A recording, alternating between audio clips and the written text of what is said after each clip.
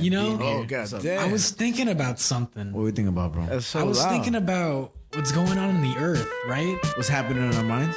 Yeah, and I wondered, why does it matter? We're about to find out. Holy shit. Here. I'll pop my shot. Ready. Just kidding. Welcome to Earth, Mind, and Matter. He said, fuck it, let's talk about albums. He said, let's talk about some movies and some fucking comics. This week in the universe, across the internet. So what's up, Javi? What's going on, Frankie? Yo. Wait, you hear me? What? What? Yeah, hello. I think, Oh, yeah, shit. I hear myself. Who you think Yeah. sounds more similar here to one another? Well, I mean, you guys look alike, so it's clearly you guys sound alike. Oh, yeah, you're right. You think we So- sound alike? I don't think we sound alike. I don't Yeah, think just said that. I think Javi's racist. Who just said that? Yeah, right. Which one of you guys are speaking right now? I close my eyes. I hear the same person. Really? Yeah. Is that what you think? I don't think Yeah. so. I don't think so either. I think so. he's racist. I think he's racist. I think I he's mean, like, listen, I I can't be racist, okay? I You have can't a be white racist? friend. You have a white friend? That's Yeah. true. That's true. I got all type of friends. I have a trans cisgender, half Panamanian, half Ecuadorian, tall, but also identifies as short friend. So I can't be anything. You know, I'm secretly a panda. I'm a sexy cupcake panda. I believe it. You know, I had to start earlier before we got here. I feel like I kick it off like this, right? So I was sitting at a bar having a drink before here, right? And I was thinking, you don't really see a lot of deaf people in bars. I mean, yeah. And blind people don't see anything. No, what? I mean, like, I don't know, like Just a deaf kidding, just person in kidding. a bar, like, that doesn't seem like the most exciting thing. I was thinking, so why do you think that is? Because I was sitting there, right? And I was trying to read the comic and music was playing. And if I was deaf, I would be like, it would be great to read here. It would be great to read anywhere because there's no distractions. Visual, I mean, you know, audio wise. But blind people, where you think they go to bars? Blind people? I mean, I'm yeah. pretty I feel sure they like- go to bars. Yeah, I think They so. hang Blind out with people their go to friends. bars. You think so? Yeah. How does a Yeah. blind person know what a place is? There's no braille outside. I mean, like, they probably, I mean, with phones nowadays, especially, like, I'm sure it'll like it's- read it to you, right? Yeah, it's a lot more accessible for blind Yeah. people to get around and stuff. How many Like, times do you think a blind person has walked into an establishment they're not supposed to walk into? Probably a good amount of times. Like a cartel deal. Like they just walk in, like, hey, let me get a whiskey be. ginger.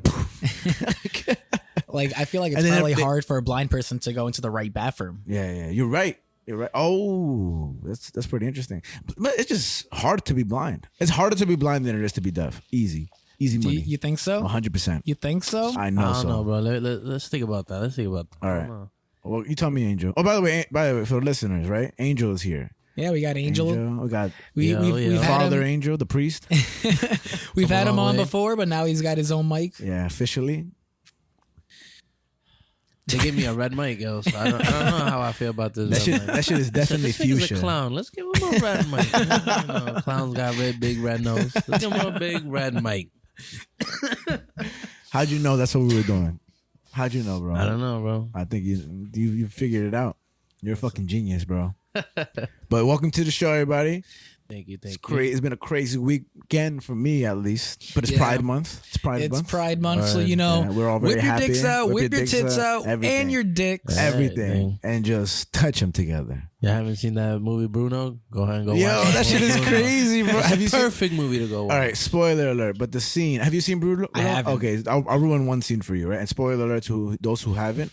There's a scene where Bruno, you know, Sarah Baron Cohen, whatever his name is, Sarah Baron Cohen. right? He hires a Mexican to come to his house to like work for him. You know how Mexicans be like sitting outside, you know, doing any job. And he hires a Mexican, and then it cuts to the next scene, and it's a big fancy house, and he's supposed to have an interview with some like established person, I guess. And the Mexican is on all fours, completely naked, and he's the chair. Oh no! Can you imagine? So you're about to have a meeting with somebody. Yeah. Remember that? And the Mexican remember. is he's literally the chair. So he sits on him, and while he's naked. That shit's uncomfortable, bro. And when I saw the movie for the first time, I was pissed. I was like, "What the fuck?" Bro, did you finish watching the movie? Hell yeah, That's crazy. that's a crazy movie. I had to stop halfway, bro. The dicks. Bro, everything about it, bro. It was Yeah, just yeah.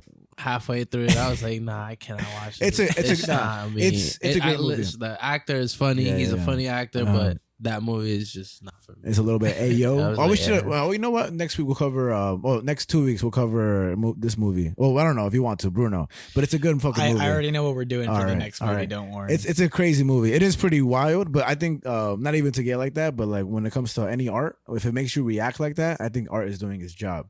Unless, I mean, I don't know, but what do you think about that statement? If it makes you react, it's better. It's art. It's art, right? It's art. Anything is supposed to be that. What do you feel? I mean, I feel like,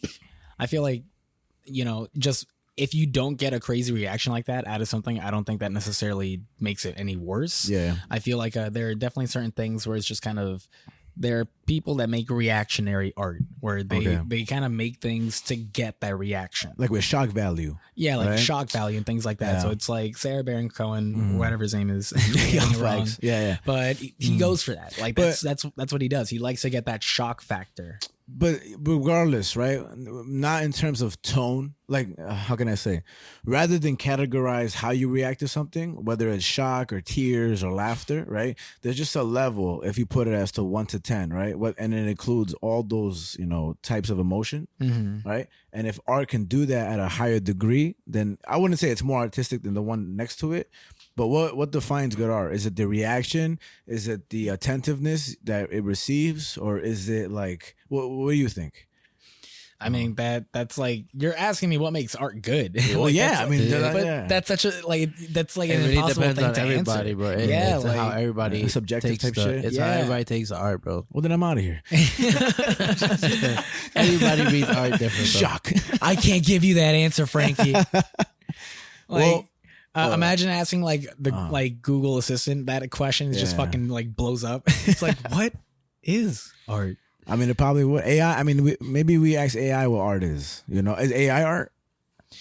I guess so. Like in a way, Kind of half-ass answer is that? It's a yes or no. I mean, like that's like agreeing and saying like, yeah, it's like I guess it is, yeah. What? Like, oh, did you like the movie? I guess so.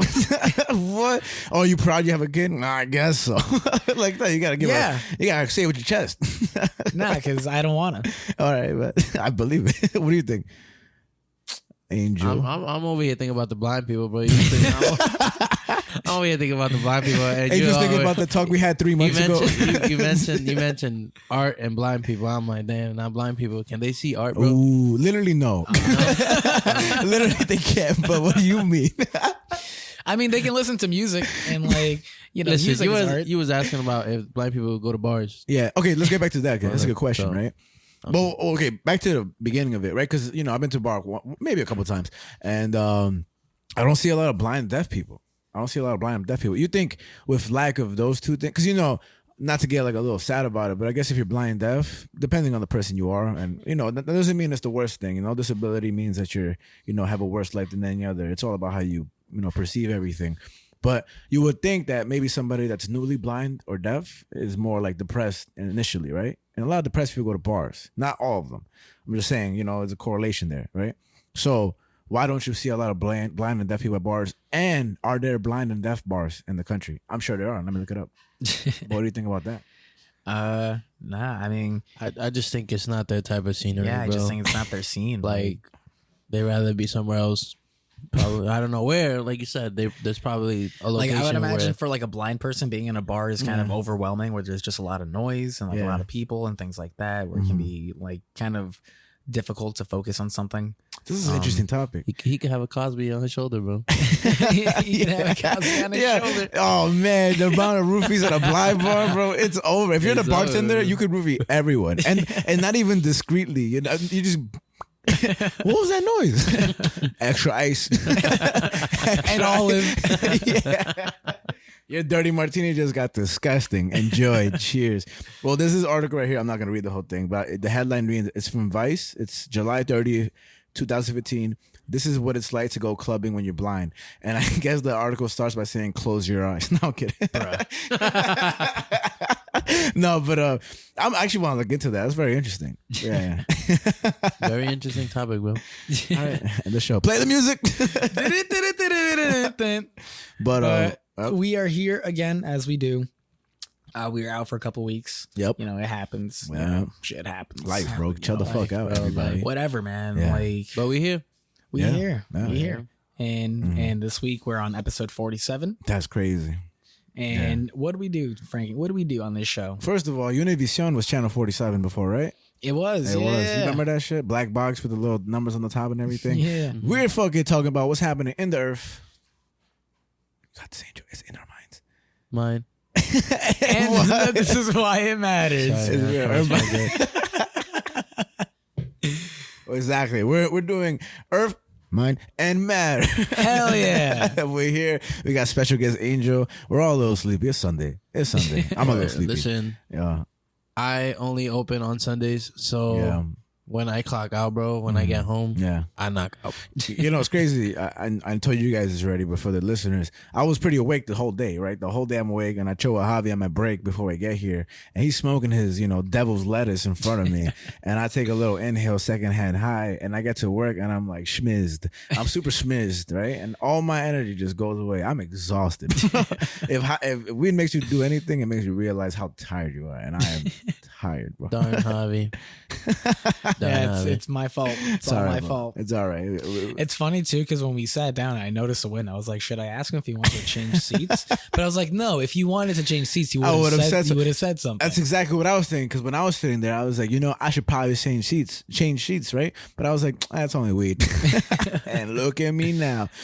But fuck it though. Welcome to Earth, Mind, and Matter. This is episode number 47. What the fuck is up, everyone? It's June, as we said. It's June. The 4th. It's a lot though. We just had some baby anchovies. How are them shits? They're all right. I don't know, man. They're pretty good rice. They're pretty good rice. And it is Angel's being nice. It is a pretty random snack to eat just out of nowhere, right? Lucas is done with your shit. OD. We filmed a very funny video that we'll put Oh on the my social. God. Oh yes. Technology is crazy, bro. Jesus Christ. But yeah. And okay, so deaf people, right? In concerts. Do they go to concerts? No. I mean, yeah, because there are some, like, they at some shows they have the ASL translators. So it's like, yeah, deaf people go to shows. Yeah, but what if the show is only instrumental? No lyrics. I mean, then they don't go, obviously. The fuck? Maybe deaf concerts consist of just shitty musicians. You know what I mean? Just the worst musicians playing for all deaf people. It's the perfect mix. It's like coffee and cream. Don't they sell like little gadgets they put like in the back of the ear or something, and it like you raise the volume? Oh, so, yeah. So they can hear a little bit. Like, a little bit, right? But I'm pretty sure they can yeah, say like right. beep. A little thing. Imagine going to a Right? concert. Like beep. Oh yeah, beep. Man, loud, bro. Beat it.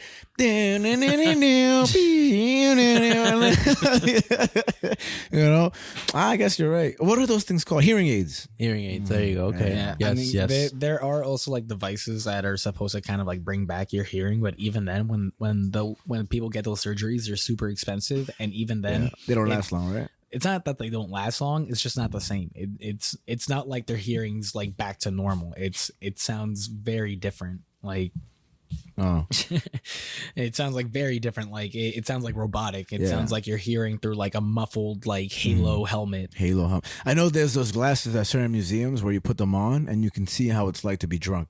You ever heard about those? Yeah, those exist. So you can put them on and it shows Never heard of you. it. Never heard of it? No. I've heard of drunk goggles. You say you but I- put- Drunk Yeah. goggles. There we go. Drunk goggles. Yeah, so you put Yeah. them on and it like kind of fucks up your perception and it makes you basically. I mean, you could do that or just drink a bunch of alcohol. Either way. I'd rather drink alcohol, bro.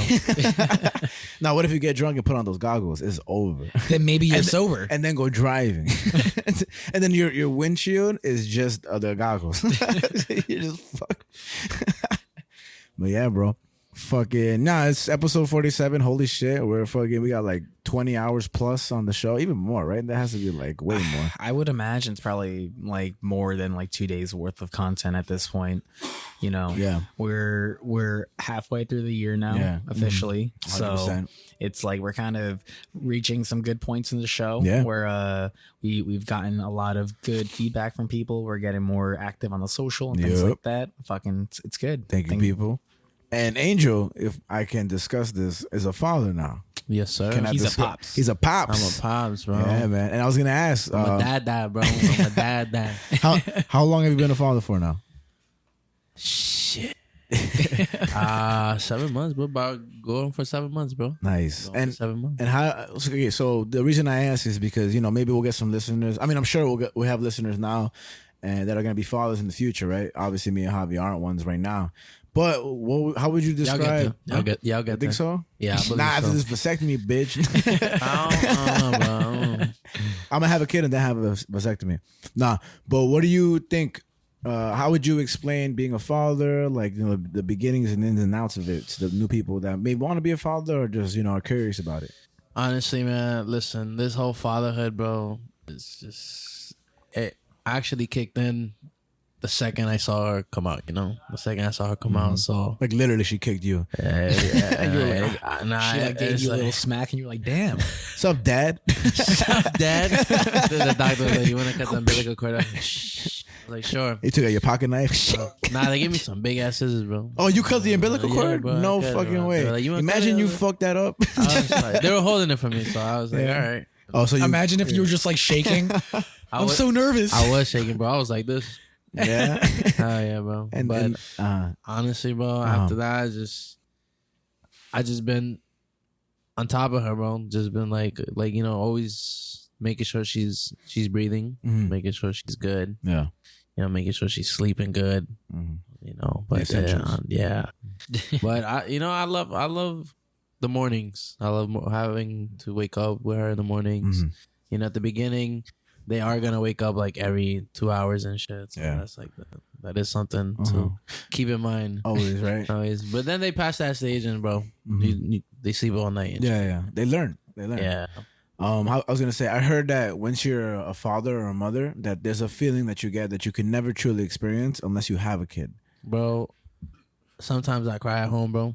Really? Just by thinking about her, bro. Oh, Honestly, bro, yeah. Oh, that's a real I'm like, shit. fuck. What up, bitch? Shit, Nah, I'm about to cry right now, bro. Oh, man. We'll cry with you. Not really, Javi. Bro. We'll cry- Honestly, it's like, just thinking about her is like, bro, there's so much, she has a whole future ahead of her, Yeah, and yeah. like, I gotta be there for her. You're in charge of that future. Yeah, so it's a whole responsibility and shit. Yeah. So And a lot of people aren't there for that. yeah, So, I know, but I'm, I see myself being there for her, trying my best, Good. at least trying my best, If not, you could just fall back, be on the podcast. Don't worry, we won't judge you. now that you're a dad, I gotta ask, what would you do if you were Joel in The Last of Us? You gonna let sacrifice Ellie or save her? Spoiler alert! Hold on, word. What the hell? I mean, just come out with the spoiler alert. Not at all. Hold on, People are just like, "Oh, what does that mean? What do you mean? You just said whether or not you sacrifice. Last time I checked, Ellie Yeah. was not Joel's kid though. Ooh. But like she basically is. No, what the hell you She saying? basically What kind of that's like bro, the whole what kind of that's like crazy the whole question is- point of the game. And no, yeah, no matter how long you spend time with somebody younger than you, they don't become your child. It's a different feeling, bro. If Joel's daughter came back and he had to choose who to shoot in the head, he would automatically shoot Ellie like that. Facts. okay, off the bat. I'm not denying that, but All I'm right. saying Well, that. how about you take that into consideration next time you ask a dumbass question? What the fuck? That's not even a dump. That's literally the whole controversy of the game. You fucking motherfucker. The fuck? Sorry, Javi. Spoiler alert. I was just thinking. I was like, hold up. Isn't that's not a dog. That's not his That's what daughter. I'm saying, But bro. like she basically is by the end of the thing. That's the whole point. They literally had a study with people who were parents and not parents and made them play the game and asked them how they felt about the ending of the game. Like the fuck? I didn't even Well, know first, that, bro. again, spoiler. Nobody alert. asked me how it was, bro. I just said it was a good game, bro. Okay, But you weren't a dad when you played it. That's You're why right. I'm asking now. You're right. So fuck you, but Frankie. he also didn't adopt this child, which is basically my what's God, happening right now. But he Jesus didn't Christ. adopt that. He didn't adopt that. I said, here, listen, I got a mission. You got to take her. Yeah. He didn't even want to take her at the beginning. It's He was also- like, I don't want to. It's also a video. But I get what Javi's yeah, asking. no, I guess I get what Javi's it's just pretty funny. Javi, yeah, keep sipping, bro. Keep sipping. Yeah, I'm gonna. I might have over- to. Deal So with this bullshit. honestly, Yeah. bro, I'll do exactly what he did, bro. What? Shoot her in the head? Yeah, barge in and try and save her, bro. Oh. I'm killing whoever's in my way, bro. Whoever's stopping me. That's it. Is Javi trying to stop you? That's up to him, bro. That's up to him. I don't know. Let him figure that out, bro. And it's crazy because since you just had your kid like, really recently, right? Like you're gonna grow up obviously with her, you know. So Yeah. you know, watching somebody become an adult is crazy. I can't imagine that. The closest I've gone is to like cousins and stuff, and even then, because I've been pretty young compared to all my cousins, so I haven't really been able to see them sprout into adults. Yeah. And even just seeing the little changes in them is crazy. Today I saw some mom like say a full sentence to her child, and I didn't think the child would understand, but she understood exactly what she was saying. And she was like, "Oh, get another candy for your two sisters." She's a little taller, and she did it. And I was like, "Oh, fuck!" Like kids learn fast. Like they learn fucking fast. You were looking over and you scoffed. Yeah. You're like, "What an idiot!" Stupid and then ass she kid. did it, And I was you're like, He was amazed. he was like, "Dear God, the child's a genius." They listen. I need one of those. If they're all like this, then yeah, I'll have one. That's what I'm saying, bro. No, but I mean, I think it's crazy. I can't even imagine how it is to have a kid, even from the beginning to like, you know, everything else.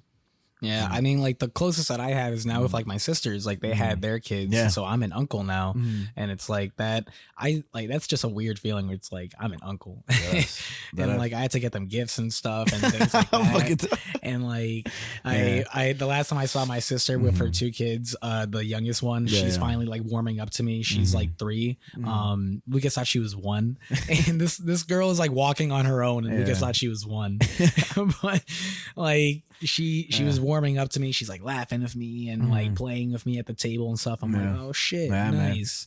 Fucking I also think that you know a lot of people are make fun of the idea where people are like, oh, when I ask somebody how old their child is and they're like, oh, 13 and a half months, and they're like, no, they're 1.5. But then when you think about it, the breakup of how much they, you know, grow within months is really crucial. You know, like 3 months compared to like 8 months is a whole different person. That's what they go by. Yeah. They go by months. So after 1 year, they're still gonna do months. Yeah, 13 months, 14 months. Yeah, up until they get to like 7 or 8, I guess, or even 5. I don't know. Yeah, because I mean, you know, buying Pampers is also by weight, so it's not like What do you mean? Like, you know, size 1, size 2. Like I thought size 1 was like, all right, when she's 1 year old, 1 month. Yeah, no, like 1 month. 1 year old is Yeah, crazy. 1 month. They said 1 year. That shit's small, bro. Why does shit look like a sock? So yeah, they start with newborn ones, and then they have, you know, size 1, size 2. So I thought it was like, all right, so 1 is for 1 month when she's 1 month, and you know, size 2 when she's 2 months.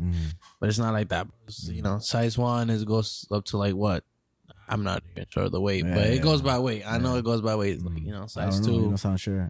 I don't know the weights, and I don't want to say She out numbers. here wearing size 18 Pampers. She's wearing size 2. That's all I know. And she fits in them. She wearing the Jeep of Pampers. The Hummers of Pampers.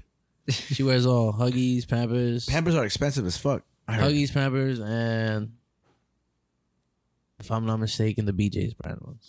What is the most expensive part about being a father and a mother? Honestly, Regarding your child and everything. I would say, as of right now, her food. Her food? Yeah, her food. Because okay. we do feed her like at least 3 times a day and stuff. So we do go through a lot of the puree food. Yeah. And plus the formula. And, you know, luckily we get help. Good. So I'm happy to hear that. But that shit is expensive, bro. That shit goes up to like 200 and like, you know, like I think like 6 cans or 8 cans could go for like 250 and something. How long does that last? I think what, a can a day? Like a can a day, a can a day and a half. Oh wow, so you're spending basically weekly 200. Yeah, something. so we're always you know, she's always drinking, so it's always. I did not know that. Holy shit, bro. Wherever tell her stop being thirsty, bro. This shit is squap. Honestly, that shit helps, bro. When she crying, when you outside, bro. When I'm outside, bro, she crying. You roofing your kid. I have 3 bottles in her got bag. I got 3 formula ones. I make her a bottle and she's. What is this? Shut the fuck up, milk. Oh, take the bottle. That's it. That's amazing, bro. Wow. But yeah, the formula is expensive, bro. That shit could be expensive. Wow, man. And it's crazy because it's priced that way on purpose. You know what I mean? I'm sure there's this and that about like why it's priced, but who knows, man? I don't know. That sounds like a whole profitable, you know, margin of, you know, business. If Josh was here right now, he'd be like capitalism. And he would go on a whole capitalist rant. And then we'd be like, okay, that still doesn't change the price of anything. You know, put that energy into lowering baby formula if you're going to complain about it. I respect you, Josh. No, but it's true. It's disgusting. But I mean, I don't know. I know. This is I learned recently, not too long ago. But in Korea, right, when they have kids. What's up? Sorry, bro. One more thing. If y'all want to have kids, though, that shit is expensive. I'm telling y'all right now. That shit is expensive. Yeah. No, man, that's good to know because somebody might be like, "Oh, what?" I seen the bill, bro. I was like, "Yo, whose phone number is this, bro?" This ain't my number. I don't know whose number is this. That's the bill, bro. I just realized I don't want to be a father. Wait, you get billed for having the baby? Of course, you're in a hospital, Bro. Crazy. You got to pay for everything, bro. Nothing's free, bro. Capitalism. That's crazy, bro. No, I mean, even to die, bro, you gotta pay, bro. Yeah, that's the one thing. Like to be born, I get, but to die, you gotta pay for it. Nah, bro. In the words of Danny DeVito, just throw me in the trash. Just throw me in the trash, bro. It's basically what we're doing, bro. That's crazy. I've been watching a lot of Narcos lately, right? And there's the new one, Narcos Mexico, which is great. And one of the cartel members' son dies, right? So he spends like so much money to have his son buried in this basically like mansion as a tomb, where his clothes are in the closet and his favorite music is always playing, and his sports car is alongside within it, just to treat his child. And then I'm sure I'm positive there was this one either actress or famous woman who got buried in her car. Damn. Yeah, like she got buried while in her car, like in the grave and everything, which is retarded. That's dumb stuff to do, but it is. That's a lot of digging, bro. It's a lot of digging, bro. But that's a lot of digging, bro. I just saw on Reddit some lady who is like the leader of some cult that they mummified her at the age of 60, where they wrapped her in LED lights and gummies. What the hell? And I was just like, what do you mean? Like, what do you mean gummies? Like gummy bears and gummy worms and what the hell? Like all gummy. Well, she was already dead, or she was beginning the process of mummification. She died. They mummified her and wrapped her body in neon like string lights and whatever. That's and badass. And gummies. And she's like this skinny like lady and whatever. And I was just like, what the fuck? Well, I mean, she's dead already, so who cares? You know what I mean? Like, the person sounds sick, bro. Whoever did that sounds sick. That sounds like the person did it more for themselves than the person who died. I'm trying to understand that person and lights, bro. I forgot. I know this is. This is one culture where once they like begin the process, I mean, they know they're gonna die soon. They begin the process of mummification, and so what they do is they just don't eat at all. Like they only have like a little bit to eat every single day, and then they start like really getting really skinny and stuff. I forget what else they do, but they basically become a mummy close to death in order to like do something. And it's crazy because when you see the pictures of it, it's disgusting. Yeah. No disrespect. But that shit nasty. That shit nasty. Yeah. I'm trying to get put on one of those freezers, bro. On the freezer? Yes, sir. I'm trying to be in the future, bro.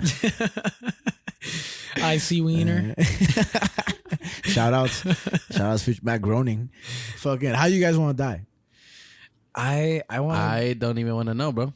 But how? If you had to pick, if God was like, or a murderer was like, how you want to die, bro? Which God is basically the biggest murderer on the planet. What's your body count, God? Think about that. God's KD ratio is crazy. He got no dust, yeah. One death, only one death. Yo, 9/11, he no-scoped the shit out these motherfuckers. Yo, man, he's fucking hacking, man. This ain't right. Facts, bro. Okay, but how would you want to die? I gotta think about that, bro. I don't know. Yeah? I don't want to think about myself dying, bro. Facts. I got two answers for you. Either I have to die in a rocket ship in space, okay, or in my sleep. Simple as that. Okay, big difference. Yeah, like I need to go out epic, or I just need to like go out silent. Facts. Nothing in between. I would say silent. Silently? Yeah, without knowing. You know how I want to die? I want to die by just, having a great meal, right? And just... But you never know, bro. I feel like sometimes when I sneeze, I'm about to die. You ever you're sneeze? Like, is this and the you're one?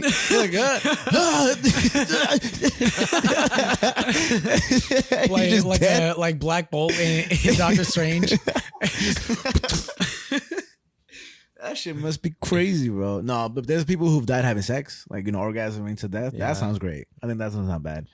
You bust a nut. That's actually in one of the ways, in one of the episodes in 1,000 Ways to Die. Really? Yes. Busting a nut? Having Nice. sex. Having sex? Yeah. That's the way to die, bro. Some just dirt cheeks. I forgot what it was. I guess he popped mad pills and he just kept going. And I thought it was gonna be the long way where it's like he got an infection, he got an STI, he got syphilis, he died from syphilis. He suffered for 17 years, lost all his teeth, his hair.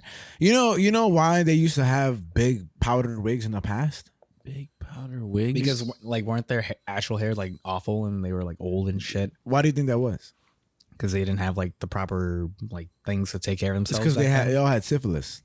Oh yeah. So in the past, when you see people with the big powdered wigs and everything, they all had syphilis. Frankie, open the door. And they would their hair would fall out and everything, and yeah, that's why they would wear them. Isn't that crazy? Yeah, and, I do remember learning that. There's a certain queen who smelled disgusting, and all her teeth were falling out, and they rot. It's a bunch of crazy stuff, man. There's a job. I did not know that. There's a job designated in the past, of course, to somebody to clean out the king's, basically toilet, which wasn't a toilet, no plumbing, of course. It was just a big pit full of shit. And their job was to clean it out, and they were higher praise for doing that and everything. There's a bunch of crazy stuff, bro. During one of the plagues, I think the big plague or everything, one of the big one, the biggest one. Everyone knows the big one. Yo, Angel, were you there at the big one? I don't think so. One of the recommended treatments, and there were many, was to either rub piss on you or chicken butts on you, because they didn't know what the fuck was going on. So they tried everything. People would go into the sewers to cure their plague because they wanted to, be not infect everybody else. It's a whole bunch of crazy stuff. We're so lucky to be born now, bro. Imagine having a baby then. This conversation wouldn't even last past the podcast. We probably die midway. Like how do you want to like how's your day going? Well, my wife died. Yeah, literally. But I just met this girl at the bar, so here we go. Death. What was it? Well, when you die in GTA, what's it called? Wasted. Yeah, wasted. Fatality. It's crazy, bro. Crazy stuff, man. Yeah, I don't want to die either. I actually don't even know why I asked that because I have no answer for it. I don't. I've never given it thought, to be honest with you. Look at this motherfucker asking these questions. Yeah. Like, what would you do? What would I do? I don't know. I don't know. You're always doing that. You're like just like with that fucking question of like asking about the knuckles. Yeah. You don't have the answer, but you just want to ask. That's what I'm saying, bro. Like you're like the world's worst philosopher. He's a curious person. Hey, all philosophers never have the answer. All philosophers, all they do is ask. It's just like the reaction thing I asked earlier. All I do is cause a reaction. This in itself is artistic. You're welcome. You're welcome. Do you know? Look at me, I'm Picasso. Do you know how the sombrero started in Mexico? Nah. Me neither. I hate you. Why you start a topic and don't finish it, bro? What? You know what I thought to myself recently? I'm gonna go home and search that shit up. That's what I'm saying, bro. Art. You're welcome. I was thinking to myself, I was like, you know what? Who when it really comes down to it, it's like you're the heart of this show, Frankie. Thanks. And I'm like the brains of this show.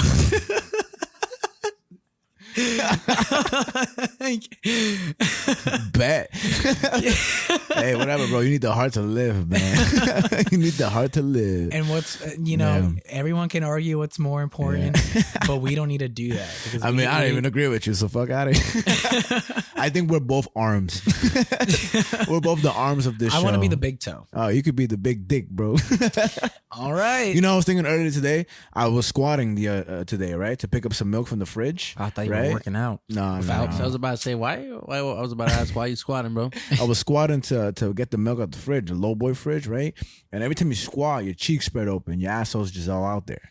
It's kind of crazy, bro. I was just like, your asshole's just opened up, right now. And then when you get up, it just puckers back up and everything, and it's disgusting. And if you had a pee over it, gaping is your asshole, man.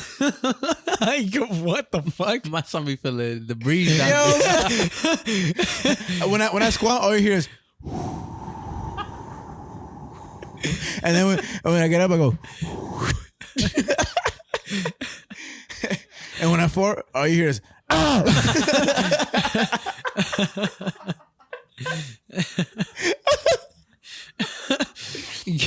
We have sophisticated conversations out here. Don't ever judge. That's pretty funny. All right, end the show. I'm gonna take this Brugal shot. Cheers. Cheers to everybody. Shout out to Cheers. Brugal, the most lethal alcohol in the world. You know what's disgusting? And I'm attacking all you Colombians out there. Aguardiente. That shit nasty. Wow. I don't know why y'all think that's good. That shit is like, is that like black licorice? Is this like black licorice? Right? Yeah. Nah. Can't do that, bro. It's disgusting. Aguardiente is so nasty. I try to like it. It's gross. How about Bombay? You ever had Bombay before? Is this Bombay Sapphire? I think so. Yeah, the blue bottle. It's a blue glass It's bottle. gin, no? Is it gin? It's gin. Honestly, I've had gin once. Oh, no, not once. I've had a couple times. I don't think so. I've had a shot of gin. It's all right. That's one of my. I've had a best gin and friends' tonic, best but I bottle. haven't had the one you're talking about. Well, one time I had gin and it didn't taste like anything. It was nice. It was actually nice. No, bro, I didn't like the gin and tonic when I had it. That shit smell and tasted like rubbing alcohol, bro. I was Gin and like, tonic is good. I wasn't a fan. You know that gin, tonic water, what's it called? Or tonic, whatever. It glows blue under black light. I think so. Oh, it's a yes or no question now. It sounds familiar, but it sounds like fucking the what's it called? The Ninja Turtles. the Nimrod or whatever in Skyrim. Why is that? Why is that? Why is that? Hey Siri, Why is that? why does tonic water glow blue under black light? Tonic water glows neon blue under black light because it contains quinine. Quinine. No, it doesn't. It does. Nah. I'm telling you, bro. I got the answers. Sounds So like you're Siri the got worst answers. philosopher. Sound like Siri got the answers, bro. You're not lying. Listen, bro, I don't blame you, bro. How much you pay for your phone, bro? $7,000. Listen, I don't blame you, bro. But I use that phone for everything, bro. Yeah, we don't use Siri enough. I don't see enough people using Siri. Bro, I use that shit every day, bro. Yeah. I be sitting in the couch. I'll be like, yo, Siri, what time is it? She'd be like, what? Gotcha. She's like, check yourself, bitch. How many like, pieces of technology you got in the house right now? I'm You like, ask yo, me what Siri, time it is, set my bro. alarm for this time, and this time. And then she sets all of them, bro. Makes my life easy, bro. I feel like sometimes we just use Siri because we're paying so much for it that we just got to get something out of it. It's exactly what I say, bro. I'm like, shit, I pay $1,000, almost 12,000, bro. Yeah. I'm gonna use Siri, Like bro. I could gleam at my watch real quick, but you know what? I might as well. I don't have a watch, but I can just, yo, hey Siri, what time is it in Mexico? 4:49. It's 4:49. Yo, but the Narco shit, I've been loving that show. I don't know if any of you seen that Are show. you in season 1, 2, 3? I finished the 3 seasons with the Pablo Escobar and the Cali Cartel, and now I'm at the Mexico one. And did you watch the Mexico one? Yeah, I did. Did you watch the Mexico one? No. You finished the Mexico one? Yes, I did. So I'm only up to season. I finished season 1.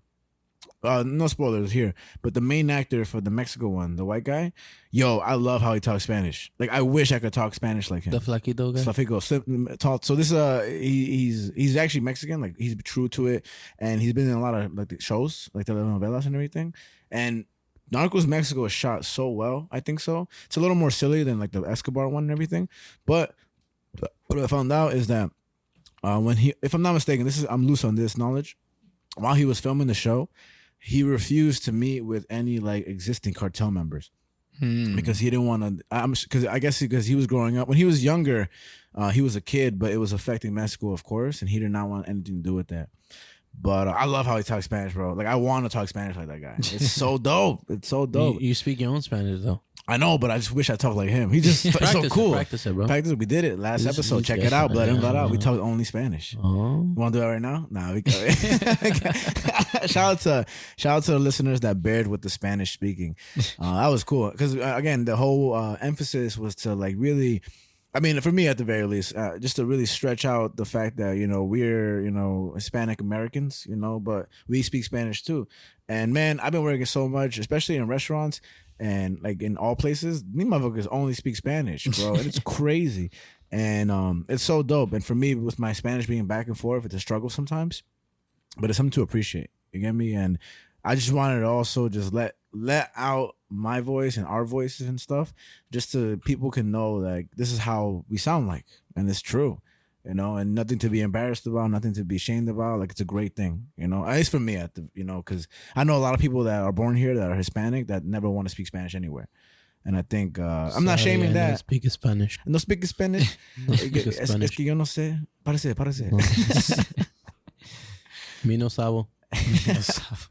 Whenever I take a shot of aguardiente, I'm like, parce, ¿por qué me das esa basura?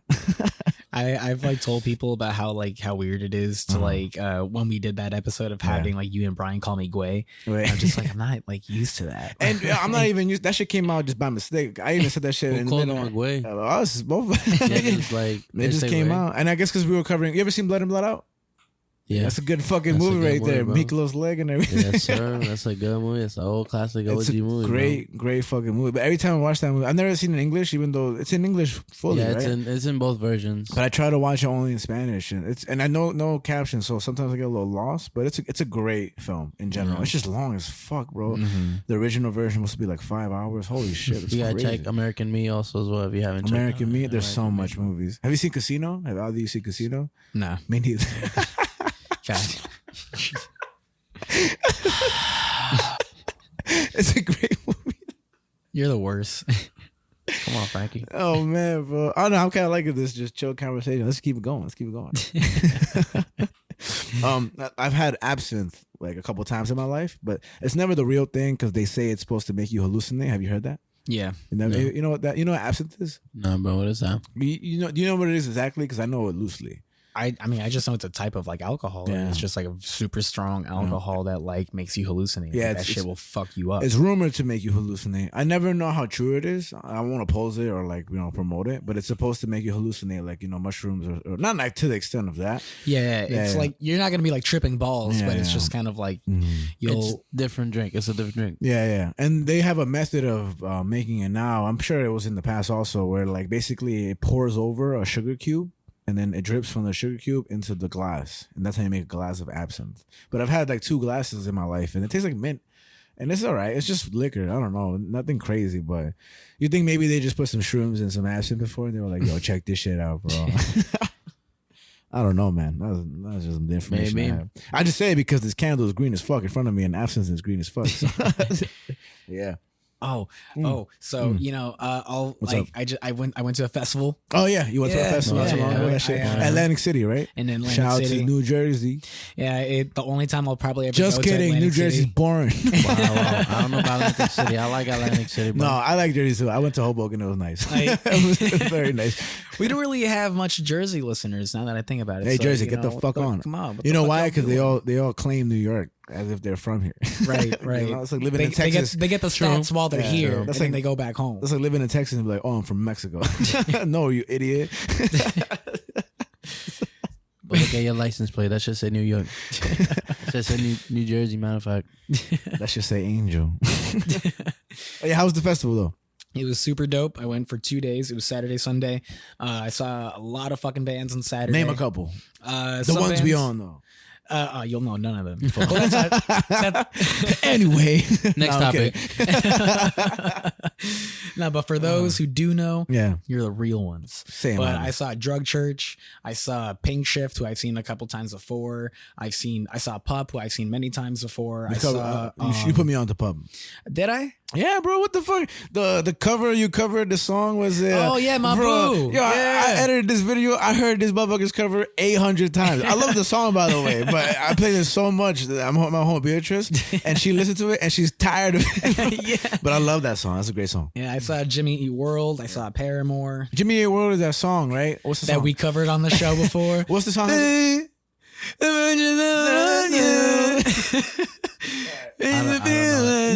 know the song. Trust me. What's the main? Yes,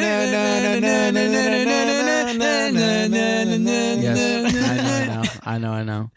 All right, Jimmy. Yeah. So I saw them. So Saturday was pretty stacked with a lot of bands that I saw, and then on Sunday I spent a lot of time with my godfather because he lives in Atlantic City. Okay, he helped out with the whole trip this weekend. He was driving us back and forth and stuff. Dope. I hadn't seen him since I was like 5, so to have seen him in almost 20 years is pretty nice to see him again. Did you hit him up and be like, "Hey, you want to be my chauffeur for the week?" For the week? He offered. Hey, I really miss you, but I need a ride, bro.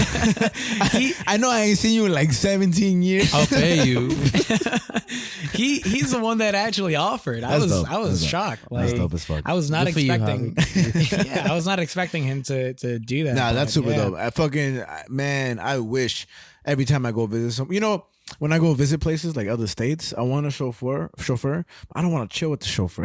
You get me? Like you don't want to chill unless they're cool as fuck. That's what the Ubers are there that's for. What I'm bro. saying, bro. But you gotta pay for the Ubers. This on the free 99. But yeah, on Sunday, I fucking we only saw 2 bands on Sunday because we spent a lot of it with my godfather, and then as soon as we went to the festival, we got in line for merch, because the line for the merch booth was crazy, right? stupid long. Yeah. We were in line for almost like 2 hours. What? Yeah, it'd be like that. What merch you bought? I walked away with a Blink long sleeve, Nice. a Blink 182 long sleeve. That's white. It's like a race car sort of theme, so it's like Nice. white with like blue and red checkers Fire. and shit. And then I got Lucas their exclusive Atlantic City T-shirt that they had. Nice. And then I also got the hoodie for the festival. It was called the Jason, so it has like the Jason logo on it, and it's got all the bands on the back. Nice, bro. What? So I got that merch. And you saw Blink 182? And then I saw Blink How 182. was that? You're a fucking big ass fan. How was seeing Blink 182? So we got the 2 bands that we saw on Sunday. Is that after merch we just started chilling, and then we took our shrooms and we went in the pit for Turnstile. Turnstile, one of the greatest bands of this generation. Yeah, like man. I know I'm talking on my ass for that, but I'm dead serious. Like seriously, man. The first time I heard, what's the Glow On is the album? Yeah, right? Glow On. Glow On. Seriously, bro. Glow On is one of the best albums I've ever heard. Like, and I haven't reached out to a lot of good music like now because I'm stuck in the past with a lot of music. But Turnstile is really fucking impressive, man. To this day, it's still great. And I always use their song. What is it? Is it not TNT? TNT is TLC? TLC, there we go. TNT is, you know that song? TNT. AC/DC. It's dynamite. I showed Beatrice that song. I was like, yo, it's a fire song. And I put like, TNT is dynamite. And she was like, that sounds like a car commercial. I was like, what the fuck? Damn. No respect. That's a great song.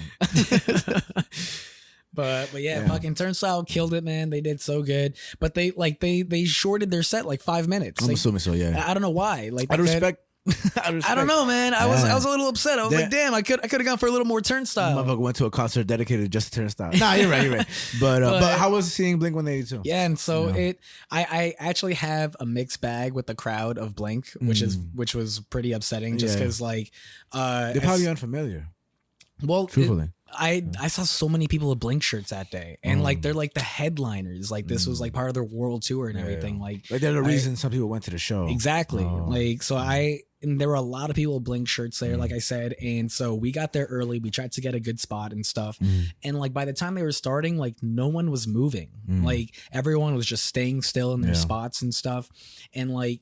I finally see a pit open up to my right, and I had to like fight through the crowd just to get in the pit. I was like, I had to start yelling, like, just trying to get in the pit, guys, like, come on. And that's when people were like, oh, okay. And I was just like, come on, like, what the fuck, like, loosen up, like, why are you guys so like rigid? I was shocked, like. But by the time I got in the pit, I had like I moshed around for a couple songs, and then Josh picked me up to crowd surf, and I thought I was recording it, but by the time I got down, it wasn't recording. That's the worst feeling ever, man. You feel like you just captured the moment of a lifetime that you're gonna show your kids, and then it's just you. Go back and check it, it's not there, bro. Like I have the video of as soon as I get picked up into the crowd, and you just see my feet kind of flop in the camera, and then the video cuts. But I landed all the way up in the front by like the barrier, so I had a great view. But up there, the crowd was not moving at all. You know, and I was really upset with that. That's what I'm thinking. So I feel that today there's a lot of artists, and I'm sure this is in the past, but a lot of artists, they do these like comeback tours, like Lauryn Hill, right? You know who Lauryn Hill is? Lauryn Hill. I've heard. What like Fuji? Fuck, I can't even remember one of the songs, but you definitely know who Lauryn Hill is, right? Come on, come on. We got these expensive ass phones. Hey Siri, put these motherfuckers on. Why can't I remember one of her songs? All right, come on. Miseducation, Lauryn Hill. What's why up? am I seeing a black and white picture, bro? Come on. Yes, you know. Yeah. Explain I'll put you on, bro. You don't just say who the fuck is that. She's in a song. When you hear Laura, you gotta be like, yes, I know who the fuck this is. She's in a feature with a rapper. Yes, bro. Well, basically, she's one of the biggest fucking artists in the world, right? But this is what I mean. So you see how you were saying, like, man. Oh wait, hold on. Now you know who Lauryn Hill is, right? Yes. Right. So, but that's what I feel is happening right now with a lot of artists that are doing these concerts, and they're huge artists, right? But they're not getting the recognition they deserve. But you know what I think is really happening? I think it's what we've always heard about music. We just get older when it comes to everything, you know? And I mean that Blink-182 was prominent in what year we think so? Like the early 2000s, most definitely. That's a long time No, ago. yeah, I mean without a doubt. Well, it's because like what I was talking about with Josh and stuff, and what's funny is because I went to a concert when I got back. I went to a concert the Wednesday after that, and at that concert we met someone who was at the festival. So we're like, oh shit, and we talked about the festival, and he also was not a fan of the Blink crowd. And what we just kind of talked about, it's like there's a lot of factors that go into that, because it's like, first of all, it's a festival. Like a festival brings a wide range of people. Like not everyone is there to see Blink. But That's if it's fair. the headliner, I feel because Like- when Frank Ocean was at Coachella, that's why everybody was there. Well, yeah, but And like, Frank, first of all, Frank Ocean's the best artist, one of the best artists in the world. and he's like bigger than Blink, so it's just kind Yeah. of like that's kind of like my thing, where it's like you know, and how you were saying a lot of people maybe are just getting older. Like it was definitely an older crowd. I don't think Frank Ocean's bigger than Blink. you don't think so. Well, like in terms of right now, yeah, like overall. But I think in terms of punk rock, right? Oh, I think, I mean, I think yeah, like, who would you say are the most legendary 3 top punk rock bands like in history? in history, Because like I mean, with rap, yeah. you can see like Biggie, Tupac, and like then the third one is the I big mean, one. like- Definitely Metallica's up there. But that's metal. That's hard metal, right? Yeah, Metallica's more metal. Yeah. I mean, Punk like in rock terms is of like more like- punk, I'm yeah. thinking like the Clash, like Minor Threat. Yeah. The Clash, Minor Threat, and I would have to say probably. I mean, I'll say Blink just because it's like they kind of define like the pop punk era of like punk music. And if they're not like the third one, they're definitely top 10. yeah, Definitely top. So that's why I feel like it just sucks, man, because it doesn't suck. I mean, it sucks to see the crowd like that, but I mean, like, mind you, yeah. everyone was singing. Like, everyone was singing the songs. Everyone knew every goddamn They just song, weren't but they into just it. weren't like moving. Like, Oh, you know what else could be? They could just be older, and they just could, they can't mosh like that. But that's what I'm saying. It's Oh, like that's okay, what I'm saying. okay. It's like it's an older crowd, so it's like not everyone has that energy or whatever. And like mix in that it's like a festival brings in so many different people. We saw on the subreddit that someone said that these Chads broke up a pit and literally said, "Calm down." No way. And it's like, do you not like? yeah. It's just like someone on the subreddit said that they Chill, felt, Channing. someone in the subreddit said that they felt unsafe during Turnstile's set, and like the top comment was like, "Your first Turnstile show, eh?" Have you been in a mosh pit? I have not, bro. All right, so I mean, I've never been in one until I I would met love to, Javi. though. We gotta go because I want to swing. see now that's what I think is crazy because I remember people do that also because the mosh pit that I've been to has been more like pushing and shoving but really aggressive and everything. And the first one I went to, the Menzingers, I was at first it took me a second to adjust, but then when I get into it, I was pushing the shit out of motherfuckers. I was like but for me, like not knowing, like one time I pushed the shit out this one guy and then he looked at me, I'm like, oh shit, like we about to and then he just pushed me back and I was like, all right, I'm a bigger motherfucker than all you guys, and I just but then I hear people be like swinging their arms and kicking. Yeah. Is that intended to like hit people or No, that's just like You a kinda form keep your of range, like, right? That's kind of like almost a form of dancing. Yeah. Yeah, it's Like, express, letting it all out, bro. Got you. Yeah, like yeah. people Shaking it all get out, like bro. people get like that in turnstile pits. Like I like the metal where you're like bobbing your head back and forth with your hair going back and forth. I like that better than the swinging the arms because I might hurt somebody. I might get hurt myself. Because with the turnstile show, I was in the crowd before the pit and everything because the pit was crazy. I was mad scared, and I was in the crowd and I looked to my right and some girl in my face with a Doc Martens boot and I was like,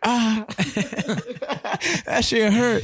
But it's something about it where like you really do got to experience being in that crowd because it's nice. And I'm really grateful that you took me to the concert because before that, I'll tell the story again. We got there and the opener was like some political ass acoustic guitar. talking about Menzingers or turnstile. Menzingers. The opener was Turnstile was awesome. So the Menzingers was his song was this. It was like strumming guitar, maybe put some guitar to the music, right? And it was Donald Trump shouldn't be our leader. Donald Trump is bad for us. That was it. And I was like, what the hell is happening, bro? So It's music, bro. you're right. It's expression. And so we're starting the show. We drank before that, right? We chugged a couple Modelos or something like that. And so finally the opener is about to finish up and I go to the bar and I get me and Javi some drinks. And I'm at the bar and then I come back and I'm walking in the crowd. I'm halfway to Javi. and the Menzingers get on the show. And they're like, "Yeah, ready to start this fucking show?" Everybody's like, "Woo!" And they say that exactly. That shit starts, bro. My drinks went everywhere, bro. I spilled my drinks everywhere. Javi threw up before the show. Yep. I'm here pushing everybody. I lost my shoe. And then how'd you lose your shoe, bro? Everybody's pushing everybody, bro. I should have warned you about that. Yeah, man. And I was in the city, and I was like, I'm really about to go home without a fucking shoe. And then some Chad to my left, he raises my shoe. Whose shoe is this? And I'm like, me. This is my shoe. He gets back to me. He hands it back. I put it on. I'm like, let's go. He's like, ah. I give him a dab. I'm like, thank you so much. Bro, that was fun as fuck. And turnstile was even funner, but I got high before it. Don't get high before a picture. I know you do it. I can't get high. I was in a crowd of like 800 people, and everybody's pushing me, and I'm looking at the crowd like, at the stage, I'm like, wow. This is amazing. I was tripping on shrooms at that show. Oh, and it was outdoors, so it was raining. It was outdoors and it was raining. It was like a movie, dude. But like that was like my first time really tripping in a pit. Yeah. And I remember like every time I got pushed, I felt like in that Doctor Strange, just like and it was just on repeat. And I was like, this is awesome. It's super. It's a great experience, man. We got to go to a show. Let's do it because it's fun, man. And trust me, it's one of those things where I never found myself doing. And last thing I'll say is that after that show, the first one I went to, when I woke up, when I was leaving the house, literally the headlines for the Travis Scott mosh pit death thing came out. Oh, that's right. I remember that. Yeah, people were dying there and everything. Man, if I died at a show, I'd be tight. That's how I don't want to die. Honestly. You don't? There was this funny moment in one of the pits. I forget for which band, but like this dude is in the pit with his like fucking Coors Light and he's like spilling it everywhere. And like there's beer just getting everywhere. And some dude just shoves him to the edge of the pit and yells at him, goes, "You're wasting it. Finish it before you get back in the pit." And he goes, "This shit's expensive." Yeah, that shit was $600 probably. Fucking beer is so expensive at festivals. I was so drunk at that festival because like they had these things called beatboxes, 11%, $15. That's crazy. I was like, this is like the best way to. $15 is a lot of money. $15. Yeah, it is. But 11%. I just remembered we saw Slipknot. You guys saw we fucking saw Slipknot at Barclays and shit like that. Yeah, we did. Another concert I never found myself going to and shit like that. That shit was fucking awesome, bro. Motherfuckers were on the corners of the ceiling beating on drums and shit like that. I saw Angel bobbing his head like crazy. He was really going off, bro. The whole time. I wanted to get tickets for the crowd, the pit and everything, right? Yeah, that would have been cool. That would have been cool. I wanted to get tickets, but I was like, you know what? I don't know. If I go there by myself, I'm getting in problems. If somebody gonna push you, like, you think you're funny? Oh, okay, we going at it. I'm swinging back, bro. So like fucking boxing, like Canelo out here, bro. But no, honestly, man, seeing Slipknot was cool, man, because you gotta take advantage of the opportunities to see. I mean, aside from rock, like this, I wanted to see an artist called Ari Lennox. She's a fucking great ass singer, all over the place, great voice, and just more live music. I feel like it's just great to see live music and. Anybody listening right now, just if anybody asks you to go to a concert ever, just go. Say yeah. Just go, bro, because you never know. Yeah, it's not summer. You got one life, and we talking about death. So I mean, motherfuckers not gonna make it to 37. You got one summer left. Facts, David. Oh no, David. David's like, oh shit. You didn't think I was gonna sing you out, huh? Way to forget about you, bitch. No, but in general, anybody that goes to gets offered any concert, just go, man, because you will always regret not going. And of course, money and all stuff, that aside, like if you have the opportunity to attend anything, just do it, man. Because I'm going to Texas this week. Oh, nice. I'm going what Thursday, Austin. I'm going back to Austin. I'm going to go see Kill Tony, I think the 1000th show or something like that. It's a comedy show. Okay. But I've been there a couple of times with the Dallas. I know you just came back from Houston, right, or some shit. I came from Arizona. But didn't you go to Texas recently also? Yeah, I went to. How was Arizona though? Because that was one of my favorite trips in the world. I love Arizona. You went to Arizona? Yeah, I went to Tucson. Tucson with Brian. But I landed in Phoenix because my plane was supposed to land. Phoenix is like the city, like the big part. Yeah. And when I was heading over there, the plane had to reroute to Tucson. And guess why? Why? Because it was snowing. Bruh. It never snows in Arizona, right? We had to reroute to Tucson, right? And I literally saw the mountains covered in snow on the top. And they were saying like this never happens. And yeah, bro, but it's mad dry over there. It's nice dry. Like the heat is better than bitch ass New York City, bro. Oh no! How was Arizona? It was okay. Angel's like, I don't know about that, bro. Listen, Arizona is exactly what I pictured in my head, bro. Yeah, cactuses and white people. Yeah. Well, I don't know. I didn't think about white people, but sure, yeah, white people. White people, you know, everything. Well, Tucson is full. Mountains. Tucson's full of white people at the very least. I don't know. It was pretty nice. It was clean. It was definitely clean. Like, Everything's clean out here, bro. Philly's a fucking trash bag. Philly's so fucking dirty. We love you, Philly listeners. It's dirty over there in Philly. Yeah. So I walked in a block where it was all trash, bro. There's people that I'm not talking about the actual people injecting themselves, bro. Over there in Philly. In Philly? Yeah, bro. With what? The vaccine. I don't know what the fuck they're injecting themselves. No, yeah. But wait. So did you have Mexican food in Arizona? I did not, bro. Bro, me neither. I did not get to try that because me neither. Damn. I took a bite of a hot dog. Slacking. And that's honestly, it. bro. I don't know. The food didn't really look appealing to me. I mean, it looked nice. The place looked nice, but the food really didn't look appealing. When I went to Tucson, everybody said, mostly the white people, but everybody I came across, they all said that like literally the Mexican food there is the best because it's so authentic, because it comes with people right there. What always stuck with me that I wanted to experience, and I need to get my license to do this, that you said that, I don't know if it was in Texas or somewhere else, where you visited a gas station where they were serving like tortillas and like frijoles and everything in the morning. Yes, Texas. Right? Like just for like, that's the breakfast. Yes, and everything. That's I mean, I don't know if that's in any other part of I'm Texas, sure it is. I'm pretty sure there is. Yeah. Like if you go to a gas station, you know, and probably in Mexico they probably do that. You know what I mean? I mean, I don't know. I don't think so, bro. Shit. I went to Mexico City. I went to Mexico City, bro. I don't think so, bro. No, all right, never mind. Rescind that. Let's go back to Texas. Shut up, Frankie. No, but at least the very least. But you know, you don't see that stuff here. Here you got a Burger King and like you peanuts. know, here in New York City, what is it known? What breakfast is known here? The bacon, egg, and cheese. Eggs. Everything Bacon, eggs. eggs, Just bacon, eggs. cheese, Mexico's like chilaquiles and everything. You know, tortilla, beans. You know what's good, man? Cecina, queso fresco, and a tortilla. That's the best fucking meal ever, bro. In the fucking world. And Dominican's mango is the best with the little onions and the egg on top. Oh my God, bro. The best mango I ever had was a Corona. Ever.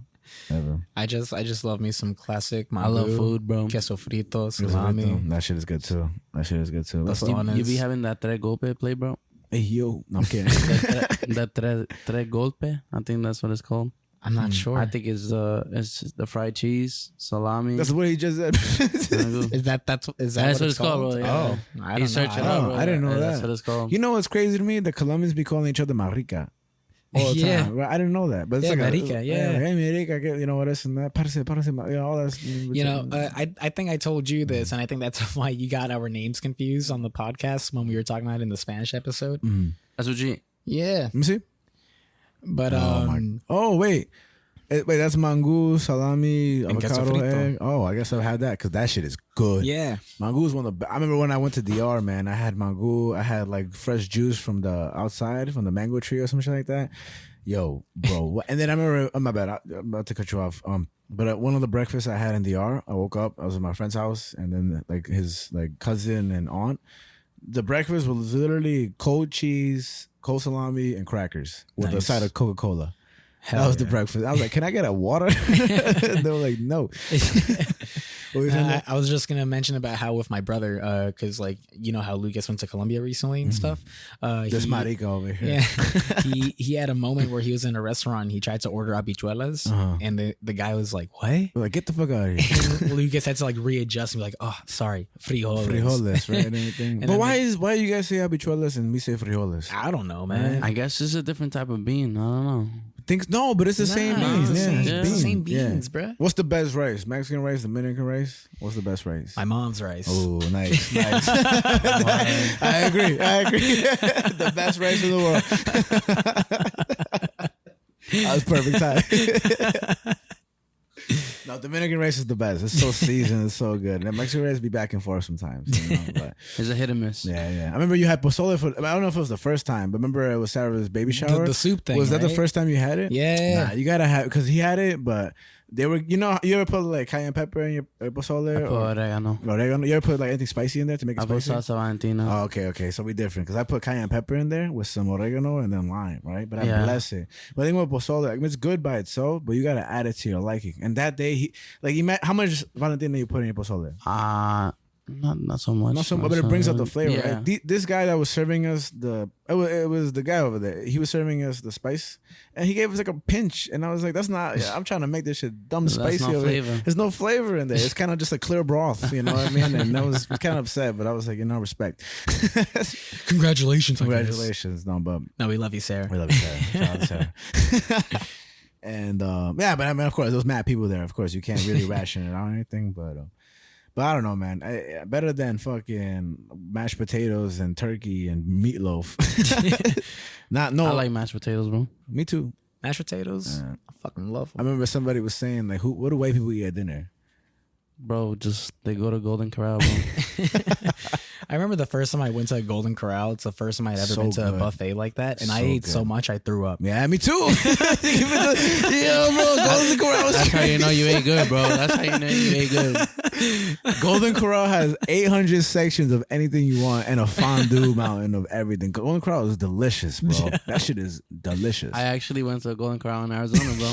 Nice. Yeah, and I kid you not, bro. It was one of the nicest Golden Corral I've been to. It's nice, right? nice, It's a bro. good ass buffet with everything. And everybody's good-ass. working and everything is fresh, bro. It's not like the other Golden Corrals. You go in, ain't nobody working, bro. Besides the person cooking the meat, bro. The homeless guy outside asking you for some extras. Fucking Chick-fil-A is the best. Chick-fil-A is the best. I've never had it, bro. You kidding me right now? I've never had it, bro. Get the fuck out of here. I'm kidding. Well, you gotta try it. Let me buy you your first Chick-fil-A. I'm not a big chicken fan person. Like I don't. You don't like chicken? I do like chicken, but it's not my go-to thing. I It's respect that. It's like Interesting. more like a meat steak. Pause. All right. You know what I'm saying? Chicken's not meat, right? I mean, Everybody yeah. calls it meat. Yeah, it is. But meat. it's a meat. It's It's a considered a meat? meat, but Or not red meat. it's not red meat. Yeah. Well, you gotta try Chick-fil-A. Let me buy you some mac and cheese. You don't gotta try that chicken, bro. That mac and cheese is fucking crazy fire. Mac and cheese. It's good. It's Okay. good. Everything's good. I got you. Soul food. I heard their service is really nice. It's all right. It's nothing That's crazy. okay. It's Chick-fil-A. One time I was at Chick-fil-A at the mall, at Queen Center Mall, and I was waiting in line. And I guess the person who was handing out like the to-go food was getting an argument with the customer. And it's the first time. Sound like QCM. Ratchet. OD. Because it was the first time I seen a customer. You know how the cliche they throw a drink in someone's face? That's the first time I seen that. What are you gonna do? Okay, seriously. All jokes aside, what are you gonna do if somebody ever throws a drink in your face? Honestly, bro, I've been waiting for somebody to throw a drink at me at Starbucks, bro. Yeah. When I worked at Starbucks, I was like, yo, if one person throws a drink, yo, it's over. I'm jumping over this counter, bro. I'm jumping over this counter. It's over, bro. For me, I always thought that if that ever happened to me, and every time I felt it almost happening to me, I grabbed the whipped cream, because if that ever happened, I'm spraying whipped cream all over you, bro. I'm a full, fresh whipped cream, and then I'm throwing the can at you. You know what I mean? To finish it. Yeah. And I'm going to throw it at your shoes, so if you try to run away, you just and just fall and everything, and there's more and then I'll call you over, yo, give me more whipped cream, and I'll just keep doing it.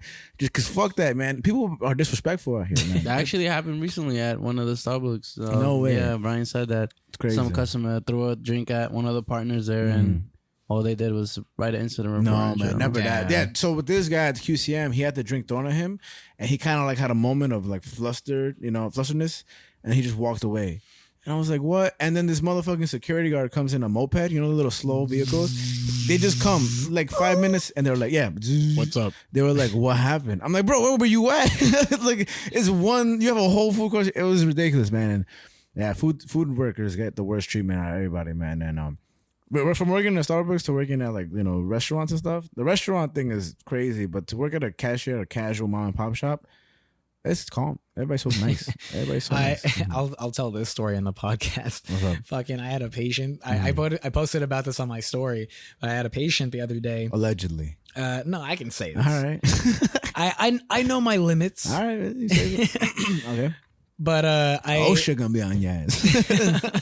It's not like I'm giving out names, but All right. I had this girl come in and This isn't the first time she's come in and caused a problem. A couple weeks ago, she came in and cursed out my coworker Whitney because she wouldn't show her ID, and she started cursing out Whitney, being like, "Shut the fuck up, bitch, and register me. Shut the fuck up, bitch, and check me in," and getting all up in her face. And Whitney was not about. Sounds like Whitney should have just done her fucking job. And Whitney was not about that. She's like, "You better shut the fuck up and before I take you outside, this and that, and whatever." And like my supervisor comes over to like pull her away and stuff. And I hate that this happened, but my supervisor used like Whitney's name. Like she was like, "Whitney, calm down. Like, Whitney, stop." And like this girl just goes, "Yeah, Whitney, you better keep your job, bitch. You better shut the fuck up." And I was just like, oh my God. But that's hilarious. So this lady comes back in again. She's waiting online. She comes up to me and she's like, I'm here to pick up a form from my doctor. He didn't fill it out, but I just need to pick it up. And I was like, okay, can I get your ID? And she's like, I don't have it. With attitude already. And I was like, okay, you got your insurance card? She's like, no. And I was like, okay, well, I need something. She's like, I give you my name, like this and that. Like now give me my form. And I was like, I can't do that. I need ID. And then she was going on about how we're ignorant and about how she's been coming to ignorant and about how she's been coming to this clinic longer than I've been born. And she didn't even look that old. She looked like she was maybe in like her late 30s. Yeah, she liked the filter that Lucas put on her. The baby filter. But she's just going on and she's getting all upset and stuff. And then she starts pacing back and forth and she's like, I don't need to show my ID. I'm an American. The only people who need to show their IDs are foreigners. That's right. That's cards. Right, MAGA. That's right. Mind you, this is a person of color saying this. I agree with her. Like that, I didn't say anything all the way up until she started saying that. I was just like, okay, like there's no reason to say that. Daddy, chill. I was really just like, let's chill the fuck out. But like my other coworker Frankie, he was getting real upset with this lady. Like he got real upset, and like by like the end of it, my coworkers were just all riled up and stuff, and I was just chilling. Honestly, I was like, that sucked, but she's not here anymore, so I don't have to deal with her. A.K.A. Javi don't got Whitney's bag. It's not true at all. It's not true at all. I don't know, man. It's not true at all. It's not like you said. It's not me. That day when she came in and cursed out Whitney, she tried to get back in line to see if I would help her, but I was with another patient. But I said if she came up to me, I would not have helped her. So no, that lady can go fuck herself. Why do you think? Okay, what do you think about this? You know how if you attack a bus driver or a train conductor, you can get 7 years in jail? It's the same thing in a clinic. All right, well, I'm not talking about your bitch ass clinic. I'm talking about fast food workers and like workers in New York City. Like, how come if you don't assault any like worker in the city, you don't get the same amount of punishment? Because it's a low incoming job. Well, I'm saying low skilled job. Well, what you do it requires no skill whatsoever. So that's why. But that's why I put the. Of course, the audio can't see it, but I put the air quotations. Well, don't you think that should apply to anybody that works in New York City? I mean, it should. Because we all pay taxes. I mean, it should. That's it. But because it's a state job, basically, that's why they get the protection and everything. That's so interesting. I just never given it any thought, but man, I don't know, bro. Some crazy stuff. But what do you think? Do you think it should apply to everybody? I mean, yeah, that'd be nice. That'd be nice, right? Right? Anybody working? Yeah, it's like you are protected while you're at work. That's a nice little gesture. But I don't think that covers getting a drink thrown in your face. Like, do you think if you throw lemonade in a bus driver's face, you get 7 years? Nah. No way, right? Nah. I think it has to be like an actual assault. Physical? Yeah. So should we go just throw lemonade in bus drivers' faces right now? Why not? Let's do it. Why not? Let's fucking do it. And we'll just say that Angel did it. Angel did it, of course. He's a father. Because you guys look alike. It's crazy. I guess we do, man. So, what's up? You want to say something? What's up, Angel? What's up, bro? What's up, bro? Parce. Yo, I heard you got some topics for us, Javi. I do, my friend. What's up, bro? So I got two. Well, okay. I almost have like 3.5 topics. Okay. There was like a quickie that was pretty interesting to me that I kind of want to dive into a little bit. All right. But one quickie that I got for you, we've seen it on the headlines. It officially happened, but you know, Elizabeth Holmes. Oh yeah. She got sentenced her ass. Do you know who Elizabeth Holmes is? She basically made up this whole company. She was one of the most prominent female business women in the world. She's a billionaire. And she had a product that basically tested your blood. It could tell you if you had like any disease, right? In the foreseeable future. A big lie. She lied to a bunch. She fucked with a bunch of people's, lives, a bunch of investors. And it was a whole story. They even made a show about her in Hulu. And she finally went to jail for 11 years. Just for 11 years. That's what I'm thinking, right? There should be a much more. Just for 11 years. She scammed a bunch of investors and she faked results of the blood tests and everything. And that's crazy, bro. But that she was finally went to episode 5. Yeah, that was one of our earliest episodes. So it's still one of our top episodes that people listen to. I read an interview with her and the reporter. Basically, the reporter's basically saying, "Oh, she's just a normal person." But it's like, who cares? Like, why are you trying to make this woman be out to be someone? You know, like she's a liar. She's a liar who really fuck with people's medical lives. And I don't know. Yeah. Trash bag. Yeah, the notes that I got for you with this is that, she's got to pay $452 million in restitution for the hoax. Goddamn. And she's jointly liable for that amount with her former lover, top Theranos lieutenant, Ramesh Sunny Balwani. Sunny Balwani, bro. Welcome back. Sunny Balwani. Yeah. And he's already in prison after being convicted on a broader range of felonies in a separate trial, something we've talked about before.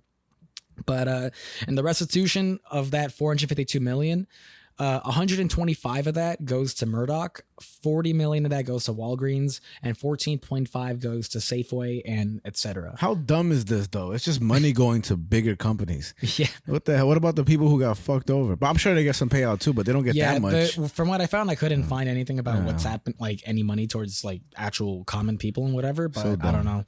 But as long as Walgreens, It's a loss for them. yeah, as long as Walgreens gets their $40 million back after they got sued for something else, wasn't it with them in Walmart? Remember that whole thing? yeah. Stupid, bro. But yeah, when I wrote this, she had to report to prison by May 30th. The company was Theranos, by the way, for those What who I are call wondering. it. Yeah.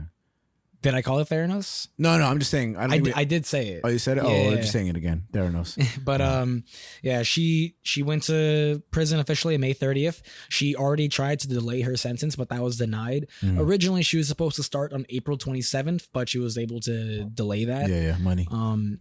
And she's going to be separated from her partner, William Billy Evans, their 1-year-old son, whose also name is William, and their 3-month-old daughter, Invicta. Well, fuck her and fuck that reporter that tried to humanize her. She's a liar. The funniest thing about this, the reason why I wanted to bring that up is because her daughter's name, Invicta, is Latin for invincible or undefeated. Doubt it. You feeling undefeated, Elizabeth Holmes? Yeah. But I guess the focus around it is that she was one of the, not first, but she was one of the few female billionaires to sprout from doing this, but they all came from a lie, which does no service to women in business and stuff like that. So crazy. I need to do something like that, bro. You could get away with it though. Just lie and get caught. You could just tell them it's me, and it's over. Yeah, you just say it's Frankie. Facts. Yeah, man. Well, fuck her. but yeah, that's all I wanted to throw out about Elizabeth Holmes. I thought that was an interesting little update on her. But the other topic I wanted to get into as a quickie, which is a little more interesting, is I just have it written as Strange World Indeed. Because there was a story that I saw where a Florida teacher is now under investigation after showing her 5th grade class a Disney movie with a gay character. Now, she's under investigation by the Florida Department of Education. Yeah. And this is a 2022 movie where one of the characters is biracial and gay. She's biracial. Do you know what movie I'm talking about? Ratatouille. No. What do you think? I just said 2022. 2022. What just came out last year? Wasn't it the guy with the musician, the jazz queens? No. Is it a Disney movie? Yeah, it's a Disney movie. Spider-Man? Yeah, it's Spider-Man. Is it? No. Fuck. 2022? Yes. Buzz Light? Nah. What is it? Strange World. No, I don't know what that is. Exactly. Yeah. Exactly. Yeah. Sounds like a trash ass movie. So I'll get into why you guys haven't heard of Strange World. It's two woman lovers, right? Is that no? Because there's been plenty of movies like that. You're thinking about a scene in Lightyear that has two. Lightyear's pretty cool. Gay characters, cool, but that's not Disney. That's Pixar. Well, Pixar is Disney. Oh, everything's Disney nowadays. Star Wars is Disney. Yeah, it's crazy. But yeah, so that's the movie, and I'll get into why you guys haven't heard of it. Yeah. But the teacher, her name is Jenna. Hold on, is the movie good? I don't know. It's probably bad. That's why people aren't upset about it. It's probably a bad movie. I think I might have written something about it. I just can't remember. Okay. But Jenna Barbie is the name of the teacher. She works in the Hernando County's Winding Waters kindergarten to 8th grade school. And the class was only partially full. And Barbie also had parents sign permission slips to watch the PG movie. And so there was only one parent that complained and reported her. That parent, her name is Shannon Rodriguez. Oh shit. Rodriguez is also a member of the Hernando County School District Board. So she's like a part of the system. And so she can really just use her power to punish this teacher. And this is what was said to the parents later, a letter from the school. Yesterday, the Disney movie Strange World was shown in your child's classroom. While not the main plot of the movie, parts of the story involves a male character having and expressing feelings for another male character. In the future, this movie will not be shown. The school administration and the district's professional standards department is currently reviewing the matter to see if further corrective action is required. So that's what the school had to say. And there's a lot of talk coming in with recently Florida with their Don't Say Gay bill and stuff by Deluser. Which is not the name of the bill. Yeah, that's not the name of the bill. Yeah, but that's just like what it's that's what people like who online stuff. Yeah. Well, idiots. Well, that's what idiots do to bills that make it more controversial and empower the bill itself. I'm just saying. Because when you call a bill that, right, you anger conservatives who vote against that. And you empower the bill. I mean, I'm just saying, like, I'm just expressing my opinion. No, I know. Like, I just think it's easy to just call it that. I don't know the name of the actual fucking bill. It'd be nice if we did, because you know when you go vote and you try to look for it, you're like, oh wait, what is this actually called? We don't know because we nickname a bill, you know. And one thing, I can't wait till a bunch of gay people move to Florida, and then just change everything. You know, you think they're gonna take over? I mean, they did with Texas. California went to Texas. Same thing's gonna happen. I'm telling you, bro. I'm telling you. And the last thing I'll say to add on, Jerry Saltz is an art critic that I follow on Instagram. I mean, he's an art critic in general, very old and famous. And he said every trans person in Florida should change their name to Rhonda Santos. You know what I mean? But I'm just saying, this is such a waste of time for people who have nothing to do with their lives, except just complain. You know what I mean? It's like it's a crazy little thing. Like it's nothing new, obviously. Like we see stories like this all the time, especially in today's climate. It's just, I think it's interesting that it's happening around this movie in particular, which I also think is probably bad. Nobody's heard of it. But if this was fucking, I'm gonna search it up. I'm gonna try and find out. Strange World. It's on Disney Plus. It's on Disney Plus. If this was like Ratatouille or Lion King, and I don't even know, we'd be outraged. We'd be like, chill out, it's a great movie. You know what I mean? But yeah, like, so there's a lot of controversy coming with that bill signed by Deluser last year, and the whole thing with like Disney fighting with Deluser and everything, and all the land quarrel that they're with. Yeah. So people are really like bringing in a lot of stuff into this one situation, which is just kind of crazy. It's like a snowball effect. It's kind of just like more shit just keeps getting added on top of it. And it's helping DeSantis. Yeah. But so the movie Strange World, this movie stars Jake Gyllenhaal, Dennis Quaid, and Lucy Liu. And it also stars Disney's first ever out gay character, who's voiced by Jabuki Young White. So there's a movie for you, Angel. I'm showing the movie. But you ever heard of this? Oh, okay. Lucas actually wants to go watch it. Was it good? I said wanted to. He said no. Open your ears. Well, he shook his head no. You saw it, Lucas? Oh, fucking done. But well, it got a 5.6 out of 10 on IMDb. All I see is a bunch of boys. Pretty much. So so that movie, it's supposed to follow around explorers out in a new world and whatever, and it's just the main character's son is openly gay from the beginning of the movie, and it's just a certain plot line in the movie. But on top of that, this movie was horribly advertised. With the fact that you guys have never even heard of it is proof to that. And so there's a lot of controversy of like why this movie failed in terms of Disney and stuff, where it's like you have your first ever openly gay character. Did you want it to fail? Did you not care as much? I mean, or is it just simply a fluke? Well, that's what I'm saying. Like, so the advertising thing I can't speak of, but if it's just a bad movie, I hate when something's bad, but they include something like a gay character or a black, like, you know, what's it called, like main character as well and everything, and they're like, oh, well, it's only bad because people don't want to have a gay character in it. But sometimes you just have a bad movie, you know what I mean? And that's entirely true. Yeah. So and I think that's so annoying when people do that shit. So you know? like there's a lot of like talk around that as well, where it's like, is this like even a good movie and this and that, whatever. And it's like, I just think that's an interesting thing in itself, where it's like this parent is getting upset about a movie that your kids are probably never going to remember. Like, and it's like, yo, bro, 20. they're trying to watch a fucking movie. You get what I'm trying to say? I don't know, man. This person is dumb as fuck. But on May 9th. Oh, wait, but can I ask, would you be upset, Angel, since you're a parent? Don't worry about saying anything. Just say what you got to say. Like Javi said, yo, she sent out forms, you know, and I would sign it, bro. I think I would sign it. Like Javi said, they're small. They wouldn't remember. I mean, how old were the? Do you know? Fifth grade. Okay. Still in elementary. Still young. Yeah.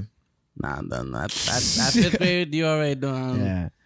I don't know. You're opening your mind. I think the whole thing that I'm like back and forth with is when they put up flags in schools where it's like, you know, political flags, which we've talked about in one of our episodes like before. When they put up like Black Lives Matter flags and LGBTQ flags and everything, like, you know what?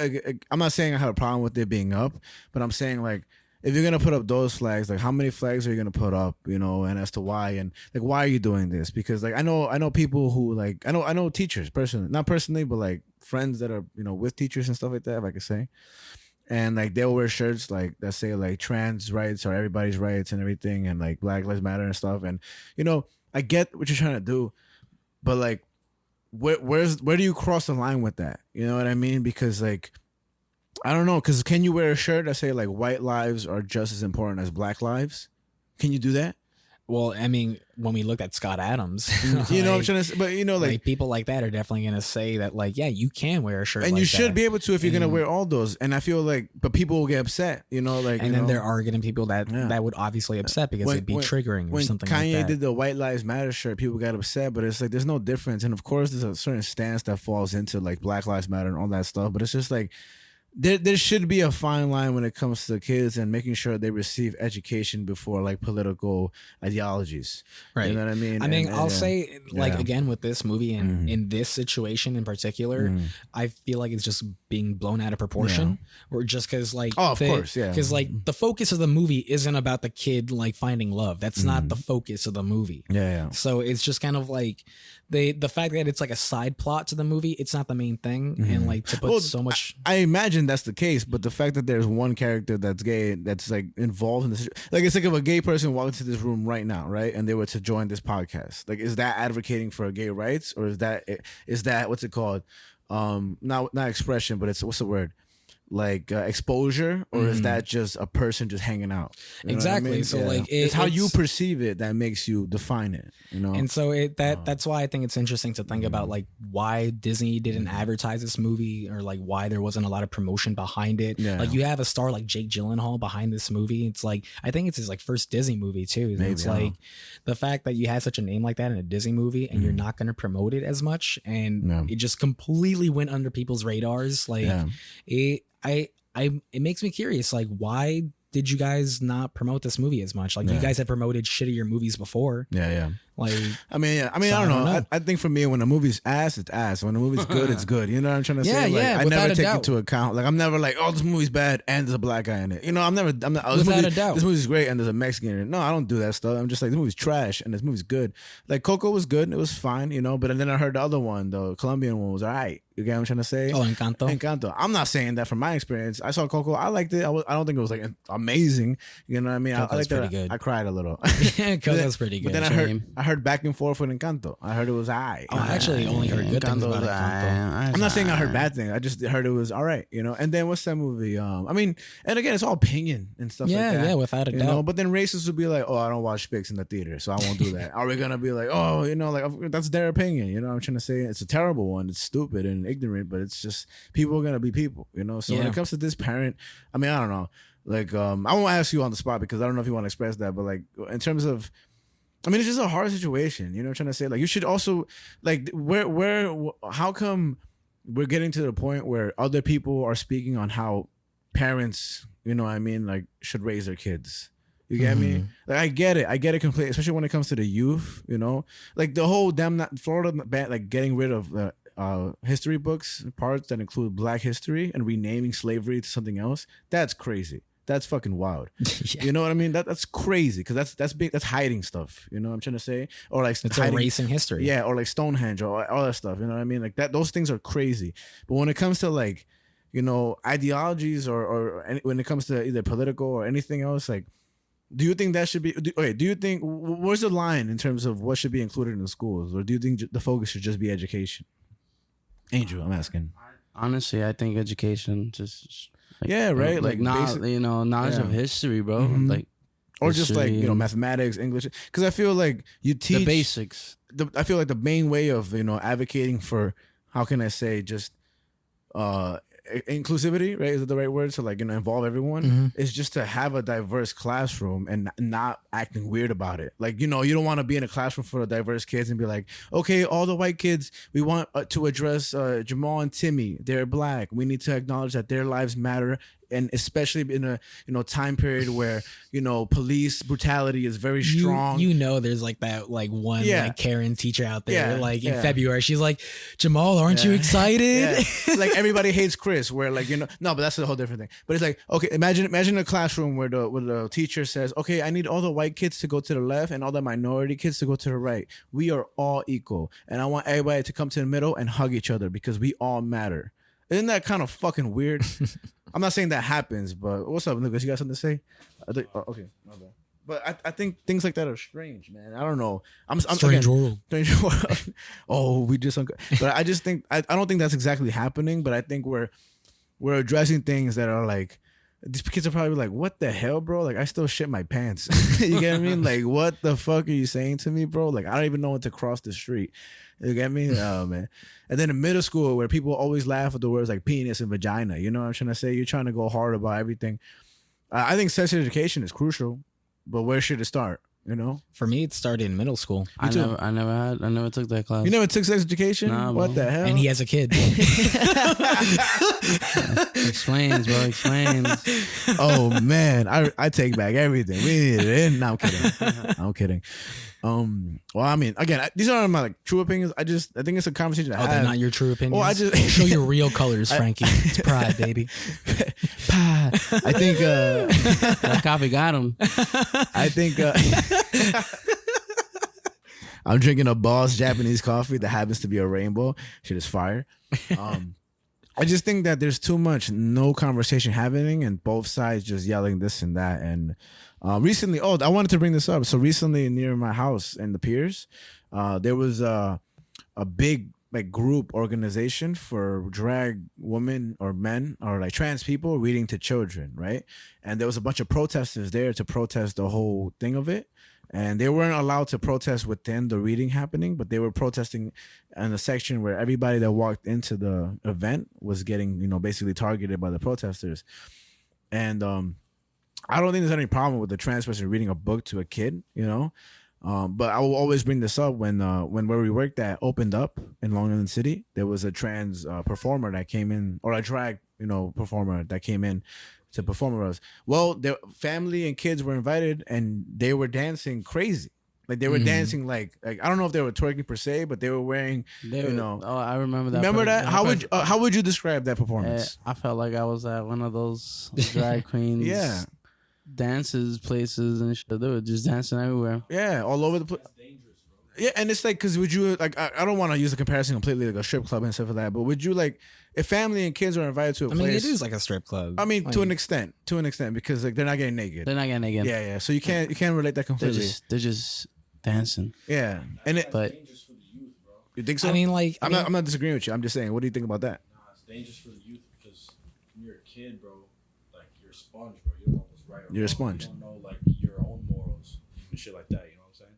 So if you go like introduce kids, it's like, I'm not saying it's wrong of being like gay or if you want to become transgender, but nowadays you got kids transitioning. They're like 11, like 12. It's way too young. Bro. And they're taking like hormones at 10, 9, 8. Yeah. Well, something I have heard, which was interesting, which I heard from someone who doesn't like fully agree with like trans stuff and things like that. Yeah. But he did say that like in art, like a counter argument that he's heard about like kids transitioning younger is that apparently it's harder to transition when you're an adult versus a child. So like, what, financially?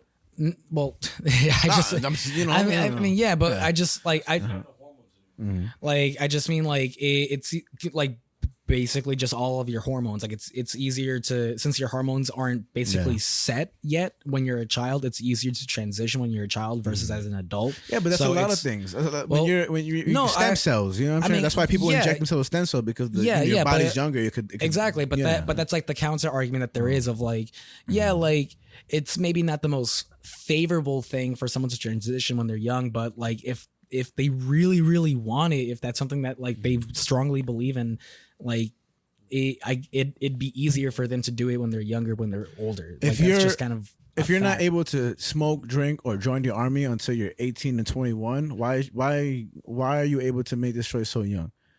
Like, what is it that makes you make because this of what I decision? just said, like the hormone stuff. It's like it's easier for yourself and your body for all those hormones to transition at a younger age, because nothing's like fully set when yet. there's teenagers, right? How are teenagers often described? Emotional, angsty, things like that. Kind of like sudden decisions, right? Risk, like, does that not correlate with anything I just we're talking about right now? I'm not like saying that. I'm just saying, doesn't that sound like a very interesting thing to bring up when it comes to this major decision they're making in their lives?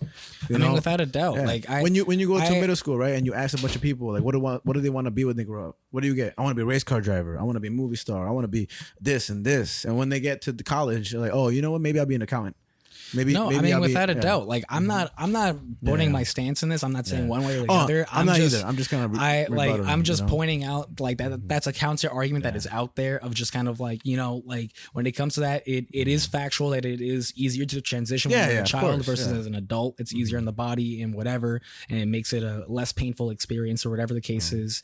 So it's I don't think it's a really argument. I think it's just like a scientific fact. No, I mean, I just the argument just more so comes down to like when, like, well, I guess let's not argue on this show. No, I'm not. Okay, I don't like you, so let's not argue on this show. Okay? I'm not even trying to argue. I just don't think that like the fact that no, you're arguing. You have that tone in your. I caught that tone. Let's lower that tone. All right. Well, first of all, let's just say be yourself, everybody. If you're listening to this, none of this talk is to like. I mean, in my opinion, I won't talk for you guys. Go get silly out there. Go get silly. Get silly. Get freaky with whoever the fuck you want to get freaky with. Live your life. So Willie, get silly. Be with Ben. Be with Jasmine. Be with whoever the fuck you want. If you want to be with the she, if you want to be with the him, if you want to be with they, them, if you want to be with the cactus, do whatever the fuck you want. Like, not even to just be like, do you? Just we're just talking. Yeah. And we're not like Florida. We're not in Florida. No, we're not. Yeah. But I'll just finish this up. All I wanted to talk about is that they had a school board meeting. Yeah. So on May 9th, Barbie, the teacher, addressed the school board members during a public comment during the meeting, and Rodriguez, the parent who complained, was also there.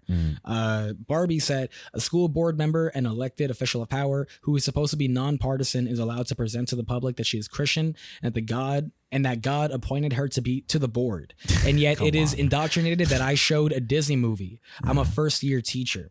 She added that the movie was in no way sexual and was tied to the current lesson on the environment and ecosystems. Yeah, because I feel like a Disney movie was always safe. You can play, like, I feel like when a Disney movie, you can play whatever you want. I mean, the characters don't really matter. You just also don't need to emphasize so strongly about what they are. You know what I mean? And I'm sure that's not what happened here. Like, it's not like it's not. It's not like you're showing the kids Moonlight. You ever seen Moonlight? That'd be great. I mean, and even then, people would be like, "Oh, they should be able to show Moonlight." It's like, no, like you rate movies to the point of sexuality they contain. You show Moonlight to kids, but that's what I'm saying. I'm pretty sure you know what Moonlight is. Yeah. I'm pretty sure there's some teachers. The island. Yeah. The boy and the girl on the island. It's a gay movie. Oh, no, I don't know. Well, different movie. I'm pretty sure there's some teachers who would show that movie to kids thinking that they're doing the right thing. You know what I'm trying to say? And in elementary school is what I'm trying to say. And I'm not saying it's wrong to show kids that. I'm saying that they rate movies to the point of sexuality as to why they restrict certain kids from going to a theater unless with the parent. I'm the gonna be the parent to be like, ew, that's nasty. Don't look at that. Yeah. And I don't know. But in New York, that's just me, bro. No, I don't blame it. And it depends on the parents that will sign off on that type of thing. New York parents will sign off on it. Texas parents won't. That's the truth. Or get them right. But what's funny about this is that here's where it gets a little crazy because well, she said she was appointed by God, so she's already kind of crazy. So let me clear that up. The teacher's saying that the parent that complained said that she was appointed by God. That's exactly what I'm saying. Okay, all right, she's cool. crazy. Glad we're on the same page crazy, about that. yeah. Because I was a little confused when I first read that. Yeah. But Rodriguez, the teacher who complained, said that Barbie was playing the victim. And that she said it is not a teacher's job to impose their beliefs upon a child, religious, sexual orientation, gender identity, any of the above. She didn't play Passion of the Christ. She continues, but allowing movies such as this assist teachers in opening a door. And please hear me, they assist teachers in opening a door for conversations that have no place in our classrooms. As a leader in this community, I'm going to stand by and allow this minority to infiltrate our schools. God did put me here. She's wild. She's wild. So like the fucking the minority thing just came out of nowhere. Yeah. I was like, whoa, what the fuck? Yeah, I don't know. That's weird. But yeah, so that whole case is getting reviewed and stuff. So we'll see what happens with that. But I just kind of wanted to get into that a little bit because I was like, there's so many things like attached to this. It's kind of like a snowball effect, like I mentioned. There's a lot of things happening. Well, happy Pride Month. Happy Pride Month. I might go home and watch it. I might go home and watch it. I might too, just to be I'm like, just go home, turn it on. See what's the whole. He gonna shield his daughter's eyes. Nah, she has a bedtime. What time is it? She's at bed already, bro. Really? She should be in bed anytime soon. That's yeah. sweet. That's super sweet. Yeah. So. Okay. All right. Yo, Howie, hold up, bro. Before you start your next topic, bro. You gotta pee, bro. Yeah. Yeah, bro. I gotta go take care of the baby now. My heart. No, but I appreciate you having me here. Well, we appreciate having you on, Angel. Thank you. I kind of appreciate it. Nah, Frankie is just a hater. He doesn't like anyone. He's literally James Franco. Nah, I appreciate being here, bro. It's great to have you here and just talk and chat and everything. Yo, and definitely. It's good times, bro. How that bro guy got you feeling? Nice. Did I explain it? Brugal's got Lucas's dick hard. Wow. No, goddamn. It was loud. All right, we here. Angel's gone. Rest in peace. Hit it. I think I need a Brugal to soothe my soul. Now I'm stuck here with Frankie, and he doesn't hold it right. Angel holds it best. Angel's the best holder of it always, bro. And you know what I'm talking about. I know exactly what you're talking about. Angel knows what you're talking about. What's up, Link? Bad. He's right in his spot. Even Link misses him. Oh, God. I can't do it. Let's just watch Strange World, bro. Let's just watch Strange World and complain. I really got to see. I mean, I'm not going to watch the movie because it's probably a bad movie. But whatever, bro. You know what we will do, that's for sure. Wow. When we get big and we got people really watching us and shit, we're gonna do movie commentaries. Yeah. Movie commentaries are gonna be fucking hilarious. And we'll invite her, whatever God lady, God Rodriguez, something Rodriguez, dumbass. We'll invite her though. See what she has to say. All right, so you ready for these news topics? I'm ready, boys? bro. What's up? This first one, kind of funny. What's up? I'm gonna just show you real quick. My headline: Free my boy George Santos. Look at how happy he is. He's pretty happy. I'm not gonna lie. Like, you know what? Aside from all the lying he's done, he look happy. He's like, you know what? One thing I'm not living my life.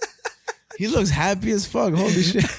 So give the quick. That's bad, but give the quick catch up to those who don't know who George Santos is. So I'll get into that. I wrote it down. Okay. Bitch ass politician. And we've talked about him on the show before. Yes. I forget which episode though. But so what's happened now is that George Santos has pleaded not guilty to his federal indictment and says that he's not going to resign from Congress. He's, people who don't know, he's a U.S. representative, and he's infamous for fabricating his life story. And he said that his mother was Jewish. I wrote it down. Cool. Fucking liar. Don't worry. Bitch ass liar. But he pleaded not guilty Wednesday to charges where he duped donors, stole from his campaign, and lied to Congress about being a millionaire, all while cheating to collect unemployment benefits he didn't even deserve. Crazy. Afterward, but wasn't that all of us though? As an American, yeah. I can't blame him on that one. Not that I did that, IRS. Just saying. He didn't, guys. That was Angel. Because you guys look alike. That's what it is, basically. On that one, yup. But afterwards, he said that he wasn't going to drop his re-election bid and defied calls to resign.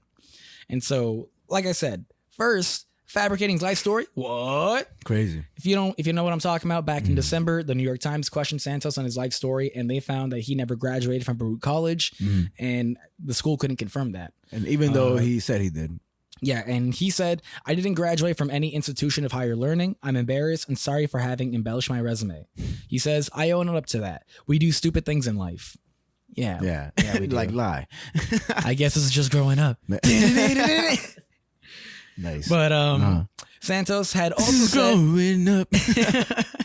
But Santos had also said he had worked for Citigroup and Goldman Sachs, but neither company could find any records verifying that. Santos told the Post later that he had, quote unquote, never worked directly for either financial firm, saying he had used a, quote unquote, poor choice of words.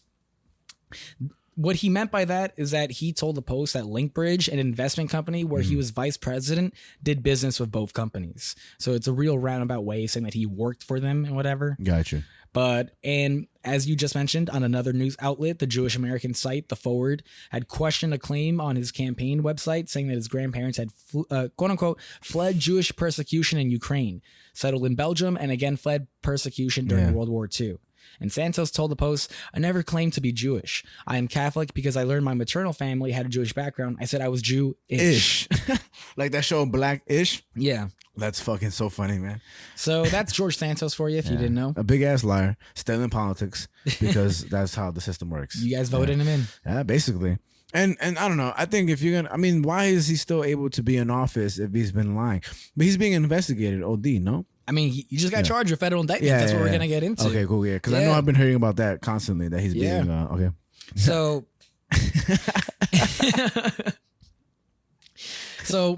Yeah, there's a federal indictment now against Santos. He's got a 13-count federal indictment, which was a reckoning for a web of fraud and deceit that prosecutors say overlapped with the New York Republicans' fantastical public image as a wealthy businessman, which was a fictional biography that began to unravel after he won his election last fall. Santos was released on a $500,000 bond following his arraignment, about 5 hours after turning himself in to face charges of wire fraud, money laundering, theft of public funds, and making false statements to Congress. He surrendered his passport and could face up to 20 years in prison if he's convicted. And who said this? He says, this is the beginning of the ability for me to address and defend myself. He said this cheerfully, combating reporters. And he said he's been cooperating with the investigation and vowed to fight the prosecution, which he labeled a quote-unquote witch hunt. His lawyer, Joseph Murray, was more careful in saying, at any time the federal government comes after you, it's a serious case. We have to take this serious. It's a witch hunt because his relatives died in the Salem witch trials. You got me? That's what I did. Okay. I came too late. I came too late with that. We got there though. Like, I took a Brugal shot and it just delayed my speed. I saw you. You were like... I wanted to get out earlier. I'm just suffering in the background.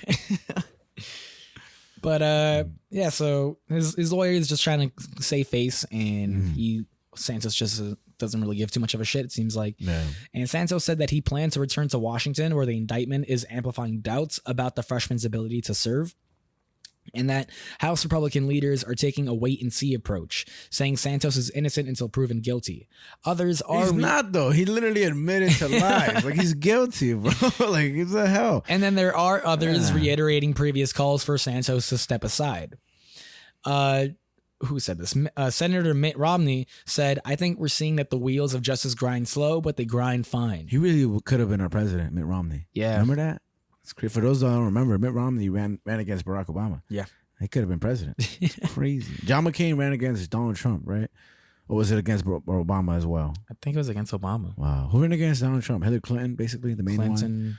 Sanders. Bloomberg? Sorry, just chatting. But yeah, so Senator Mitt Romney said that, and he's a Utah Republican who confronted Santos on the House floor at one of Joe Biden's State of the Union addresses in February. Yeah. And in terms of Biden, when he was asked about Santos on Wednesday, he just said, I'm not commenting. That's for Congress to decide. So Biden is just really not dipping his fingers into this. He doesn't need to. The more attention he gives it, the worse it'll get for everybody else. You know? Yeah. So among the allegations, Biden just fell. He really did just fall. I feel like it's on purpose at this point. He says, "I'm not commenting." Oh shit. Oh. He's not commenting because he fell. Yeah, I mean that's so funny, man. Why let him walk by himself? Then he tried to point at the ground like something was on there. Like, no, bitch, that's the floor. You're old. I thought I saw something down here. Sleepy Joe. But among the allegations, prosecutors say that Santos created a company and then induced supporters to donate it under the false pretense that the money would be used to support his campaign. Basically, he started a fake company that would basically funnel money into his campaign. Absolutely. Instead, they say that he used the money for personal expenses, including designer clothes and credit card and car payments. Crazy. Santos also is accused of lying about his finances on congressional disclosure forms and obtaining unemployment benefits while he was making $120,000 as regional director of an investment firm that the government shut down in 2021 over allegations that it was a Ponzi scheme. And if you don't know what a Ponzi scheme is, it's just a fancy way of calling a pyramid scheme. Got you. And for those that don't know what a pyramid scheme is, I have it written here, okay, which is a form of fraud in which belief in the success of a non-existent enterprise is fostered by the payment of quick returns to the first investors for money invested by later investors. So if you guys don't know what the pyramid scheme is yet, it's basically the guy at the top, he gets two people under him to recruit two other people each. So basically, the bottom people make the people above them. And think of a food pyramid, right? It's like, and all the money is basically getting circulated back to the top, the point, right?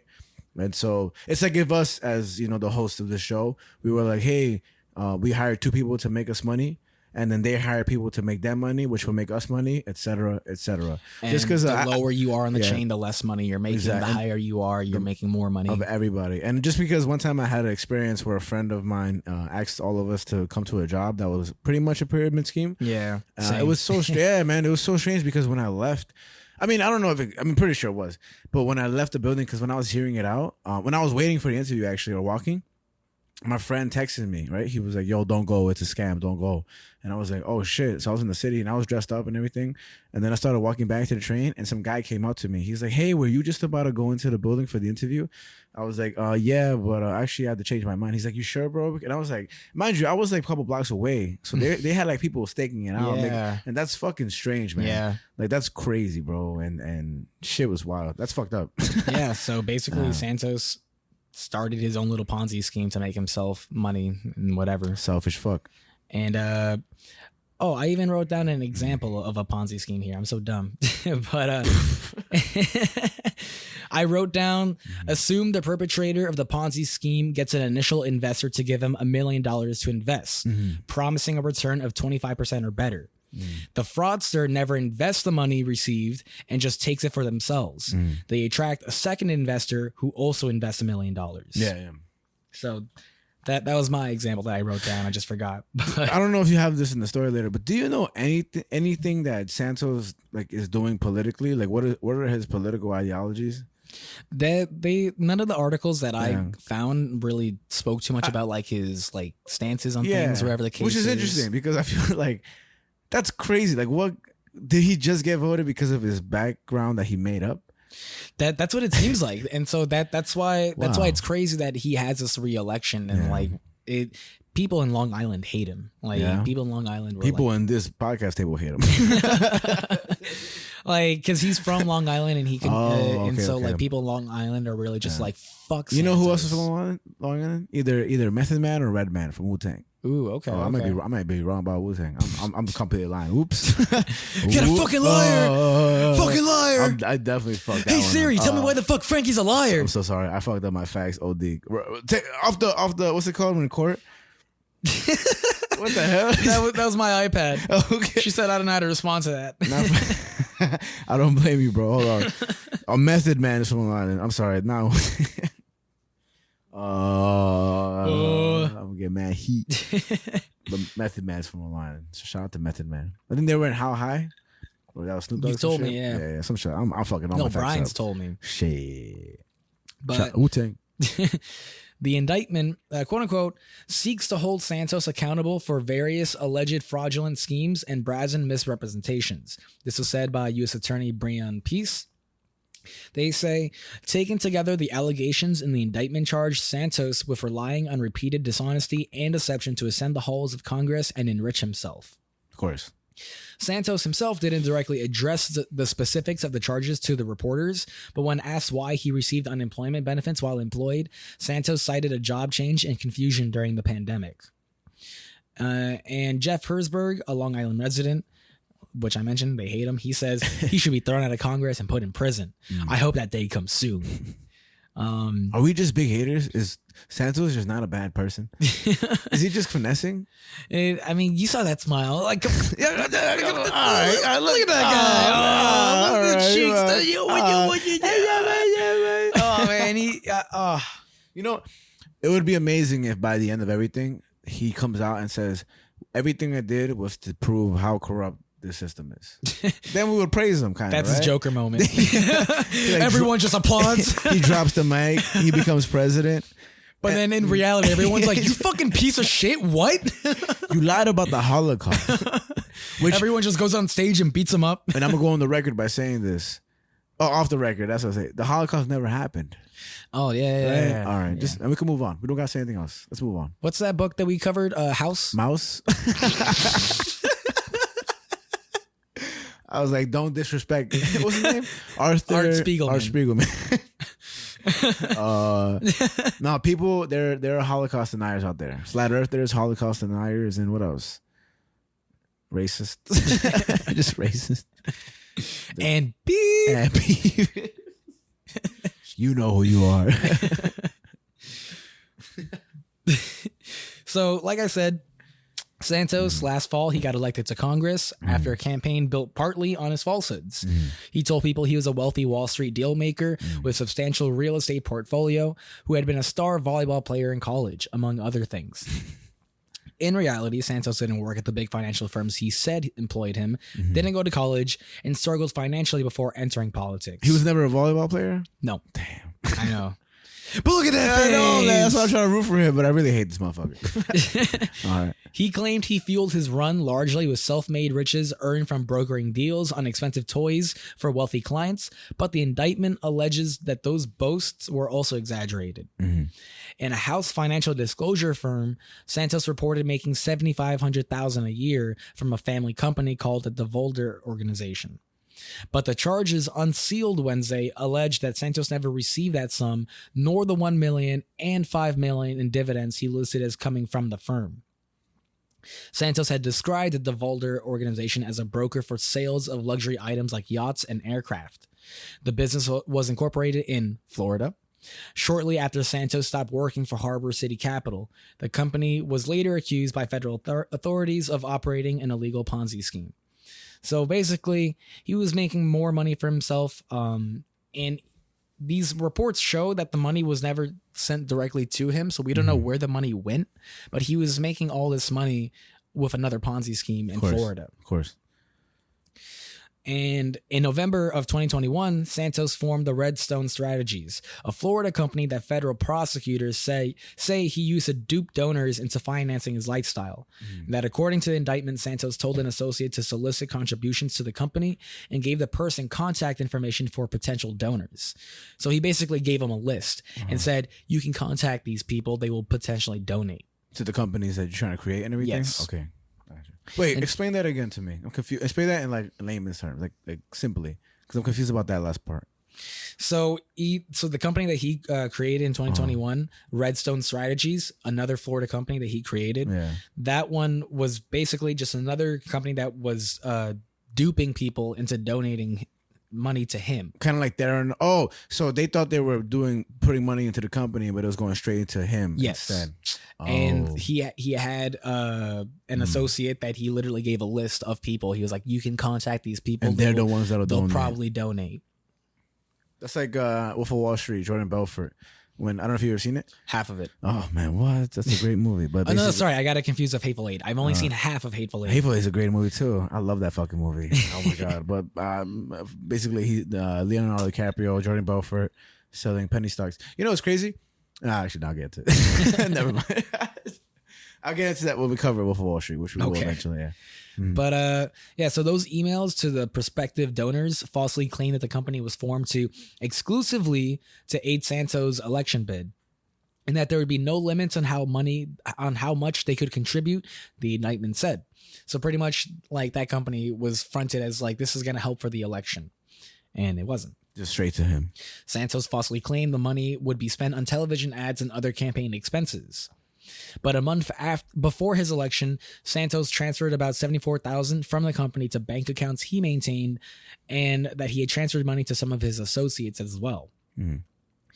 Now, this is all crazy and everything, but apparently Santos has always kind of been a piece of shit, where Santos's legal troubles even date back to his late teens, where he was investigated in Brazil for allegedly using stolen checks to buy clothes. A case that the authorities say they've since reopened. So they're really on his ass right now. They're narcos. In 2017, Santos was charged with theft in Pennsylvania for allegedly using thousands of dollars in bogus checks to buy puppies from breeders. Oh.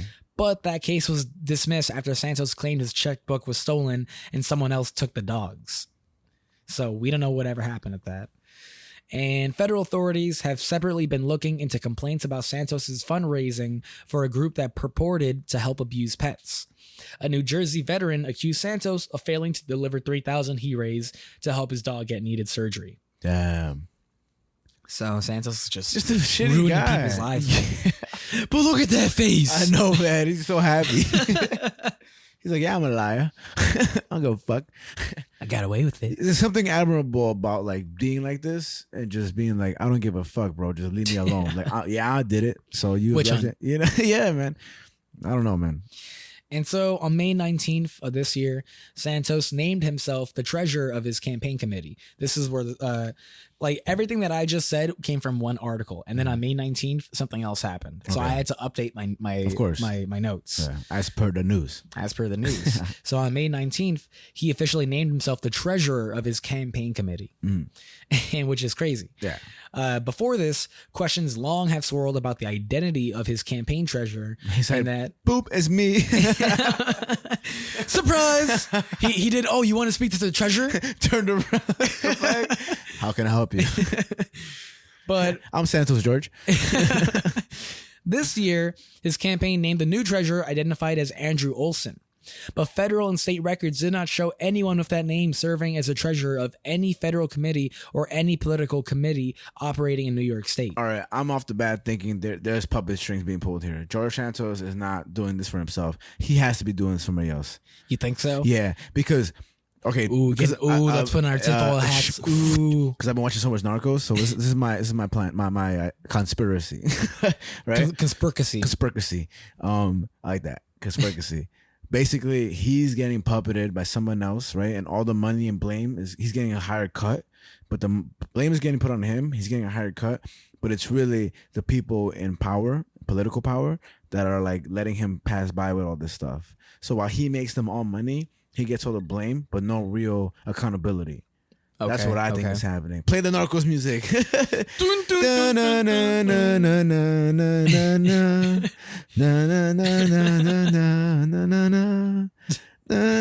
That's a great song, by the way. It is. I was this just remind me of this, but at the end of when Pablo Escobar gets killed, I think it's one of the greatest. Whoa, way to spoil it. Oh, okay. One of the best scenes that I think is amazing is that his mom tells the news reporters, she's like, my son never did anything wrong, and everybody that's making up all these stories about him are just liars. He's a good man to Colombia. And as she's saying that, it cuts to her talking to reporters, the actor, and then the actual mom. And then as she's speaking, they show all the dead bodies that were caused because of the cartel. And as she's saying that, my son is a great person. And of course, her mom's going to always defend her son. Like, I respect that, you know? I do respect. I do. You know, like no matter how much you hate what the people say. There's like that one guy. It's like he killed like 500 people. She's like, "Pero mijo," and you're just like respect. Yeah. And as she's saying all that, they're showing all the dead bodies, and man, that guy was terrible. Like I'll say for the show, I was rooting for him because the show was badass. plomo o plata. You know what I mean? All that stuff. But he's a terrible person. You know, it's all fictional when it comes to like the real, I mean, the expression in the show. But I thought that was a great scene, and it's crazy, bro. Oh man, I feel like we should cover Narcos in general just cause it's so good, man. At some point, we got to start covering series. Yeah. I was thinking the same thing. We got to do it. Yeah, because I've never binge watched a show like this, man. But like Narcos Mexico is so good, bro. I'm obsessed, bro. Parce. I remember in one of the episodes of Narcos in the first season when they're like recruiting the kids and stuff to start working for them and stuff, and they had the kids lined up in front of the park. Yeah, and there was like a kid with a fro, and like, we were watching that, and everyone was just like, "That's you, Javi. Javi, that's you. That's literally you right there. Like you're on the fucking TV. You didn't tell me you were in the show." Yeah, I'm just like, yeah, man. What a crazy show. I'm obsessed. I remember, I'll be honest, the first time I ever seen Narcos, I stayed up all night. Like I stayed up till like 5 a.m. in the morning, and I watched like maybe like 3/4 of the season. And I go to my mom and I'm like, yo, I just seen the first season of Narcos. I'm so inspired right now. I want to be the best. I was like, I know he was terrible, but his hustle is unspoken of. Like that is the big boss. She was like, the fuck is wrong with you? She's like, I know me. And then when I get indicted, she's gonna be like, he was perfectly fine. No, but the way he's portrayed in the first season, even the second season, he's made to seem like this god, and he was, man. Like, really, he was crazy stuff. All right, back to the Santos. No, not the Santos. It's Santos. Santos. No de. Just Santos. Just Santos. But yeah, so he named himself the treasurer. And let me see, where was I? At the time that Andrew Olson, the quote unquote new treasurer that they named this year, was added as a treasurer, the address associated with him and Santos's campaign was that of a mixed use apartment and commercial building in Elmhurst here in New York, where the congressman's sister had resided until earlier this year. So they just used his sister's old apartment or something for this person's address. Gotcha.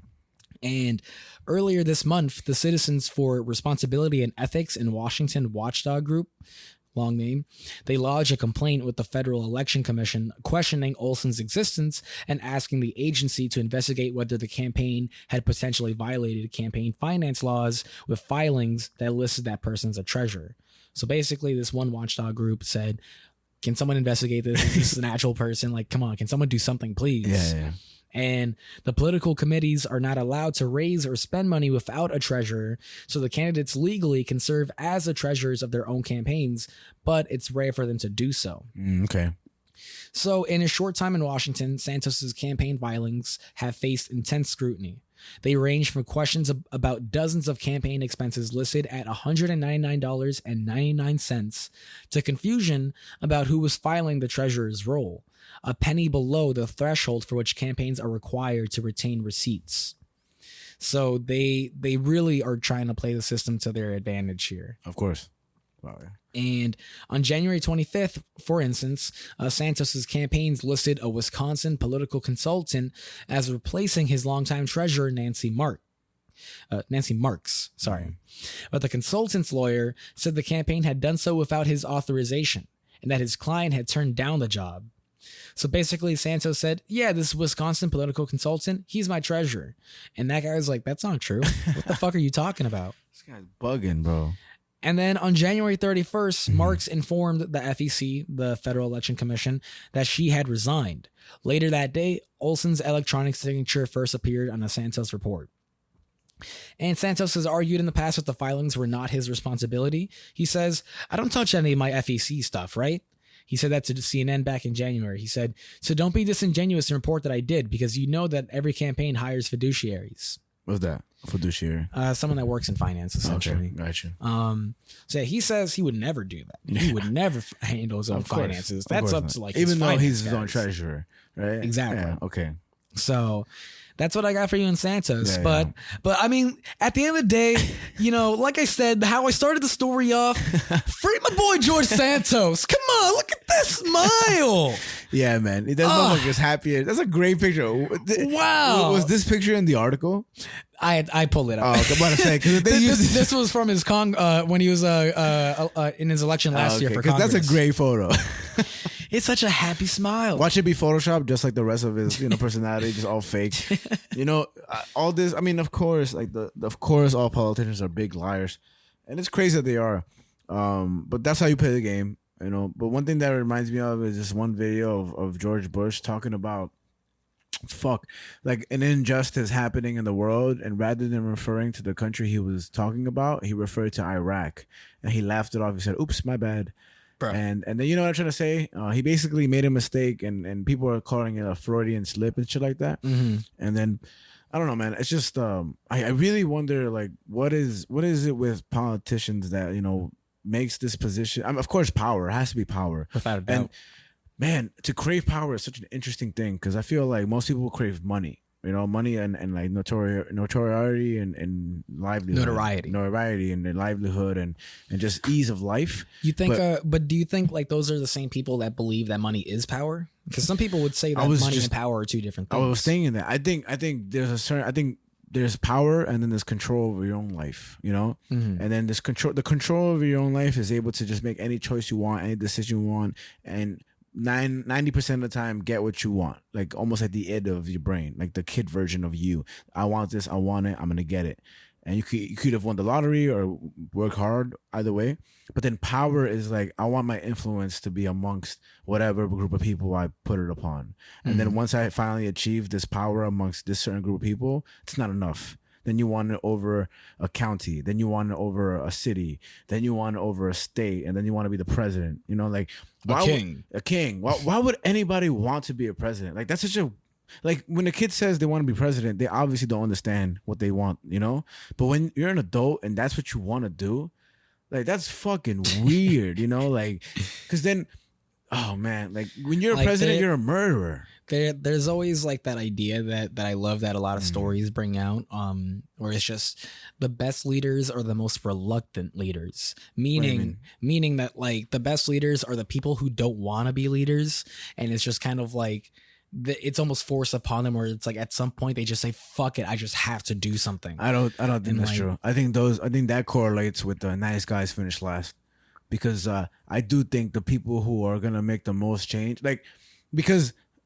I'm not denying that they're probably the best leaders, you know, but they're the leaders that don't last the longest.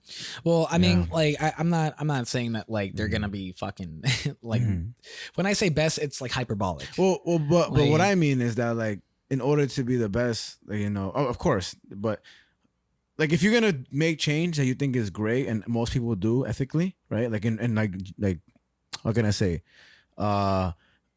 like logical ethics, right? Like that most people, you know, are upon. Not like Pablo Escobar, his ethics were like, oh, I'm doing good for Colombia, then murder everybody. But people who are like trying to help minority. I mean, it's just hard to say because there's so many opinions, you know? I just say that the people that are like Bernie Sanders, right? Like he's trying his hardest to be the best. And it really seems like he's trying to be a good guy, but he gets swept under the rug. You know, and in order for him to overcome that, he probably have to do some real scandalous shit, because that's how you beat the system, because that's a system that exists here, you know. And it's like Barack Obama deported a lot of Mexicans and killed a lot of people, innocent civilians, but he's black, so it's fine. You know, he was our coolest president. He was our coolest president. I mean, I never seen a president's playlist put out until Barack Obama, and then everybody's happy. He plays basketball. No, he plays basketball. It's oh my god, you know what I'm trying to say? But he's like me. Yeah, basically, exactly. So, I mean, I don't understand, man. But I'm not like Obama. Let's not get it confused. No. He's like me. I'm not like him. Ladies and gentlemen, the United States of America. I really want to do a good. Was that okay? That was good. Right. That was good. Yeah. I'm Barack. I always get to this dumb part now. Like, ladies and gentlemen, Barack Obama here. I want to speak to you as his president. I always go outwards of him, you know, but one day I will perfect it. You got it, man. I believe in you. I'm gonna talk to you as the American president of the world. I'm black. Have I ever shown you my Shaggy impression? Show me. Ooh. That's Scooby. You motherfucker. Oh, show me. Like, man, that's really good. Keep going. That's really good. Go ahead. I kind of go off the rails. Like that's like the best thing I can say. Do it again. Like, man, come on, Shaggy, or come on, Scooby, we gotta run. That's really good. Zoinks. That's really good. This is my impression of Andy Pettitte from the Yankees. Hey guys. Phenomenal. Like, man, a tear to my eye. Peter. Egg beater. Peter. Egg beater. You know whose voice I wish I could do? Crunk from The Emperor's New Groove. That's the same guy. I know. Like it's just like he goes a little deeper in Emperor's New Groove. Like he like his voice is so what's it? squeaky. Squeaky. It's couscous. I can't do it that well, but God damn, that was really good, Shaggy. That's really fucking. Do it one more time. Like, man, that's really good. We're not gonna smoke this shit, man. It's because you smoke so much, and that guy probably did too. You got the lungs, bro. I'm trying to do it. Nah. I want to be able to do Barack Obama and Guillermo del Toro in Fear and Loathing. Look what God did. I mean, you do a pretty good one. I've been killing my throat to do it. Not Guillermo del Toro, Javier Bardem. No, Benicio del Toro. Benicio del Toro. Getting them all mixed up. Del Toro's out here. Man. They're all brown. It's okay. Basically. But anyway, I don't know, man. When it comes to why he's doing this, it just seems too sus and too all over the place to be like, does he even really want to be a politician with this much like what's baggage? Mm-hmm. You know, like why even pursue this if this is what you're gonna be? There's no way he's doing this for himself. I don't think so. Like it is an interesting thing, like in his psyche of just kind of he's created so much wrong for himself that is so visible, and he's so matter of a fact of like, this is a witch hunt, this and that. Yeah. My name's gonna be cleared, but I still want to be in the eyes of the people. He's still going for his election. Like who's supporting him? You know, who's voting for him? Exactly. So it's gonna be really interesting to see how this next Congress election goes, to see if he gets in or not. I hope not. But if he gets in, we got some news stuff. Just gotta throw it out there, but when is the election again for these people? Because I never vote. Hey Google, when is the next Congress election? Well, thanks Google for nothing. Hey Siri. Oh, it's gonna be November 5th. November 5th, 2024. Nice. That's the day before my friend Fabian's birthday, November 6th. Shout out to Fabian. Doing CrossFit and shit, lifting weights. Shout out to you, Fabian. Yo, man, when we go into the gym together, Frankie, when we gonna get built? I don't know. Peter. Damn, man. I want to do a Barack Obama impression so bad.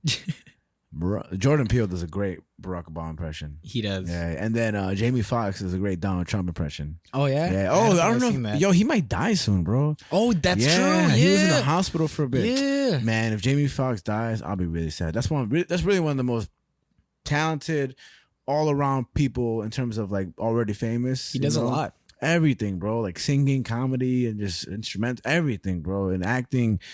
And just like humanitarian, I'm assuming. I don't really look into that, but just because he's got so much money.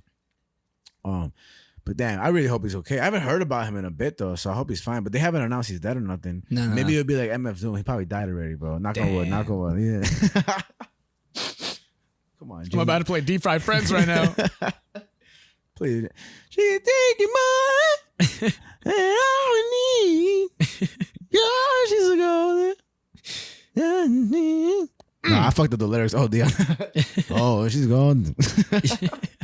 Anyway, I'm fucking up all the music references. Hey, did you know Aaron Carter was in Wu-Tang? He died. Aaron Carter died. Know that. He been died. Yeah, he was mad depressed though. I remember I listened to his music when I was younger. I was a big fan. But he died. He was depressed as fuck, bro. They asked him how his childhood was like. He was younger. You know what Aaron Carter is, right? Mm-hmm. He said before he did MTV Cribs, his parents had divorced the day before. So he had to go on TV the next day and talk about how fortunate he was and show off all his stuff. And they were basically using him to like make money and stuff like that. Mm-hmm. He was crying in the interview. It's really sad. He struggled. I think he died because of drugs, if I'm not mistaken. Okay. But that's sad. Rest in peace, Aaron Carter, because that motherfucker was the real motherfucker. But he was sad, man. And Amanda Bynes too. What's up with her crazy ass? Nah, respect to Amanda Bynes. She's hilarious. But man, and Britney Spears, y'all bugging for caring about her. Not about Britney alone. Okay, leave her alone. Leave her.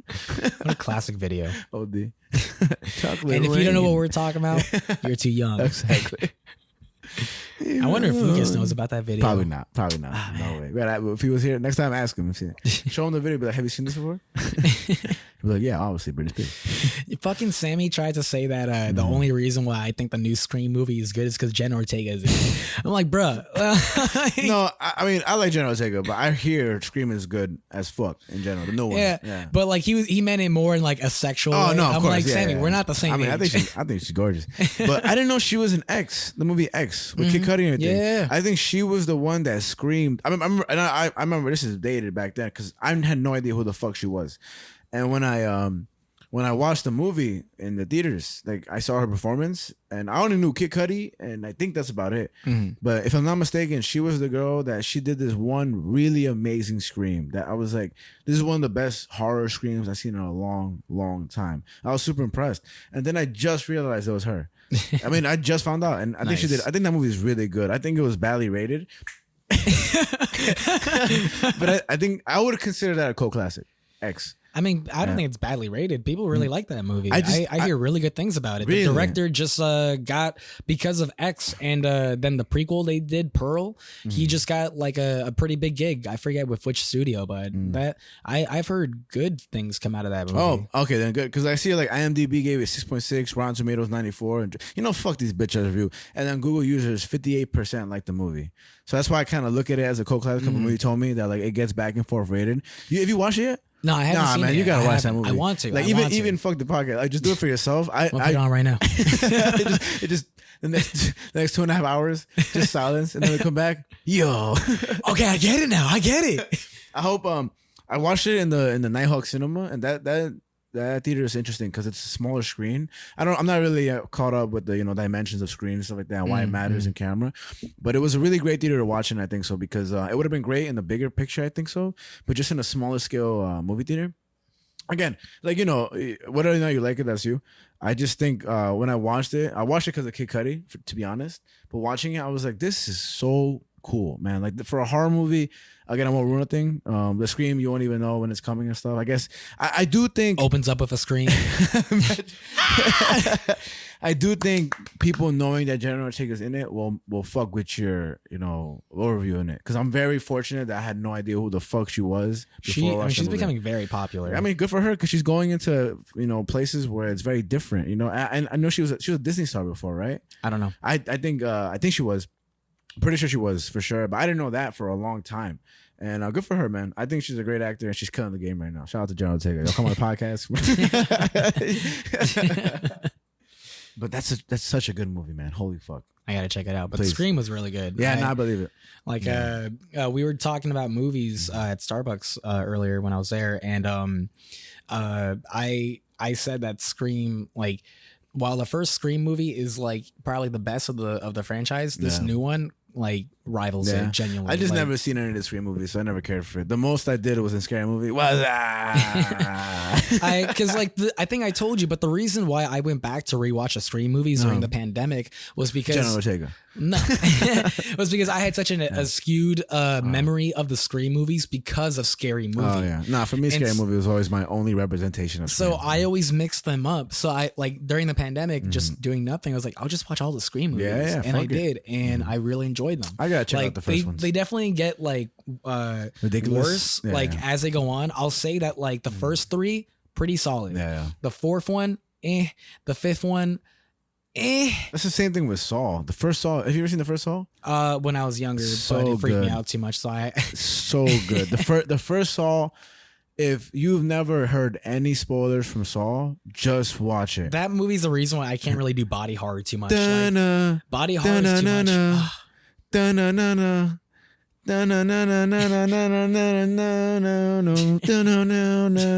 Oh my god, it's so good. Oh no, that movie's great. And I don't like body horror because of Hostel. That movie is Saw garbage. That movie's so gross. Art, shock value, enough, it gets a reaction. But Saw is a great movie. We're gonna cover it one of these days. So you're gonna have to watch it. It's so good. There is a scene in the Swamp Thing show where this guy is possessed or something, and he starts like seeing that there's like a bunch of like snakes or something on his arm, and so he goes crazy and shoves his hand down a what do you call it, like in the drain, like the sewer pipe. like the in a sink, like the little drain that like cleans it up. Fuck, I know what you're talking like about. the trash, whatever, Shoe or some shit like that. Yeah, like he put his hand in the fucking thing and just completely eats up his arm. I forget what that's called, but that was so hard to watch for me. I was like, oh my god. You know what I will say? Saw is a better movie than Hereditary. Wow. Yeah, because Hereditary is such a great movie on its own, and Saw is so much better. Like, obviously, I'm not saying Hereditary is bad at all, but because of Saw executed a form of gore and storytelling that I feel is so simple, and then within that nature overcomes this complex story Hereditary tells. Again, Hereditary, one of the best movies out there, horror-wise, psychological horror-wise, all that stuff out there ever, right? But Saw is so good on its own. And maybe it's dated because I haven't seen it in a long time. But even when I watched it before, it's amazing. But the story it tells that. But then I know it's a crazy statement. I know you love Hereditary a lot. And I do too. Trust me. Who directed again? Ari Aster, who also did Beau is Afraid. I know. I haven't watched it yet. I'm so mad. I gotta go soon. We gotta go soon. Yeah. Let me know. But yeah, I think Saw is that good. That's how good. When it comes to horror movies, there's a couple I'll put on my plate. But Saw is... on my plate. What are we gonna eat today?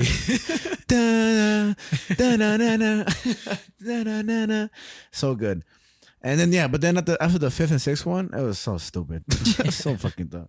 All right, but we got more topics. So this next one that I got for you is a bit sad. Okay. But I just kind of wanted to put some importance on this person. It's an interesting story, I think. There's kind of sort of a conspiracy revolving around this, and I think it's interesting to dive into. So I have my title right now as "The Fuck Happened to Rasheem Carter." Okay. So Aaron Carter's cousin. Nah. No, I'm kidding. So I'll just show you this person right now. This is Rasheem Carter. Okay. They are my age.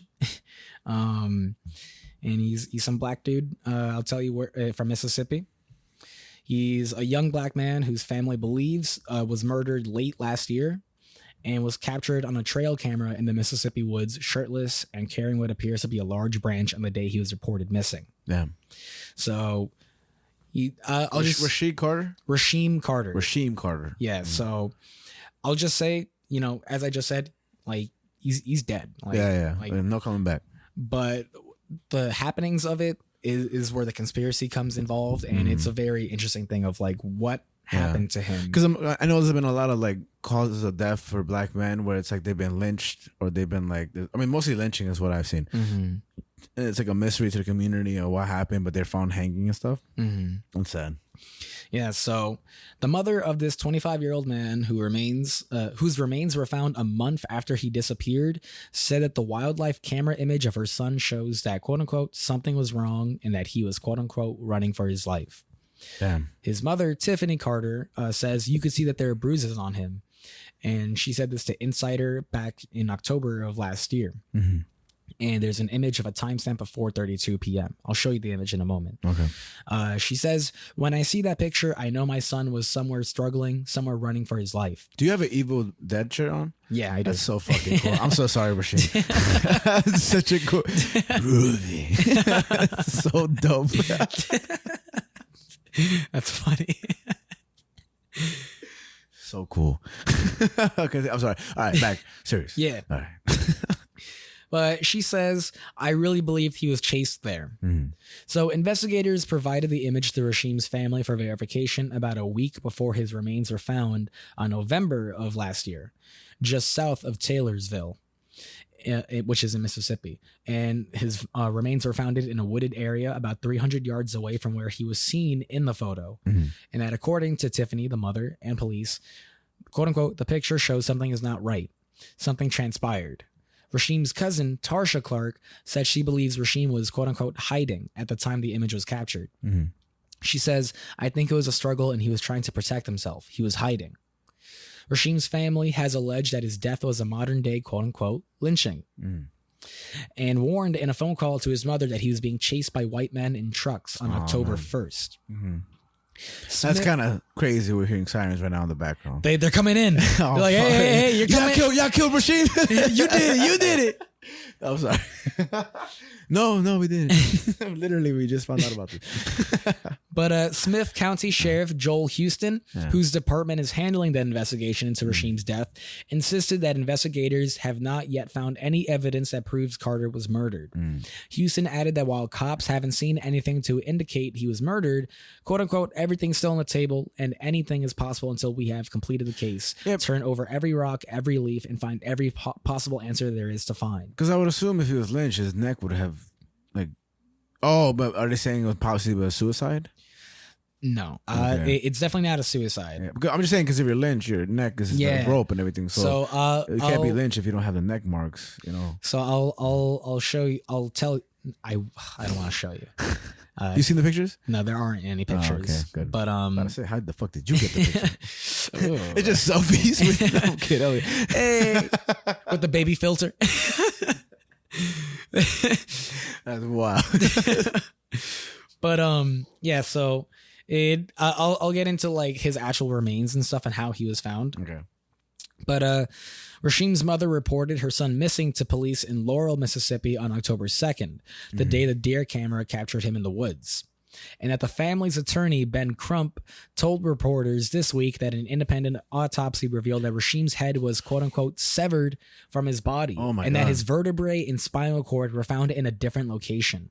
And that other body parts are still missing. Jesus Christ. So Crump says what that tells us is that this was a nefarious act. Yeah. This was an evil act. Somebody murdered Rasheem Carter, and we cannot let them get away with this. Yeah. Now, Houston said, the sheriff county officer said that animals could have, quote unquote, very easily torn apart Rasheem's body after he died. And that the Carter family has alleged that the police were covering up what happened to Carter and called for a federal investigation. But Houston urged, quote unquote, there's nothing being covered up. There's nothing being swept under the rug. There's nothing to hide. I feel like even if there's doubt, just do it. Just send the federal investigation. Like, why do you have to tell people, no, it's not worth looking into? Just do it. Like, what the fuck is, like, this is a dead person. Just do it. You get me? Like, why do you have to say no to a mother who, you know, just fucking do it. If you have nothing to hide, then like, what's the big deal? And like, let them at least have the decency of peace of mind. Let them do their job. Yeah, just fucking do it. Why is it? So when asked about the deer camera image showing Rasheem shirtless, Houston told Insider that an argument can be made that the quote unquote bruises on the man are actually shadows. And that Houston said he's the only one on the camera, explaining that investigators reviewed all the deer cam footage from the day he was spotted on it and said it doesn't show anybody else present. That's a good point, because those cameras react to movement, and if he was being chased, that movement would have been followed by something else. And so Houston added, at this point, we're just trying to rule out any possibility of anybody being present in his last time alive. He could have really been chased by a bear. No. And he says then the bear would have been captured on the camera too. Oh, and so he says the evidence we have right now is not showing anybody with him. He said, and noting that investigators are still waiting on search warrants from technology companies that would help, quote unquote, rule out anybody being with him. Yeah. And so here's the photo for you. Here's the deer camera pic for you. Is he? So this is him running away? That's him with a big old stick, and he's running away. That's such an interesting. Oh my God, that's so interesting. Yeah, so it's him, and the shadows on the spine, I can see it being shadows, but the arm looks like it's bruised. Wow, that's so hard to tell. yeah, it's such a weird photo. It's a really difficult thing. And for those obviously that are listening, it's a guy. It's just he's carrying a big stick. He's shirtless, only wearing jeans and possibly shoes, and he's facing the opposite direction of the camera, looking into the woods. This is such a weird photo, and nobody's like there's like literally a small frame picture where you can't see anything else around him. Yeah, so odd. Tiffany, the mother, said she's only seen that one image from the deer trail camera, and that she's not been shown the entire footage. And that she said her son had no medical issues and was a healthy 25-year-old man. So what happened exactly? What happened on that day on October 1st? Who knows? The family said Rasheem was last seen outside a Super 8 hotel in October in Laurel, which is half an hour away from where he had been contracted to work at a manufacturing company called Georgia Pacific in Taylorsville. Now, parts of his remains were found on November 2nd. So it took a month and a day for his remains to be found. And then a second set of his remains were found later, and a third set again on February 23rd of this year. Wow. So it took a while to find everything. So Crump said that the family was notified via email about their son's DNA match to the remains. And Crump released a statement responding to the findings of the Mississippi Crime Lab, saying it is unacceptable that the family had to find out through an email that more of Rasheem's remains were found. Yeah, no fucking phone call or in person, like at the very least, you know what I mean? Just. And so in April of this year, Tiffany is now doubling down on her claims of Rasheem being murdered. She says, "My son told me it was 3 truckloads of white guys trying to kill him." Tiffany Carter went on to reveal that her son sent a warning in a text message right before he went missing. Reading the text, he said, "Me and the owner of this company not seeing eye to eye, mama. If anything happened to me, he's responsible for it. I'm too smart for it, mama. He got these guys wanting to kill me." Nah, he definitely got murdered. Got murdered. And she says, and that's what he sent to me. He 100% got murdered. There's no way. Unless he's like just immediately became insane or hallucinating or something like that. Like he's 100% got murdered. No doubt in my mind. And the mother said that her son went to Taylorsville Police Department asking for help, but that claims that they were no help at all. And that attorney Carlos Moore, who is serving as co-counsel, said Rasheem Carter was quote unquote dutifully and gainfully employed, just trying to make a living for his young child. So he was also a dad. Sorry. And Moore said, and ends up dead, chased by what we believe to be a white supremacist, a lynch mob. Crump also said someone attempted to use Rasheem Carter's credit card after it was determined that he was dead. Damn. And Crump said, and we believe that is a big clue. Think about it. The person who had his credit card is likely to have countered him while he was alive. Yeah. And it shouldn't have been this difficult for this broken-hearted mother to get answers. So the family's calling on the Department of Justice to investigate. And the week that I wrote this down, they protested that Saturday at Taylorsville Sportsplex in Mississippi. It's crazy. But that's the whole story for you. That's so sad. And the sad thing is that, like, and this is not to like undermine this one. It's just there's so many stories like that. Yeah. Where like nobody's getting answers, and it's super sad. Like, it's just super sad. And I mean, because like you said it yourself, there's a lot of black men dying out there that are being killed, like in lynchings and things ways. like that. Yeah. And it's just it's strange. Yeah. There's no coincidence there, you know. Yeah, it's like it's happening. You can't deny it, and it's so unfortunate that it's happening to people like this guy, like people that could literally could be us. Even the kid who went to the doorstep and got shot in the face because like double time because he wanted to make sure he was dead and survived. That, I mean, so many black men have been killed in so many ways, and it's so sad that people are just doing these things, and it's so normalized. And not in the sense that it's okay, but it's just like you kind of get dulled to the fact that like this is happening all the time, and you can't do anything. It seems like you can't do anything. You know, like you can only like grieve so many times for so many black men getting killed all the time in so many different forms. If it's not by authority, it's by some strangers. If it's not by some strangers, it's some people claiming self-defense for their homes when they got, you know, it's somebody driving home and somebody mentally ill. And it's just like, how many times does a black person have to die for you to, and then for people to question it, even though this guy's literally saying like, Mom, like literally, I think this guy's going to kill me. Please, like, you know, this is the guy. Yeah, it's sad, man. It's super sad. And so I don't think a son would lie to his mom like that, you know. And so that's why I think this story is very interesting. Where it's just like in this case in itself, there's almost a small conspiracy brewing in Mississippi now, where it's just because I've mentioned another story before of how I forget where somewhere in the Midwest, but like or somewhere down south where there was a county where the police department was just completely corrupt and racist and stuff, and so.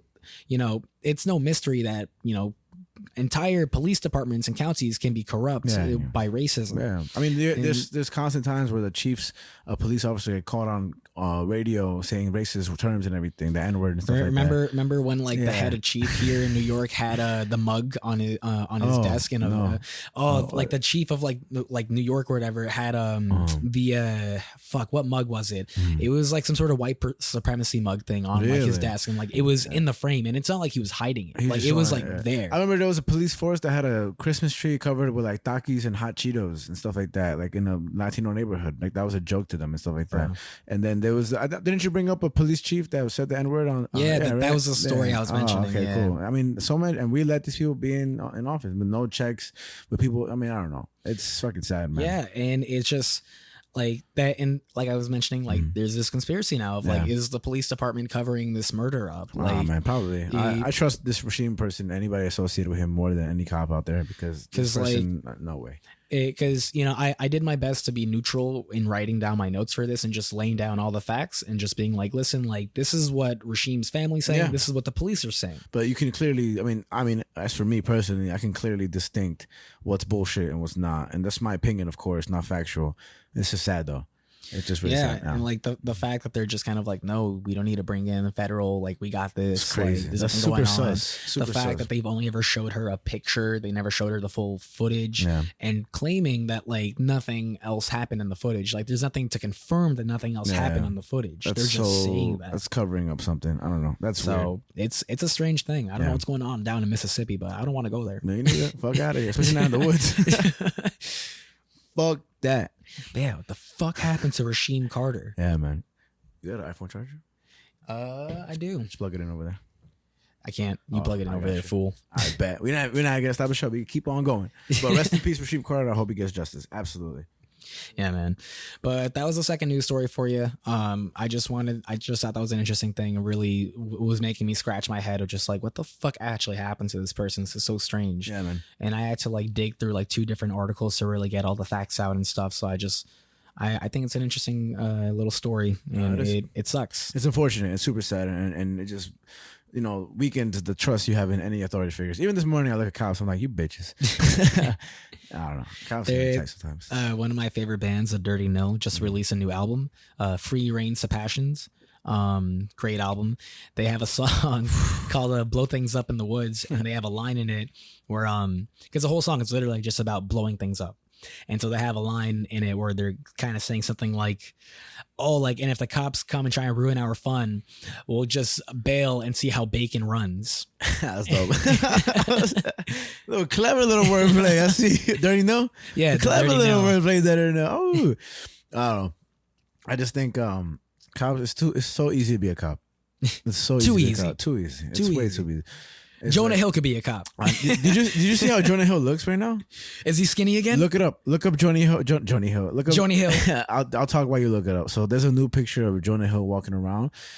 Man, I know he has a fluctuation of weight, and of course he feels a certain way about his body image and how it's perceived by the public. But bro, I'm gonna wait till Javi finds the picture so he can see. Brought me the Wikipedia page. God damn it! Just go on Google Images, and while you're listening, pull up Google Images. Look up Jonah Hill 2023. Images of him. And Javi, did you find it? Let me know if you did. He has a beard now, and they're having a baby. What? Let me see what the hell we're talking about. They're having a baby. No, look, I don't know if we're talking about the same picture.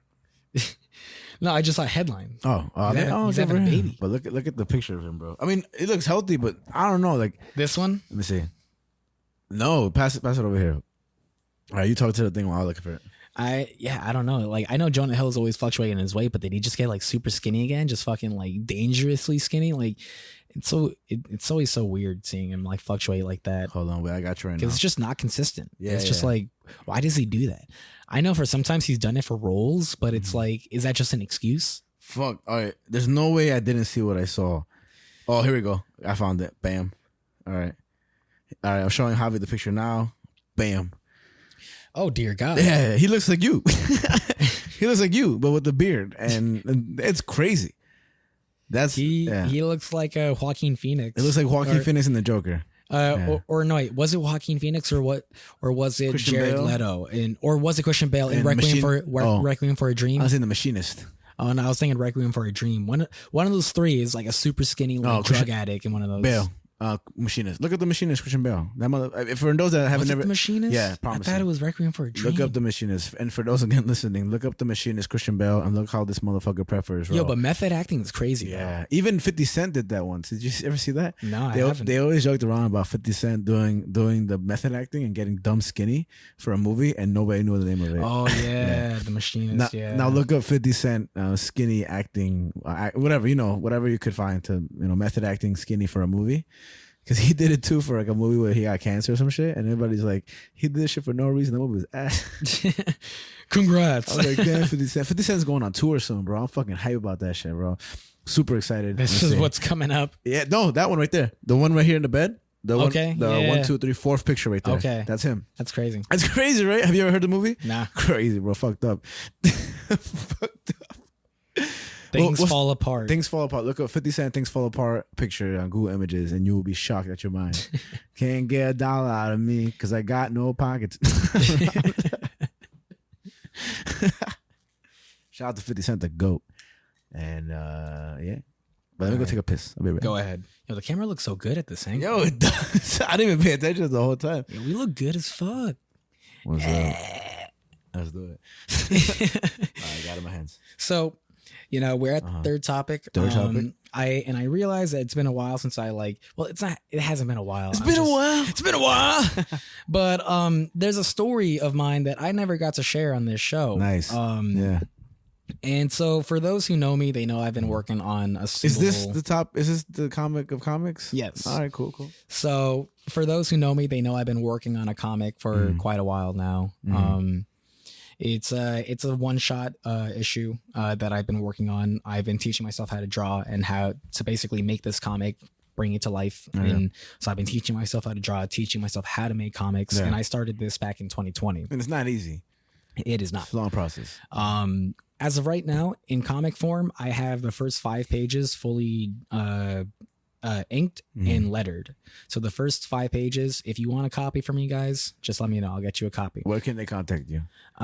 Through our Instagram, Earth Mind Matter Pod. EARTHMINDMATTERPOD. Maybe a little long, but that's exactly what it is. But yeah, message us on the Instagram. I'll get you a copy. Earth Mind Matter Pod, no spaces. And All so, lowercase.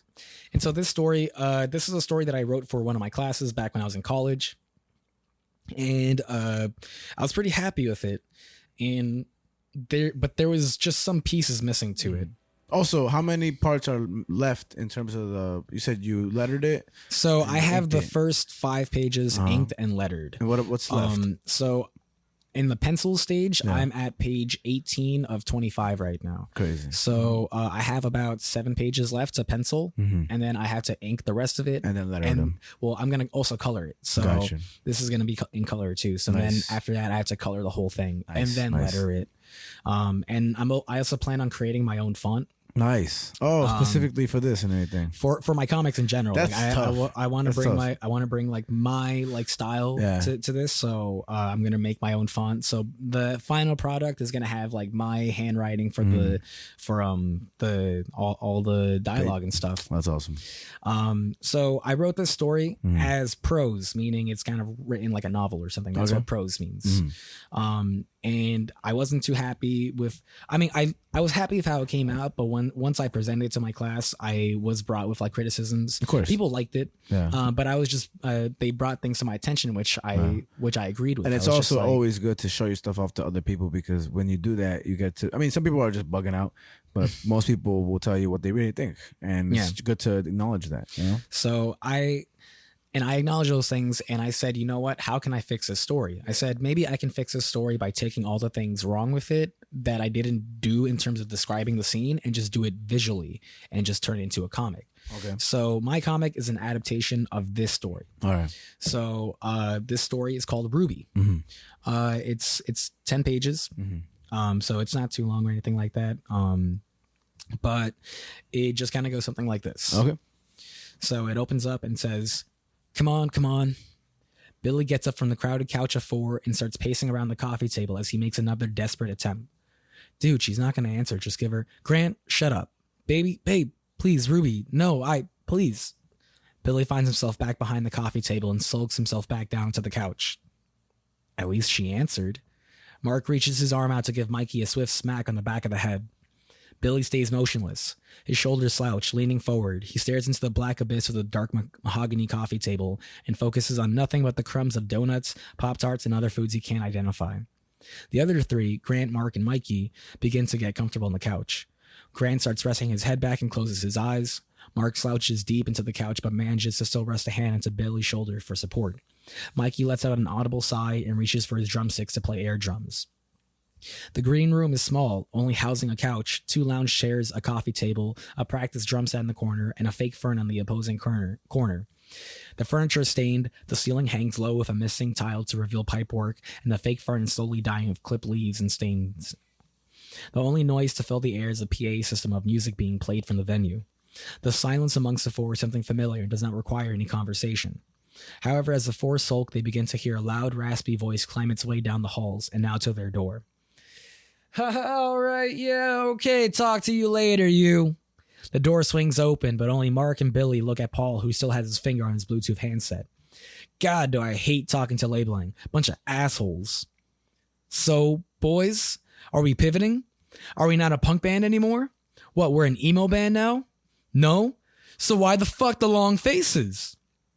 Grant, without raising his head or opening his eyes, responds, Ruby just dumped Billy. Who? Grant, still in the same position, shakes his head. Mark eyes Paul with disappointment and shakes his head as well. Dude, Mikey says with a lowered voice as he stops with his air drums, but Billy only looks back into the abyss of the table. Paul is stuck in place and takes a second to look at the boys, and suddenly jets his body out. All right, he falls to his knees to face Billy from across his table. Let's turn that frown upside down. Paul sticks his fingers out to press the corners of Billy's mouth into his cheeks. Come on, you're this way up. Shouldn't you be smiling all the time? Billy lifts his eyes up to see the big, stupid, forced smile on Paul's face and pushes his arms away from him. I just don't know, Paul. I don't know if I can do the show tonight. What? No, sir. That's not how this works. Here, just come here. Paul picks himself up off the ground and pulls Billy from the couch. Come on, he says. Paul pushes Billy out of the room and takes another look at the rest of the boys, but not without judgingly sticking his finger up at them one last time. He slams the door shut. In the hall, Billy keeps his head down and crosses his arms as he starts leaning against the wall. He looks down at Paul's black leather shoes and wonders if they're fake or not. All right, look, listen, kid. I'm going to be honest with you. I already knew Ruby broke up with you. How could you know? She just broke up with me. Because I've known for the last month and a half, ever since this tour started. What does that have to do with anything? Kid, your girl Ruby doesn't believe in you. Billy bounces off the wall, throws his arms down, sucks in his teeth as he shakes his head in disbelief. She doesn't. I'm sorry, kid, but that's the truth. How do you know that? Kid, I've been in this business for 23 years, and if there's something that I know for sure is relationships. If your girl Ruby actually believed in you, then she'd be here. The right girl always tags along for the tour. Always. The second she decides to stay home, she already knew, and so should have you. The PA system answers for Billy. He smears his shoulder back against the wall and looks back down to Paul's questionable shoes. Look, I know, kid. Life sucks. Shit happens. But think about it. You guys are a punk band. This is what you need. Do you guys skate? No, which I don't get, but do you guys smoke more weed than Colorado? Yes. Do you guys deal with heartbreak? Paul plants his hands onto Billy's shoulders and motions his head towards him with raised eyebrows. Now you do. Now's the time to turn this ugly breakup into a song. It's the one thing you guys are missing from your roster, except a song about skating. But that's besides the point. Billy starts to look up at Paul with sad, reluctant eyes. I don't know, Paul. Isn't it too soon? Too soon? Kid, are you kidding me? This is the perfect time to get that song done. Now, let's get that smiling going. Let's get those beautiful creative juices of yours flowing. I'm going to get you a bong, a big bong. And you know what? Do you want some Coke, some Molly or something? I don't know what else you kids do nowadays, but I'm sure one of the roadies got something on them. What? No, I don't do hard drugs, Paul. Billy sighs. Give me the fucking bong. That's the spirit, and I'm proud of you. Hard drugs are no bueno, kid. Take it from me, and let me go get you that bong. Paul starts skipping away giddily, but not before Billy calls out to him one last time. Do you even know our names? Billy, Mark, Grant, and Mikey. Don't ever say you guys aren't my favorites. Billy cracks a smile and a low chuckle and shakes his head again. He steps back into the room and finds Grant still resting on the couch with his head back, Mark sitting next to him with a guitar in hand, and Mikey in the corner using the practice set. So, what do you say? Asked Mark. He said to write a song. Grant finally flips his Pez head closed and exclaims, "Fuck yeah." A song? About Ruby? Mikey asks, kicking both drum pedals at 60 beats a minute. Yeah, he said we need a breakup song and that this is it. Billy walks around the table and sits himself back on the couch next to Mark. Well, I mean, maybe it'll be good for you, Mark suggests. And he's not wrong. I guess we do need a breakup song. So what are you thinking, Billy? Something fast? Mikey kicks the pedals at 90 beats a minute now. Like, I'm Not Okay, MCR? Or slow? He begins the drum rhythm to Blink-182's I Miss You, and lets an inviting smile across his face. The door swings open, and the four all jerk their heads to find Paul standing there with a bong in hand. Alrighty, Billy, here's a 6-foot bong at your service with the finest, the frostiest, best-smelling strain of Girl Scout cookies you'll ever have. Now come on, boys, let's get you higher than your careers ever will be. Paul slams the door behind him and pulls one of the lounge chairs around the table to sit directly across from Billy. Alright, kid, I deliver, you smoke. Billy gives a slight smile and chuckle and reaches for the smoke torch on the table. Alright, boys, let's chant him on, come on. Paul starts raising his hands towards each of them and begins chanting, Billy, Billy, Billy, Billy. The other three slowly crawl into the chant, and before Billy knows it, he has his family chanting him on and lights a bowl. The bong begins to fill up with a deep, milky cloud of smoke, and Billy takes it in. He coughs immediately, and the chant bursts into complete laughter. Haha, that's how it's done, kid. Your turn, Mikey. Get those fast-kicking feet over here. Oh, fuck yeah. Mikey jumps from his practice set and onto the couch next to Billy and takes a bong from him. Now everyone chants Mikey's name, and another 6 feet of cloudy milk fills the bong. After Mikey, Paul takes a bong and passes it to Grant, and then to Mark. In a matter of minutes, the green room has become a clouded room of laughter and good times, with the PA system nowhere to be heard. All right, your turn, Paul, Mikey exclaims, with the rest of the boys jumping in on agreement. Whoa, all right, boys, let's not get carried away here. I'm all good. All four exclaim in disgust and begin to boo. Come on, Paul, we can't all be high and you just be there, Mikey exclaims. Yeah, Paul, don't be a pussy, says Grant. Yeah, if you don't do it, then I quit, says Mark. Paul looks at them with their big smiles and he locks eyes with Billy, who is now returning that raised eyebrows back at him. He scoffs. I can't fucking believe this. He reaches for the bong and torch. Fucking punks. The four begin chanting Paul's name, and another 6 feet of potent Girl Scout cookies fills the air of smoke, and they all begin to laugh. The bong goes around another rotation, and after it passes Billy, he reaches for his marble notebook on the table and takes a pen out of his pocket. With a smile on his face, the lyrics begin to roll out onto the paper. The other four look at Billy with pride and look to each other for affirmation. The door opens. Jesus! The venue coordinator wafts the smoke away from her. You boys are on in 5, and she slams the door shut.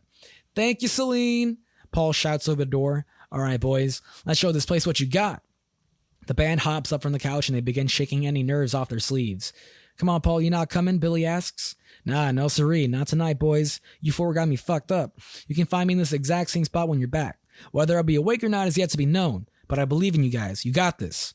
Paul claps his hands and cheer. Now go get 'em. The band begins walking out, but Paul has one last thing to say. And Billy, with Billy being the last one out the door, the two have the room. I'll take good care of you, kid. Trust you me. Paul tips his imaginary hat and gives Billy an assuring wink. Billy smiles back, eyes low, cheeks high. He closes the door and catches up with his bandmates. At the edge of the stage, the four temporarily ignore the chants of the crowd and huddle up for tradition. Okay, all right. Billy, no, look. Grant interjects. I got it this time. I love you guys. You're my family, and family fucking sucks, but you guys don't. This band is all I need in life. And Billy, fuck Ruby, all right? 1, 2, 3, fuck Ruby, all four scream. They all walk out into the stage and embrace a chant and cheers of the audience. This way up, this way up, this way up. Mikey sits behind the drums. Grant picks up his bass. Mark slings his guitar strap on, and Billy admires his guitar in his stand before he picks it up. He faces the drum set and locks eyes with Mikey, and they each nod to each other. Then he turns to Grant and does the same, and then to Mark. Still facing the drum set, Billy straps on his guitar and closes his eyes. The venue is the size of a large club, with high ceilings and dark walls. The floors are smothered with old and tattered Vans and Converse. Sneakers are already sticking to the ground because of spilled beer and rum and cokes. The air is hot and heavy with the breaths of the 500 fans in the crowd. But the air is also heavy with smoke from the hidden fog machines and the countless burning joints, blunts, and vape pens. Alongside the chanting of their band name, there are girls screaming for any of the boys' names, guys hyping each other up with screams, and of course the one guy shouting to, "Play Freebird!" Facts. And amidst all of that, there is a collective mumble of fans who are only patiently waiting for the band to begin by conversing with their friends. Backstage, the sound crew begins to turn up the equipment, and the room is gradually filled with a deafening hum of guitar feedback. Mikey slowly begins to trill his cymbals and adds the kick pedals right after. Grant kicks his reverb on and hits an open note that drones out alongside the drums and guitars. The crowd participates with Mikey and starts clapping to the beat of the kick pedals. The claps and drums synonymously ramp up bit by bit, and in the cacophony of this punk show, with eyes closed, Billy's now okay. No, Billy's better than okay. Billy's at peace. And all this noise in the apartment waiting for Billy back at home is the last thing on his mind. In this moment, he has his purpose. In this moment, they all have their purpose. Not only the band, but the crowd. For tonight is a night of celebration. Tonight is where all problems are left at the door. All the angst and bottled up fear and regret and disappointment and all the shitty things that one person said to you on your way to the train are released. All the things Ruby said and did, all the things she didn't say or do, all of it. It's all out the window. And Billy opens his eyes, his heart racing, keeping up with the beat of the claps and drums, his fingers crawling around the neck of the guitar to the right chords, his head looking down to his strings, and finally, a heartwarm laugh breaks out. And then to end it off, I got a little song for you. Okay. This is the song that Billy would have wrote. Okay. It's called Ruby. And the intro goes, Ruby, you've gone and left me, packed your shit and told me this was it. At least you left me the TV and all the weed. And I'm the idiot. I spark a bowl with my buddies and I get fucked up at a party. Met a girl whose name is Lucy. Or maybe she said Ruby. My life is on tour. I guess it's my cure. But sometimes I wish you were around. Just so I can ask, how's that sound? Fuck me up, bring me down. I'll just come back around. I'm better now. I swear I'm better now. But even when I'm better, I still miss you. You know, it'd be cool if when you open up to the page of the song being performed, it's like one of those, what's it called? Like, you know, how, like, you know, when you give a gift card, not a gift card, but like a card, and it makes noise. Like, imagine the song played when you open up the last page of the comic. Ah, that'd be so cool. That's kind of cool, right? Just a little heads up right there. That's cool, man. I feel like in the beginning, I was like trying to figure out what was happening just because, you know, it's a lot of, you know, this and that, Brugal and all stuff. And I think it's cool. And my only two comments were, I think the story is great, by the way. I think the story is great and it really follows a whole way and it brings you into it. You're kind of wondering like whether Paul is really with them or not. Because he seems like a douchebag manager who just focuses on himself. But then he seems to really know what's happening at the same time and he takes a pull with them. You know what I mean? The only two things I'm wondering is this. What are their ages? Right? What are their ages? What was the second thing? I guess the second thing's not important if I can't remember it. But I was just wondering like, how old they are. Oh, my second thing was like, which I'm kind of like not really thinking about, was like you said they take a pull of the Girl Scout cookies, and anybody that doesn't smoke weed doesn't know what that is. But fuck those people. You know what I mean? Because clearly they're smoking something out of the bong. You know, I mean, like definitely for like the Girl Scout cookies, it's like even if you don't smoke, like you know that I'm writing about a strain, and you would have not even some people you would be surprised, you know, but some people wouldn't know. But most people, like if you're smoking out of a bong, you know they're smoking weed. You know what I'm trying to say?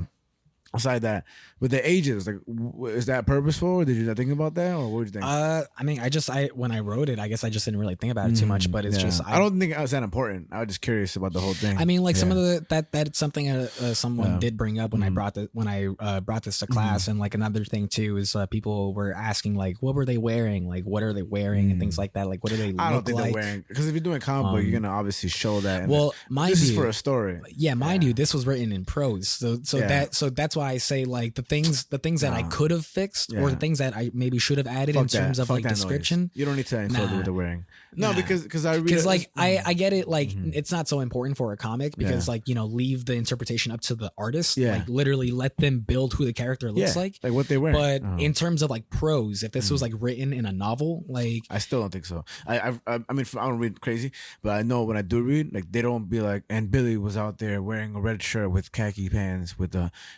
check mark on his shoes. Like the reason they do that is to express personality, and I guess you could do that. I just think it's more optional. I don't think it's a false like. No, I mean it's not necessary. That's for sure. Yeah, you can be like, and with the Campbell's chicken noodle, like the Campbell's chicken noodle soup stain on the sneakers, on the swoosh of the Nike shoe. Yeah, you know, like it's those things aren't necessary. It's just like it's just things that people were wondering when they read it, and so it's like those kind of things I can fix, or I have fixed just in comic form. Like I know what they look like now in my head because I've drawn them. But I just think when it comes to like prose and stuff like that, like some things don't matter unless it needs to be like addressed. Like, because if you're like, and with the tears in the back of his shirt, like, okay, clearly this person doesn't take care of his stuff, and like, oh, with this person, perfectly tied shoes, even down to the length of each loop. Okay, this person's very like OCD when it comes to, those. But then how does that factor into the story further on? Like, is Mark a specific type of musician where he has to have a guitar set up aligned perfectly with his, does that matter to the story? At the end of the day, these are a group of young guys trying to put on a show, and what matters most is the focus around Ruby, the breakup that just happened, and with their future as a band, and this comeuppance as a performance just for tonight. Like, if everything else is all shitty, if the band isn't making it, just at least for tonight, this is the grand, show. This is their Madison Square Garden tonight, because they're making the most of what they can with the introduction of marijuana, trying to bring about the emotions and everything. Yeah, I did have like one or two people kind of say that like they felt like it was too easily resolved.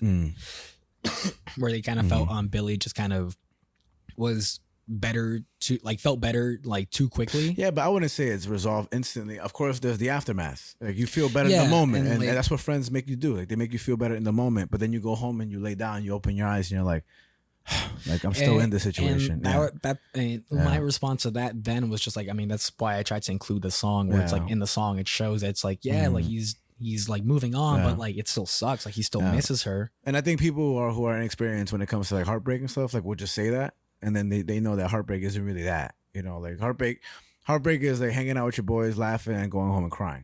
You know, like that's what it is, and that's probably what the aftermath. I mean, and if that's the interpretation of it, like that's what it is. You get me? Yeah, I mean, I'll give like some little sneak peeks, but like for my comic, by the end when I start describing the venue, the way that I want it to look is that it's gonna be a spread, so 2 pages where it's just gonna be from like behind Billy's head, and it's just gonna be a huge spread of a crowd, just everyone going crazy and shit. And within the crowd, I'm gonna have Ruby? panels. I was gonna say Ruby's gonna be there. No, I'm not gonna have Ruby in it, but I'm gonna have panels of like of things that I described, like his empty apartment waiting for him. Okay. So there's gonna be like a panel of that. Whoa. But like the further that the panels go back, the more lost in the crowd they become. So I'm gonna have another panel of like someone of his guitar being gifted to him. There's gonna be like a bow on his guitar, to like memories. Right? Yeah, it's like all those memories are kind of getting lost in the crowd. And so memories and foreseeable future mixture, right? So that's gonna be my move for when I get to that page. That is gonna be page 21 and 22, if I remember correctly. You know, and this is just a branch of because of the heartbreak and stuff and everything, which I think is great because even from the beginning of the episode, talking about how you react to art, like I think one of the harshest feelings aside from getting home is that when you're after a heartbreak, you're hanging out with your friends or people you love, and I think the harshest moment is when you guys depart. Like y'all, all right, I got it home, guys, and like everybody's like with it to just go home, go on with their lives, but then the person who's enduring the heartbreak is like, oh fuck, like I gotta be by myself now. Like I have a friend who's going through a breakup, and all he's doing right now is hitting the gym and just going hard and stuff like that. And I'm like, it's tough, man. It's really tough, and that's what makes me think of this. And even you saying that easy to resolve, like I don't think it's easy to resolve, easily resolve. I think there's a lot more to it. And again, that's my interpretation of the story. Whatever you decided to be, or whatever that's the end of it. But that's dope. That's dope because I like that because there's a lot of camaraderie. I think that's super crucial in those moments. There's a lot of factors in there. And another thing I thought about is like even in the midst of all that, while you were saying all that, like man, we really out here doing this podcast. Like not to shit on anybody else, but we work hard on this. You know what I mean? Like we work all the time. We're always doing this and that. Like I work a lot myself now. And even being here now, like thankfully we do this because if I was thinking about the people I work with, and they may have side hustles or side projects, but if they don't, like literally all they're doing, no judgment, of course, like make your money, like have your own like well-being and stuff like that. That's never to be judged. I'm just saying like form of expression is super crucial. Chasing a dream is super crucial, and expressing yourself is super pride. No, expressing yourself is super important, and doing this shit is so good, like because when you go back out into the real world and you're working and stuff, you got to endure all the this and that. But when you hear a story like this, like it just makes you realize like, yeah, man, like all it takes is a dream, either by yourself or your boys, or your girls, whatever, your friends, and just do your thing, or they dems, and just do your thing. I think that's really fucking dope. That's what I was. Those are the things that I've been thinking the whole way through the whole story. Nice. So I think it's cool as fuck, man. Yeah, I mean, I just. I really hope to get this comic done by the end of this year. Yeah. So you guys will be hearing more about it. I've been working pretty hard on it, but I've also the reason why it's taking me so long is just because like I've been teaching myself how to do this. Yeah, it's like I'm figuring it out page by page, and on top of that, I'm also picking up other projects and like doing other comics and stuff. And it's funny because like when I started adapting this into a comic, I was going through a breakup. Yeah. And so I was kind of like, this is like. It was adapting this to a comic is therapeutic for me.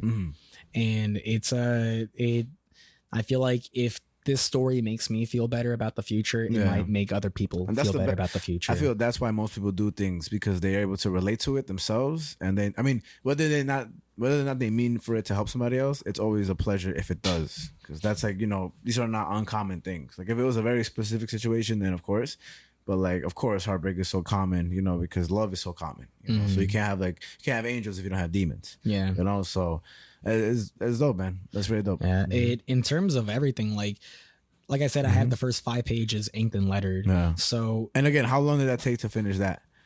The 5 pages. The first 5 pages, it took me maybe, I want to say about like 6 months. And that's just to put it into perspective for the people that want to create comics. Like, you may work faster or slower. I work slow. Oh, what I'm saying, like, either for the people listening, like, whether or not that's just, you know, for one specific person, but it's a good like example, you know, so people can, you know, I mean, don't judge how you work. You work at your own pace, but as long as you're aiming to finish, Yeah. you know, Like to put in context, like page 5 ends when Paul says who after they say Ruby just dumped Billy, and then the last panel of it is Billy going, ugh. Comics go by so fast, man. Like you tell so little in so many pages, you know what I mean? Depending on what you're writing, of course. But. Well, I think that's just interesting because it's like, that's where, like, this scene is on page 5 in the comic, but this scene is on page 2 of the prose. So it's like, I actually took more pages to get to this in the comic than I did in the prose. Still though, like, because you know, so little story can be put, because you're showing stuff more. It's a different layout of things, you know? Yeah, it's been an interesting process to figure out how I pace it in a comic and stuff. We know someone who is not, I'll tell you their name after, but they're not a fan of 9 panel formats like Tom King and things like that, like Mr. Miracle type style. Haters. They think that like that's kind of a hindrance on like the art. Like it kind of like handcuffs you or kind of ties you down to what you could do. Like reading and but I think I'm just such a fan of like a 9 panel format, a simple like format to that, because I feel like doing something like that really allows a flow to happen throughout the panels, a real good pace. I love Mr. Miracle. That's my favorite comic book ever. Yeah, like, so I'm not even gonna touch that because I love that fucking comic so much. Like I want to read it again and again and again. You know, like that's how good that shit is. So fuck that person. No kidding. But yeah, so I really take a lot of inspiration from that. I really try to push that 9 panel format because I think it's the best way to fit in as much story as possible. Yeah. And I feel like it allows for more dialogue to happen, and I like to write. So that's perfect little mixture. I saw Mr. Miracle make a cameo in a different comic book that I was reading. Nice. So cool, man. I was so excited. Like I got Beatrice. I was like, yo, look at this. Like, she was like, do you know who this is? She knows a little because I read her, like, you know, remember they talked about the Shakespeare part? Yeah. I read her that. We're doing laundry and I read her that and she was like, that's so dope. And for those that go back to the Mr. Miracle, go on the YouTube. Literally every page of the comic is on the YouTube. It took me 7 hours. But that's how much I love that comic book. I deadass turned every page, took a picture. And there was probably an easier way to do it, but I was like, could have just done it digitally. Fuck it though. If I did my own way. When you go watch that video, if you do, you're welcome. Shit was work. Yeah, man. But yeah, those are the 3 topics I got for you. Hopefully, Ruby gets published. Hopefully, I get to get it out there into the world. You will. And I got this to say because you're doing this. I feel like this. Cause back to the Jerry Saltz guy, right? The art critic. He tweets a lot of things that I think are dope. I don't have Twitter, but he posted on Instagram, and I'll read you a couple of his tweets. So he says, "Artists, the best thing you could do is take a chance." He says, "Artist, doing it badly is better than not doing it at all." He says, "Artist, I'll give anything to program a chat GPT AI with all of my rating. I will then stick in like 22 show-specific opinions. The program would then produce a perfect Jerry Saltz review." I don't know what that means, but it says, "Artist, if you're worried about what other people are thinking of you, I assure you that absolutely no one is thinking of you." I like that a lot. I'm going to say that again. "Artist, if you're worried about what other people are thinking of you, I assure you that absolutely no one is thinking about you." Actually, bro, that I feel a lot. I'm not gonna lie to you, to be honest. So yeah. I mean, like, you know, I've noticed that like people are less reactive to my art sometimes on my Instagram. Like sometimes I'll put polls and things like that of like, what do you think of this or that of my art, and people just never react. Just like and whatever. I'm just like, all right, but I keep doing it. Yeah, because it's for you, man. Art dealers, be grateful for artists, and it says, "Artists, be grateful for art dealers." It says, "Artists, the second you begin working, you enter an empire of possibilities. Artist, if you are waiting for inspiration to begin something, it won't come. Inspiration only comes from working. Artist, for God's sake, don't let the baggage bring you with. Artist, for God's sake, don't let the baggage you bring with you stop you from working. Every artist who ever lived had baggage. Art is made from baggage. I'll read it 3 more. Artist, you know, don't you, that when you get an idea, that if you do not get right to work on it, that it will no longer be there. When you finally stop procrastinating and try to do it, it will have moved on. Get to work, you big babies. This is the second one. Artist, one of the greatest things about being an artist is there's no in-between time. You are working all the time. The in-between time is a furnace of ideas. It's like there's this locomotive always going and you're on it. There is a life lived in art. And I'll read 2 more actually. Artist, you draw to see what you think. And last one. Artist, one real reason for making art is to enjoy the moment. Those are dope. Nice. That's really fucking dope. And all of these were written by Jerry Saltz, Jerrysaltz on Instagram. He's a senior art critic for New York Magazine, 2018 Pulitzer Prize for Criticism, author of New York Times bestseller, How to Be an Artist, 2-time ASME award winner. So I think I love when he posts those things because I really admire like what he says because they're cool, man. And they really make sense, you know what I mean? And like, you know, I know like for you make comics and I know the artists that do physical things, but for me, like this is my closest form as a writer. I mean, I think like an artist and I'm creative as fuck. I know it, but this is my outlet right now for how I speak and how I think. And I have a lot of crazy shit to say all the time. You know, I don't think I think a lot like a lot more people. That's a lot of narcissism in myself, but I think it's true. You know what I mean? If that's not true, what I do know for sure is that I can talk to people. You know, look at Frankie. I'm so unhinged. What's that gaslighting meme I sent you? I forget. You're gonna tell me I'm crazy? I know I'm crazy. Same. Yeah, and that's just who I am. And decipher it or interpret it however you want, but. For me, like whether you're talking on the microphone like this, putting it out there for whether it's 1 person or 8 people listen, shout out to you, Lauren. Thank you. Mwah, thank you so much. Appreciate you. Everybody that listens, David. Mwah. Everybody else, Scooch. Mwah. Brian. You know, mwah. All that other stuff. It's a form of expression and just thinking. Do whatever the fuck you want. That's all I'm gonna say. You know, and then props to you for continuously working on your shit. Let's fucking go. That's what it is. Boom. There's my TED Talk. Who the fuck is Ted? What the fuck is a talk? Who the fuck is Ted? Why is it called a TED Talk? No idea. Let's look it up and then we'll move on to the A.M.C. after this. Why is it called? What do you think? Take a guess. I feel like it's got to be named after someone, right? Like it's got to be named after some loser named Ted. Ooh, take one more guess. It's named after some loser named Dead. Final answer? I don't know. It's an acronym. I remember TED Talks for the shit. If you ever look into it, look up Eddie Wong speaking about TED Talks. So what they would make you do. Was it a TED Talk? No, he was invited to do one. I don't know if he did or not, but he said that you were on, if I'm not mistaken, I really have to look back in there. I'll send you the video. I don't think you were able to use your phone, but then you had to move in for a while, like a little bit, into like a dormitory where you would be with a bunch of other people and live with them and coexist with them and just all this weird cultish stuff and everything in order to have a TED Talk. I would have to look into that to be sure. Interesting. It could be a quick topic for next one. But TED stands for Technology, Entertainment, and Design. Three broad subject areas that are collectively shaping our world. But a TED conference is broader still, showcasing important research and ideas from all disciplines and exploring how they connect. I think you have to pay to have a TED Talk. Also, unless you're prominent in your field and they're asking you to come, I will look at all these things up to not fucking just lie. But I know Eddie Wong's one of the greatest speakers ever. Like he really is not like in terms of like Martin Luther King, but like what he says is so dope because he's so real. You know what I mean? He's so dope, man. I love Eddie Wong. I hope he comes to where I work at one day and I'm like, yeah. One of my favorite people to hear talk. But yeah, bro. If he orders food from you, are you just gonna have a whole mess in your pants? I'll sniff him. I'll be like, hey, can you come over here? And then have a whole mess in your pants. And he's gonna listen to this, be like, what the fuck?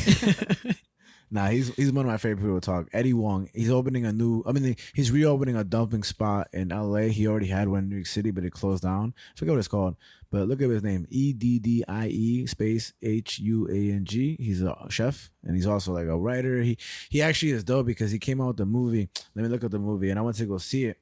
And this is before I started working like with food. I would say that, not as a cook, but like surrounded by it. And he came out with a movie called Boogie. Right, it came out in 2021, rated R, and he stars in it. I mean, it got bad ratings, but I admired it because he directed it on his own. And I'll just speak of this: the opening scene was a neon sign. It was like a shot that came downwards into a little like housing area in Flushing, Queens. And then there was a neon sign, and then it entered the home of an Asian family, and the Asian mom or the dad was cooking a soup, and they served the soup. And what I saw them do is that, imagine you have a bowl of soup in front of you, right? And they crack the egg, and they put the egg right into the soup, and they start to mix it. And because it cooks while it's in the soup, because it's so hot. I just never seen that before, and it was just so cool, man. It was such like to me, it was like I won't say it was the best movie in the whole world, of course, but it had a real like 2000 vibe. Like if it had a vibe from the past that was brought into now. It wasn't claimed so good, but just the fact that this guy went out there and directed his own movie, like I admire that OD. So shit is dope, man. Don't ever stop living your dreams. This guy's a fucking chef and he's living his life, So that's what I'm gonna say. That's how I'm gonna. And I'm gonna just say, fucking meow. To the A.M.C section. Yep. And here we are at the A.M.C section. Nothing has changed. Nothing has changed whatsoever, and we are here just as we were earlier. Yeah, it is. It is still. You know what day it is.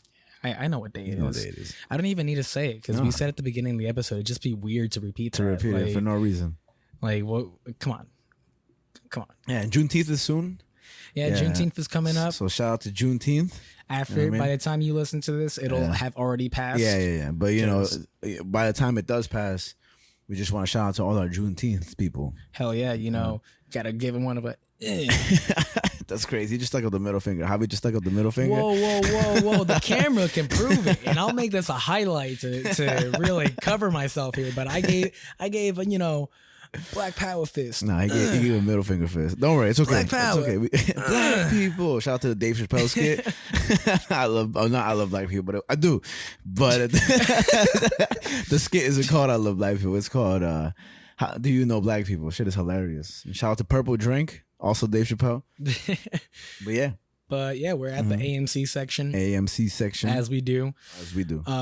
Last episode we looked at a movie. We did. What movie did we look at? You hosted that, and we looked at we looked at a movie. We looked at was that Sangre por Sangre? Yeah, it was. It had to have been, right? I think so. That was a while back. I hope you guys enjoyed the Spanish. It just feels so long ago. Yeah, it feels not that it is. Yeah, because that was only just a couple weeks ago. Yeah. So yeah, because we only took a couple weeks off. And if you guys enjoyed that Spanish version of everything, I know for those who don't speak Spanish, don't worry, we barely speak it ourselves. But something maybe we'll do more often in the future. It's fun for us, I think so. If I'm speaking for myself. No, it is. It's fucking awesome. It's different, and it puts some perspective out there. For Hispanic Americans trying to keep up their language and always practice to be better. No matter what language just always move forward with it. Super important to your culture, to your people, to your family, and yeah. And that's why next episode we're gonna film in Mexico. with the cartel. With the cartel. We're gonna have El Chapo's son. He's gonna be our guest. There may be guns held to our heads, but that's okay. That's all part of the ambiance. It's for the aesthetic. Exactly. Like that's how we're supposed to do it. I'm so scared. I've been watching so much Narcos too. I know I keep saying that, but boy, what a good fucking show, man. Holy shit. Yeah, because they said it maybe like 3 times in this episode. Yeah. Because I remember. I know. Yeah. But I fucking love that show, bro. So good. I'm almost done with it. But yeah. Fucking hell yeah. Episode before that, we looked at an album. We looked at MF Doom's We Food. did. Holy shit. I feel like these episodes are going kind of slow right now. We gotta pick up the pace. But yeah, those are the last things we looked at for this cycle. We looked at other things before. In terms of comics, we recently looked at Fantastic Four Full Circle. We did. We looked at All-Star Superman. Yeah, Spider-Man Life Story. Spider-Man Life Story. We the Mouse. Department of Truth. Mouse. What else? Mr. Miracle, one of my favorites. My favorite comic book. American Splendor. Shout out to Harvey Picard, the legend. Rest in peace. Bunch of movies and everything. And yeah, man. So we'll continue to cover albums, movies, and comics. And today we're covering a comic book. Yeah. A series of comic books. Yeah. So this comic is published by Boom Studios. Boom Studios is a smaller publisher. They're more indie. And this was the first comic I ever picked up from Boom Studios. Have you read anything else from Boom Studios? No, right? Since I have. But like, what about us on the show? On this show, no. This is our first time looking at something from Boom Studios. Got you.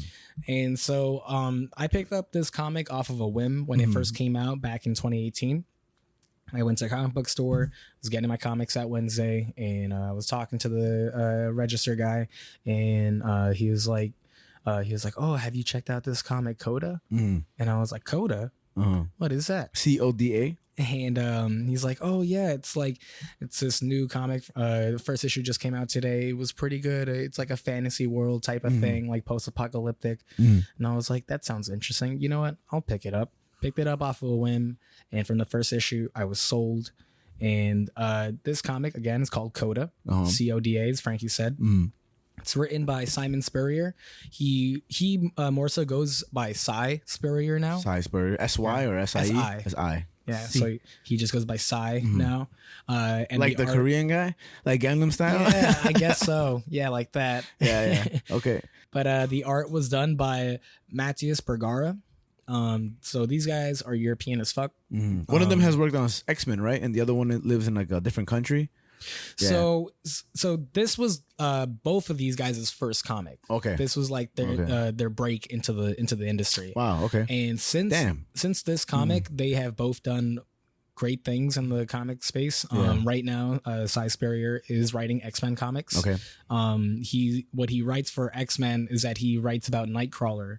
And he writes this series called he wrote Way of X, which was like a 6-issue series where it followed Nightcrawler trying to basically build a religion for mutants. Okay. Because crazy. That's kind of wild. Yeah, because where the X-Men, where the mutants are in the Marvel universe, they have their own island. They have their own place in like because they've been UN. Ousted, right, and everything. Yeah, like they are their own nation now. Like they are their own people now in the comics. Nightcrawler's the blue guy. Okay. Yeah, Nightcrawler's a blue guy. He teleports. Whenever he teleports, there's his sound effects is BAMF, BAMF. Nice. And so that's something he wrote. He's writing other X-Men comics called like Legion of X, which follows Legion, who is Charles Xavier's son. Okay. Is he also paralyzed? No. Okay. But, yeah, so but he also wrote a lot of stuff for DC. Like he wrote this amazing Constantine run that got shortly canceled because the sales just weren't there. But I've heard of Constantine for sure. Yeah. Why did Xavier get paralyzed? How did he get paralyzed? Not why. I don't. Well, I mean, all I know in terms of that is like from X-Men First Class. If you ever saw that, that's the only like reference I know of how he got paralyzed, where someone's gonna shoot Magneto and Magneto like reflects the bullet and the bullet accidentally hits Charles in the back and paralyzes him. So that's what happens in X-Men First Class. I can't speak too much for the comics. I've never gone that far deep into X-Men history, but I want to. Okay. But yeah, like he wrote Constantine for DC. He also wrote the Suicide Squad miniseries called Suicide Squad Blaze, which was very good. And these two teamed up again pretty recently within the last year to do another miniseries called Step by Bloody Step. It was 4 issues with no words.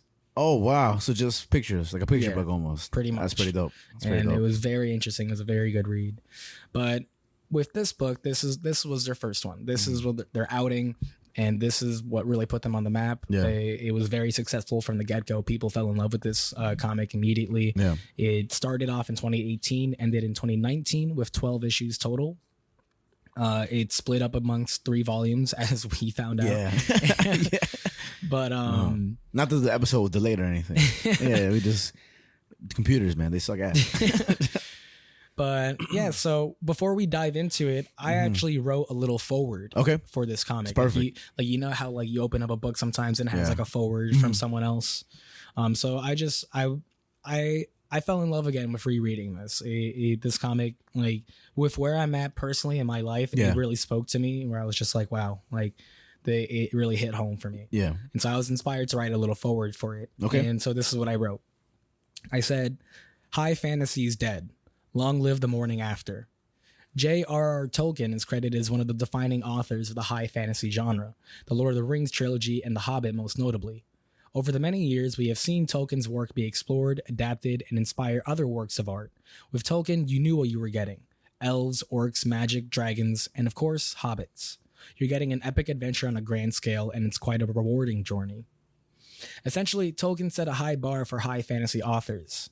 However, in return, all works inspired by Tolkien fall victim to those pesky tropes. It's hard to be original when someone already did it best, huh? The Chosen One, the power of friendship, and the overwhelming fight between good and evil. However, what happens the morning after? You look at someone like George Miller, director, screenwriter, and producer, and he might have a more twisted look.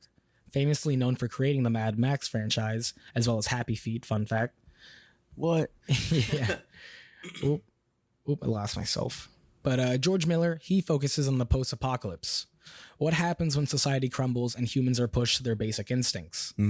Now, the post-apocalypse genre is no stranger to tropes either. Seemingly perfect villages, farms actually full of crazy people, settlement tribe feuds or wars, or the stoic lead who still carries a sense of right and wrong. Miller, however, in Mad Max Fury Road is entirely reactive.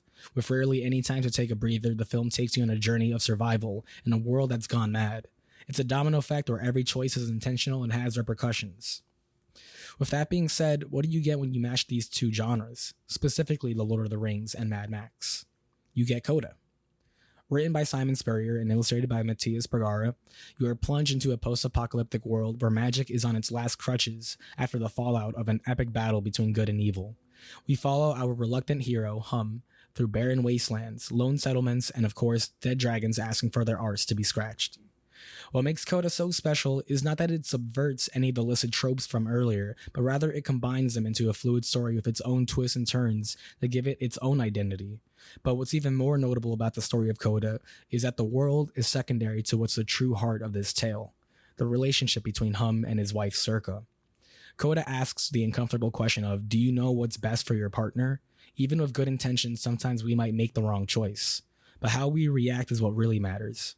Can you truly accept your partner for who they are? In Circa's case, when do you finally share that hidden part of you to your partner? The conflict between Hum and Circa heartbreakingly pulls your strings, but teaches us all a lesson in the end. This lesson is applicable to the world of Coda as well, pertaining to the overarching plot of the story. Let go. It's time to move on. High fantasy is dead. Long live the morning after. And I think that's a perfect way to sum up the entirety. You know, even though there's no way to really sum up this comic book or this whole series of books and stuff like that, because it's just really, it's intense. But I don't say that in a way that takes away from it. But like you said, high fantasy, because I think this is the first time we've read something where I was overwhelmed from the beginning. You know, because I had to give it a 3 times read over. You know, and but there's a lot of story there, and there's a lot of I have a lot of pros and cons, but both kind of evenly. You know, but I did it getting to the 3rd volume because that's how I read it in volumes. I did appreciate it more with the 3rd volume, which is the last 3 chapters, or the last 4 chapters, right? Yeah. And that's a good way to sum it up. A good pretense to it, good forward, right? But yeah, let's dive into it. Yeah, I'll also at the end of the first issue, there's a nice little conversation with both Simon Spurrier and Matthias Bergara about the comic. And they both kind of speak about what this comic means to them. And I think it's pretty interesting what they say, where Simon Spurrier himself, he says, Coda is a sort of post-apocalyptic story with which thumbs its nose at miserable, grim-hooked sensibilities and launches itself, cackling, into fields of weird growth and springtime ideas. It's a sort of relentless kaleidoscope of visual wonders and worries that only Matthias could provide. Yes, it's a survivalist story. Yes, it's about saddle bandits and dragon corpses and endless wasteland chases with hexed steeds and pedigree ogres instead of cars. Yes, it's about a curmudgeonly loner trying to find his lost love with only a foul-tempered mutant pentacorn to keep him company. But most of all, it's about making the most of the morning after the night before, and knowing that with every death, in this case the Mercy killing the entire exhausted high fantasy genre, comes wondrous new life. So that's what he had to say about this comic. And then Matthias Bergara has more of an artist response, which is always funny. He says, Coda is the window we're opening for you, dear reader, to gaze into a world of strange and post-magical fantasy, a story unlike anything you and I have read before. My most insane and colorful ideas are flowing out of my hands as I read what Simon has been creating in his mind, and I can't wait for you to see what this is. Now, remind me again, the writer is Simon and the illustrator is who? Matthias. Okay. Let's dive into the first 4. I mean, unless you have anything else written there. No, that's mostly it. Okay. I'll say one more thing. Go ahead, no rush. But because this is 12 issues, something that I realized once we found out that this was 3 volumes is that many stories follow this this sort of 3-act structure. Yeah. Like it's not a rule, but it's something that's followed. It's common. It's very common. And once I realized that this was 3 volumes, this follows a pretty strict 3-act structure. Gotcha. Which I think is pretty interesting. Yeah. But I'll note those moments where like Act 1 ends going to Act 2 and the beats that sort of define those certain acts. Gotcha. But yeah, we can start diving into it. And so starting with the first issue, right? And we don't have to go necessarily like issue by issue and all that stuff. But pretty much like it starts off in the forward, like how you summed it up. It begins with a guy named Hum, right? And ultimately, you can kind of slowly see that Hum is going through these little phases in terms of adventure and stuff like that. And he's writing to someone, and most of the comics involve him writing and his narration, his writing to Circa, which is his other half, and. He has this ill temperament, this kind of already done with the world, almost nihilistic, if I could say so. I don't know if that's true to him, but because in nihilism you can still find joy in things. Yeah, and he finds joy in his other half. I would say so. And define nihilism to the people. It's more like disheartening, almost not disheartening, but lack of faith in all. Right? Yeah, it's just kind of like. Everything sucks. Nothing's ever gonna work out. Yeah. But cool. Yeah, and that kind of follows. Everything's changed. Nothing's changed, which is a theme that he repeats often throughout the whole story. And that's why I kind of see that sense. And even how he's drawn, he has this sorrow look in his eyes, where he's kind of his eyes are very sulky. Like he has bags. And you can see that nothing really engages him. So everybody who he comes across, I mean, he starts off the story just kind of like taking what isn't his. Like he goes to the big dragon that's a skeleton, and he's stealing something from the skeleton, and as he's about to get robbed, the person who robs him says, oh, I planted that there, now face my wrath, you're about to get robbed. And he kind of destroys the person who's attempting that. And he's just like anyway, like let's just keep moving forward. And countless times he encounters danger and all that other stuff, and really what he's looking for is Acker. And Acker is the magic that he needs in order to create a certain potion, right? To revive his partner, Circa, or his girl, Circa. And that comes later with more detail. But that's pretty much his aim that you get exposed to in the first couple issues. Yeah, like as an issue 1, they open it pretty great, I think, where it's like while it can be overwhelming, especially if you don't really read a lot of fantasy, like it can be a lot. But I think in terms of telling like a story in the first issue, especially with the way that the first issue ends, it really ends with a way where it leaves that intrigue in your mind of like, oh, where is this going? Yeah. And another thing to note about Hum is that he's a bard. And a bard is were people that basically made poems and like recited epics and stuff. See, I didn't know that, and now it makes a whole bunch of sense. And I feel like that's what happens a lot with this comic book in like a lot of different places. Like you're still, for me, of course, and this is interesting because like now you can see a different perspective in terms of like an experienced reader in terms of fantasy, and me myself who's like read a bunch of books, comic books with you, but have more of a simple layout where it's like, okay, this is the core story, and it may involve some names of certain fictional sciences or items or powers, but they're not too much to remember. And throughout the story. And again, I judged this book really quickly off the beginning because I was just like, what the fuck is all this, But like, what the fuck? I'm no fucking nerd. But this is one that you have to take your time reading. It's like there's a lot of art that's very simple to grasp, and this is not one of them to me. And that doesn't take away from the story. It really is just a layer after layer after layer. Like not only do you get the world, but you get the in-depth inners of a world being created to you. Like you don't just get like, oh, this is the land, these are the people, and this is what they're doing. You get this is the land, this is the people, this is the history, these are what they're called, these are the variety of people within civilizations. This is this town, and you get like names and names. And although I've never seen Lord of the Rings, this comic book pretty much, from what I've heard of Lord of the Rings, is what I think of when I read this. Because a lot of people make fun of Lord of the Rings, say it's just a bunch of walking. Yeah. And to some extent it is kind of that, and it isn't in terms of story, like the world that's created, but almost with Hum's attitude throughout the whole thing. It's pretty much like this, like draggy guy who's like, and kind of to like touch on his like attitude and stuff and everything. We had a conversation recently about a certain person, you know what I mean? That, remember I told you how, there's certain people in this world who have this real upset attitude sometimes, and they don't really seem to be intrigued by anything and kind of self-defeating and all that stuff. And Was it Brian? Yeah, pretty much. Oh, okay. Yeah. I remember now. And I was saying that people like that to me are people who are just kind of craving attention, and how I don't really give people like that a time of day, because for me, those type of people, I don't really go out my way to try to intrigue, because nothing's going to work for them. Only, like I said, you kind of have to instill that thought in their own, like Inception. Like you have to make them think that that's what they want, And it's not entirely a sum up of Hum's character, but it has notes of that. Yeah.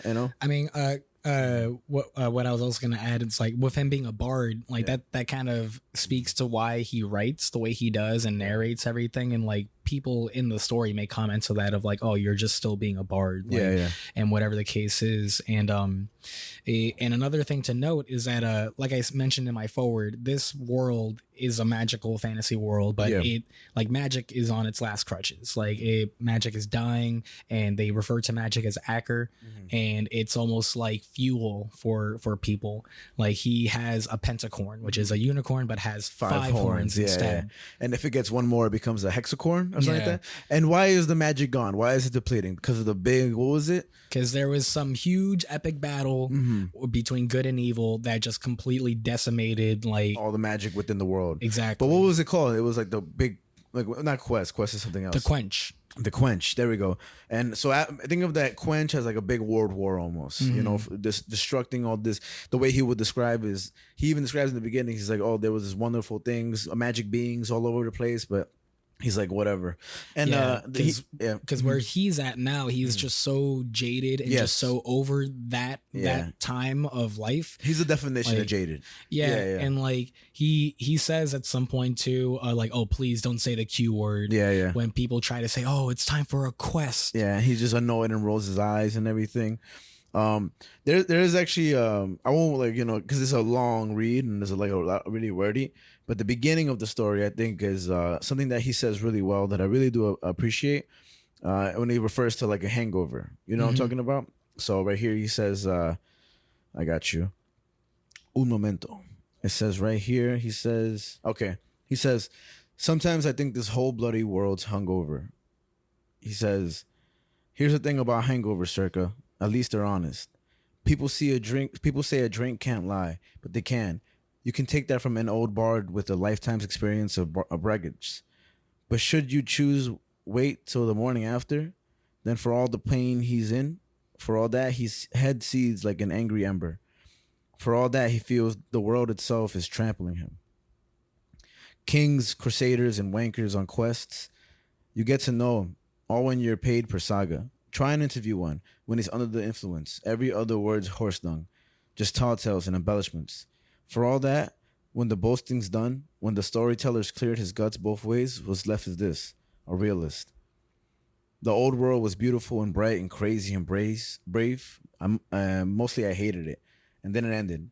Latest in a long line of unpronounceable dark lords finally did it. Fired in the sky, death of the elves, armies of shadow, blah, blah, and the last day when, well, you were there.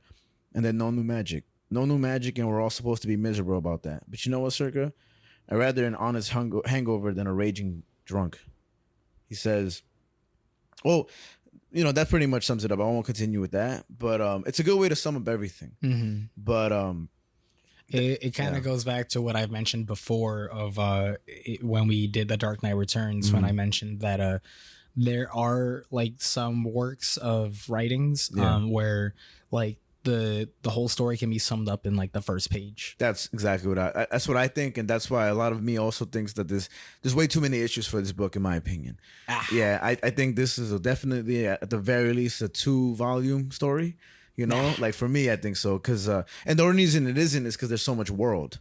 You get me? But I will say this, that the irony, I think, is that for someone who's lacking this enthusiasm for all the magic that used to be before the Quench, he's chasing nothing but magic throughout the whole book. Like his main goal of the whole book is magic and to pursue it. That and is though, true. And though he lacks any interest in it, so he says, and yeah, so that to me is very interesting. But there is a lot. This book is just, there's too much of everything to me. But the world is beautiful, and I will say that off the bat. I think the best feature of this whole series is the artwork. Yeah. The artwork and the writing is great. There's just way too much of it, in my opinion. There's just and it needs it for sure because of the world that is. But I feel there's way too much writing in it. And maybe it's because I'm an inexperienced reader in terms of this much fantasy and tall tales and stuff like that. Not tall tales, but you know what I'm trying to say. But I just, again, this type of character to me is so the person I roll in the most is the person that I'm rolling my eyes at all the time. You know what I mean? Because I guess I'm more of an optimist, and when it comes to a story like this, it's just that how can somebody be so like this and then still have faith in someone else? You know what I mean? Still have faith in a different being to bring his happiness about. It's not that you're not I don't say a happy person, but it's you're suppressing things purposefully, And I think what's very interesting about this is that, so what I'll say to sort of break down what I would say is the first act, which is issues 1 to 4 or 5. Yeah. No, issues 1 to 4. Yeah. Yeah. The way that I would describe that is because as Frankie said, sort of the whole conflict of the story is that Hum is trying to sort of cure his wife of some curse that she has. Yeah. After the quench, she was given a curse that kind of brings out this beast within her. Yeah, like a berserker's rage. Yeah, and he wants to put it in simpler terms, fix that, because he thinks that that's what's damaging her overall. And what would be best for both of them to live a happy life after. Exactly. And so he's on this whole venture of trying to find Acker so that he can have enough Acker to create this potion, to create this whatever he needs. Cure almost. Yes. Yeah. And by the end of the first issue, he helps out this town. They had some issues with some ogres and whatever. Yeah, that want to overtake them because they have a source of Acker magic that's unlimited. But as of yet, he doesn't know what the source is. But because he knows of the source, all they really have to protect themselves is this big, huge, almost cannon, right? Yeah. Cannon that helps them. That requires scrap metal or iron. And when he goes to the town and he sees all that, he comes across this young girl. What was her name? I don't remember her name. Yeah, I don't know if she had a name. Right. There are a lot of characters that just kind of come in and across. out. Let's call her Little Redhead. Yeah. She's a redhead girl. And she's more of a happy, joyful person. And she kind of is she's a little too wise for her age. Hell yeah. She's like the yin to his yang almost. Yeah. They're literal opposites, but he has a smart answer for everybody but her. It seems like when he's writing to Circa, because he's basically writing love letters. Again, something that is so opposite of his personality, because he's putting XOs and, I miss you and stuff like that. And she's kind of overseeing who you're writing to, this and that. And for every smart ass answer she has a smarter ass response. And I think that's really cool because again, he ends up, later on just kind of caring for this young girl. Yeah. And so I think there's a lot of things where this character is portrayed a certain way, but there's also beams of light within him that I think sometimes people like that, they just aren't aware that they have that within themselves. They just have this constant self-suppression of character, It kind of comes back to that idea of just sort of accepting things as they are and just kind of you need to let go. Clearly he has a lot of baggage and it's he will not let go of that. Yeah. But he helps out that village, this town. He gets them the Acker that they need and stuff. They all celebrate the iron, right? The iron that they need, and then he goes into. He does so easily too, very easily. Yeah, because he basically he lies to them, saying oh yeah, I fought them and whatever, but really he already knew them and just made a deal with them. That's where we meet Merca, if I remember. No, the mermaid lady, right? I think Merca. I'll look it up to be sure. But that's what describe her. She runs her own little band of ogres and whatever, and where she just kind of goes around collecting materials and haggling with people and shit like kind that. of like a trader almost. Not trader like I betrayed you, like a trader. Yeah, like that. That's how we get introduced to her, but she becomes a much bigger character by the end. Marone, yeah. Yeah, but she becomes a much bigger character by the end of the story. Not only physically, but actually, huge titties. Hey, what you trying to say? Hey, whoa, come on. And But he basically is talking to her, and even off the bat, you can't really trust her because he tries to give him Marone. She tries to give him some wine, and then he smells it. And he's like, "Give me something better." And she's like, "Oh, you know all my tricks, basically. You're the first guy in a while to smell his drink," knowing that she was about to roofie him, basically. Pretty much. And he was she like, said bippity boppity. Yeah. The chocolate bunny popping. Juneteenth. But he basically needs her. They both kind of need each other. It's exposed that he needs her at first, but later on, she really needs him the whole way. And she has the potion, the recipe for the potion, or can create it to cure Circa, you know? And she says, "Oh, well, if you get to this town and get me that unlimited source, then I can help you create that potion." He's like, "All right, bet. Let me go find this unlimited source." And issue 1 ends where he finally sneaks around the town while everyone's asleep and drunk and shit. Yeah, and he roofied the soldiers. Remember? Yeah, like they're celebrating because he finally got the iron, and they're celebrating hum. And then he serves them all wine. And even then, when he roofies all of them, he's like, they just never learned to sniff their drinks or something. Yeah, he sneaks outwards because that was the only way he was gonna be able to go see the unlimited source, was to earn the right after one quest. Yeah, you know? So he finally goes to the limited source, pulls the curtain. He hears some talk, like some murmuring behind the curtain, and he finally pulls back. And this unlimited source is an elf. And there's some guy strapped to like almost like a torture board, and basically he excretes unlimited magic when they cut off his limbs, right? So as much as you cut off his limbs, it'll grow back, but it provides with unlimited magic, given that you allow it to heal. But he's in constant pain and torture. Yeah. So pretty much this town just has their own dirty little secret, which kind of speaks back to those tropes that I mentioned in my forward of like, you know, all these stories definitely have their tropes and stuff. Yeah. But I think this one ends on an interesting note where it's just like, this is the first elf that we meet in the story. Yeah. And this is where we understand that in this world, elves were the ones that were producing magic. Yeah. And so that's just an interesting take. And so issue 1 just really ends of like, yo, what the fuck? Yeah. You're just walking into Guantanamo Bay, basically. And then he continues and he comes across another person. What's her name? Well, he looks for, this is where I was a little confused. He came across this guy who almost has like Alzheimer's. This wizard, right? Yes. And it's basically this, really old guy who is able to really only function and spews out kind of nonsense words. Whenever he's given Acker, and the Acker is given to him by his daughter, and the daughter's name is, what's her name? Who also becomes a big player by the end of the book. But before he even runs into that guy, like basically he gets caught trying to catch the elf and whatever. And so the town kicks him out and stuff. Oh, he gets ousted. They're about to kill him, and then they said the Pentacorn is fucking shit up. Right? And basically he's trying to steal the source of magic. The town finds out. They're about to execute him, and the Pentacorn is acting up, and he says, "Look, exile me instead of killing me, and I won't come back. But I'll tell the horse to stop." And then the only way he gets his horse to calm down, who's always cursing and angry, is by whispering a couple words. Yeah, which is pretty funny. And so he gets exiled. Then it comes across the wizard, who's kind of crazy, basically. And as he's helping the wizard because he was choking, the daughter then comes about. Yeah. And the daughter's like, "Why are you hurting my dad?" And he's like, "What the fuck?" He's like, "Your dad was helping me, girl. Chill the fuck out." I really like her design too. Like, yeah. Her character, she looks like a jester and stuff. Like, it looks really cool. Her pants are kind of dope, like 70s. Yeah. I could cosplay as her. But yeah, she basically, says, "Okay, you know what, fuck it. Like, let me hear you out." And they say, "Okay, let's go after this elf, right? If I'm mistaken, the unlimited source."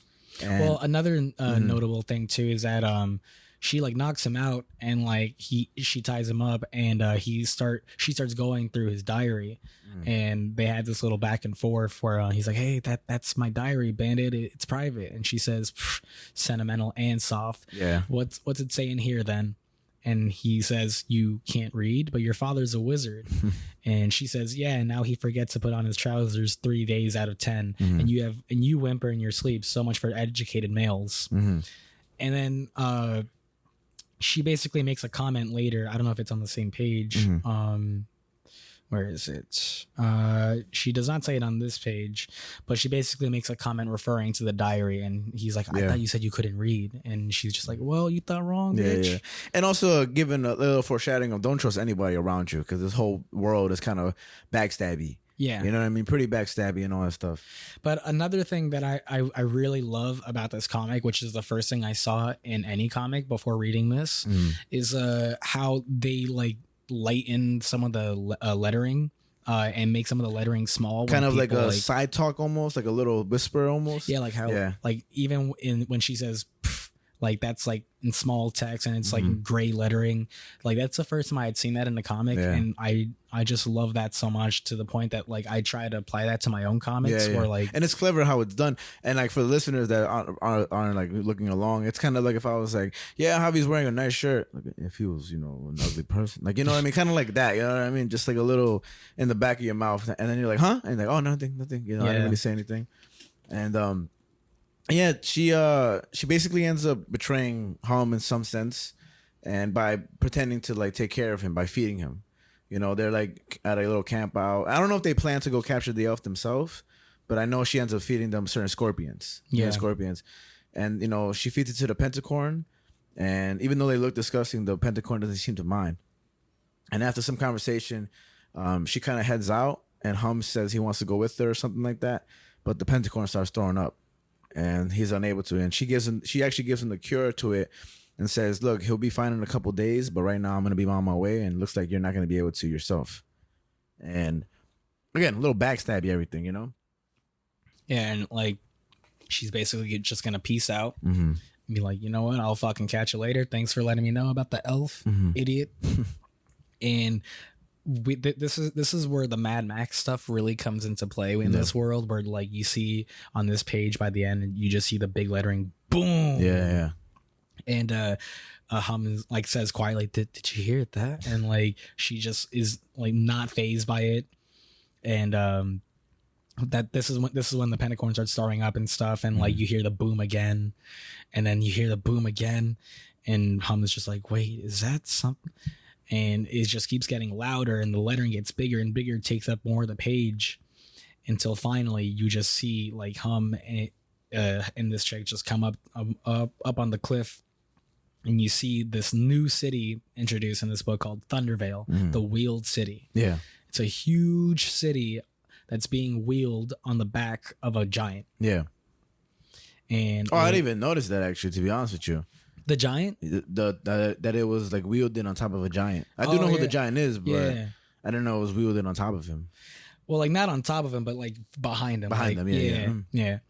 And she's just like, yeah, so we're going to go fucking get that elf now. Deuces. Yeah. And so basically Hum just kind of started a war. And that also speaks back to the tropes that I mentioned. So it's just so interesting how they kind of mix and match like certain tropes and like decide to conjoin certain things. Yeah. But yeah, I think after issue 2, issue 3 is a lot more actiony. Basically an all-out war. Yeah, that issue 3 is when we see the battle happen between the village that we were first introduced to in Thundervale. And you see shit go crazy. Fucking Hum does some sketchy shit where he takes the Acker from the old man before he leaves. Oh yeah, so because the old man needs Acker, without it, he's kind of like in a miserable shell, and he really needs that. Even though it seems like it's like he's getting high basically with the Acker. When he induces it, he kind of just becomes this bright, happy person. The page gets lit up and everything. But when he takes the Acker from him, he kind of just goes into this fetal position, and it looks all sad. You kind of feel for the old guy too. Yeah. And he's like, I promise you I will come back and give this back to you. Again, another shed of light on him not being a total bad person, and kind of seeing the good in people as well. Even in Marone, the trader, seeing the good and trusting people. But he never goes back to him. He does. Wait. Yeah, he ends up going back to him and gives him back the magic. Oh, you know what? He does. I remember when he does it now. But I think what's interesting about that choice that he makes is that, Hum makes these really questionable decisions, and he makes these really sort of like bad choices, honestly, where it just kind of makes him like a bad person, but they come out of these good intentions. But I don't think I think that's the whole base of his decisions are off. I mean, I think it's more selfish, not bad. I think everything he does is for himself and for his own selfish reasons. I think the entirety of all his actions are for selfish reasons. You know, I would agree. I wouldn't say it's bad. I think there's I mean, sometimes you gotta be selfish to get what you want, and and for the sake of others, expense of others. Yeah, but what is he really doing to this old man? Is like what's happening to him. You know, he's being kind of blinded from being who he is. And don't we later see with Circa and Hum that he's just trying to induce her with something to change how they are? And so the daughter of the father who's dealing with this, she's inducing him with Acker, trying to better him, even though who it truly is isn't that, you know? So maybe we're seeing kind of a difference in what he's doing. Like there's a little something there that kind of relates to his own. Yeah, I mean, I'm not saying he's a bad person. I'm just saying like he makes these sort of like questionable decisions that like could be perceived as like, like, a good person wouldn't do this or something like that. Like a good person would just kind of like figure something else out or something. I don't know. I think it's more selfish. I think it's just selfish, but not bad. But I agree. Or questionable. I agree with you on like it is selfish. Because questionable, it seems to me like he's ignorant in the fact of, but I think he's very aware of everything. He's not ignorant. He's definitely very like conscious of what he's doing. Like, which is why I think he tries to make these comments of like, I'll bring it back to you and stuff. And like we do see later after the big fallout between him and Circa how he kind of starts telling his pentacorn like one step at a time and things like that, and he's trying to do things a little bit better. He's trying to be a little bit nicer after that. So I think there is a change in his story where he tries to be less selfish and be more kind to others. I think who he is in the beginning is not the same Hum that we get at the end. Oof, no, I think he's the same exact person at the beginning to the end. I just think that there's a certain front that strong people put up in those situations. Maybe not strong people. I just think I don't believe people that act like Hum. Like the character that Hum is, like he's just is a weak person. He's just a weak person who has so much potential, to bring out something better in him. And it's not necessarily like being a bad person, a good person, that's not like, I don't believe in those two words. Like you can't look at human beings around the world or even stories and be like, there's a good guy, there's a bad guy. Even though that's how they're simplistically told, There's a lot more depth to like, I think Hum. And I think with him is just, I think when you put on this like facade of just like, like, well, okay, here we go. Like, I guess I gotta do this. Like, no, like you're going out your way to do this. Like there's a drive you have. And the only thing that instills drive is passion, And a passionate person is a determined person. Even in Narcos, El Chapo says, he who perseveres conquers. I'm sure he's not the first person to say that. He's quoting somebody. But I think with all that being said, like there's something about like Hum, like his character that just irks me. Because it's just like, it doesn't take 3 issues to find out who you are. I already know who you are. Like if you're already going through this whole world, like and I see it growing for like somebody else, like you have love within you. And man, love is so universal and something that I believe is one of the strongest powers in the world, And when you pursue that, it changes you, And he may have been like that before Circa, But once he's found love, once he's found Circa, like that old him is never, if it was ever him, doesn't exist anymore, I mean, isn't that kind of agreeing with what I just said? Because what I'm trying because he was like that from the beginning is what I'm saying. Like that, like just like it's not that he changed. He didn't grow in the story. I don't think he grows at all in the story. I think he does. I think he only acknowledges who he's always been. That's what it is. Well, I think that's a very optimistic way of looking at it because I could tell that that's kind of what you were getting at of like he just became more of who he was, like who he was destined to be in a sense. No, it's not who he's destined to be. It's that who he already was. Like that. This has always been him. Like me just saying destined is like me like romanticizing. Okay, good. But you get what I'm trying to say. No, though, right? I know exactly what you're getting at. I just I think. Because with him saying that he hated the world before the quench and everything like that, I think he was always just kind of filled with like some turmoil going on within him, even before the quench. And we don't know what happened with him before the quench and everything. So but that's what I mean. That's why it's either he's always been this way or he's been this way since the quench. But with his actions prior to Circa, they just seem to always resemble the future ones too. Like before and after Circa, and after Circa leaves him and stuff like that. Like he's still, has the same responses to certain circumstances and for certain people. You know what I mean? Well, I think, and it kind of shows that not a lot of people are deserving of good treatment in the story, regardless. yeah, but I think even those choices that he makes after him and Circa have their fallout is that, like how I mentioned before, how he tries to be more conscious of that, how he tries to be more consciously selfless, where he's like, no, let me go out of my way to do this. Before, he wouldn't go out of his way. If it was on his way, he'd be like, okay, I might as well, but he wouldn't really go out of his way to do something that would benefit another person if it didn't benefit him. But he planned it already, like the old man, like taking away his actor, right? Even saying that I'd come back and knowing that he did come back, he planned on doing so already. Clearly, he couldn't do it because it wasn't available to him. And if the actor was available to him, he wouldn't have taken it from this person, you know? So like, and for those like, you know, maybe a little confused, it's like saying like, okay, this old person in a retirement home, like they need this Gatorade really badly. And without it, they're going to be so dehydrated and feel so disgusting. And then say you need to bring a Gatorade to somebody. So like, look, old person, I'm going to take this from you. I know you're going to be miserable for now, but I'm going to bring you back one later. He could have never have brought it back, or you didn't have to say, he could have just taken it. It's like taking candy from a baby, basically. You know, I mean, I genuinely thought he wasn't gonna bring it back. That's why I almost forgot that he did. The way he even tells him, I think he like has a sorrowness in his eyes, like he like his facial expression changes when he tells him that. That's why to me it's real interesting, because like that speaks a lot, especially with this whole, you know, presentation of a character when he first is presented to us. It's like it's nothing but like just miserable, like almost, you know. And then when he tells the guy like, I'm gonna bring you back your actor, like. He seems oh no, actually no. He has like a kind of a look, let me show you. I have it right here. Kind of like you can't tell face, but it's a little different. And I'll show you right here. Oops. Like almost conniving. You can't really tell, but it's definitely a different expression, you know?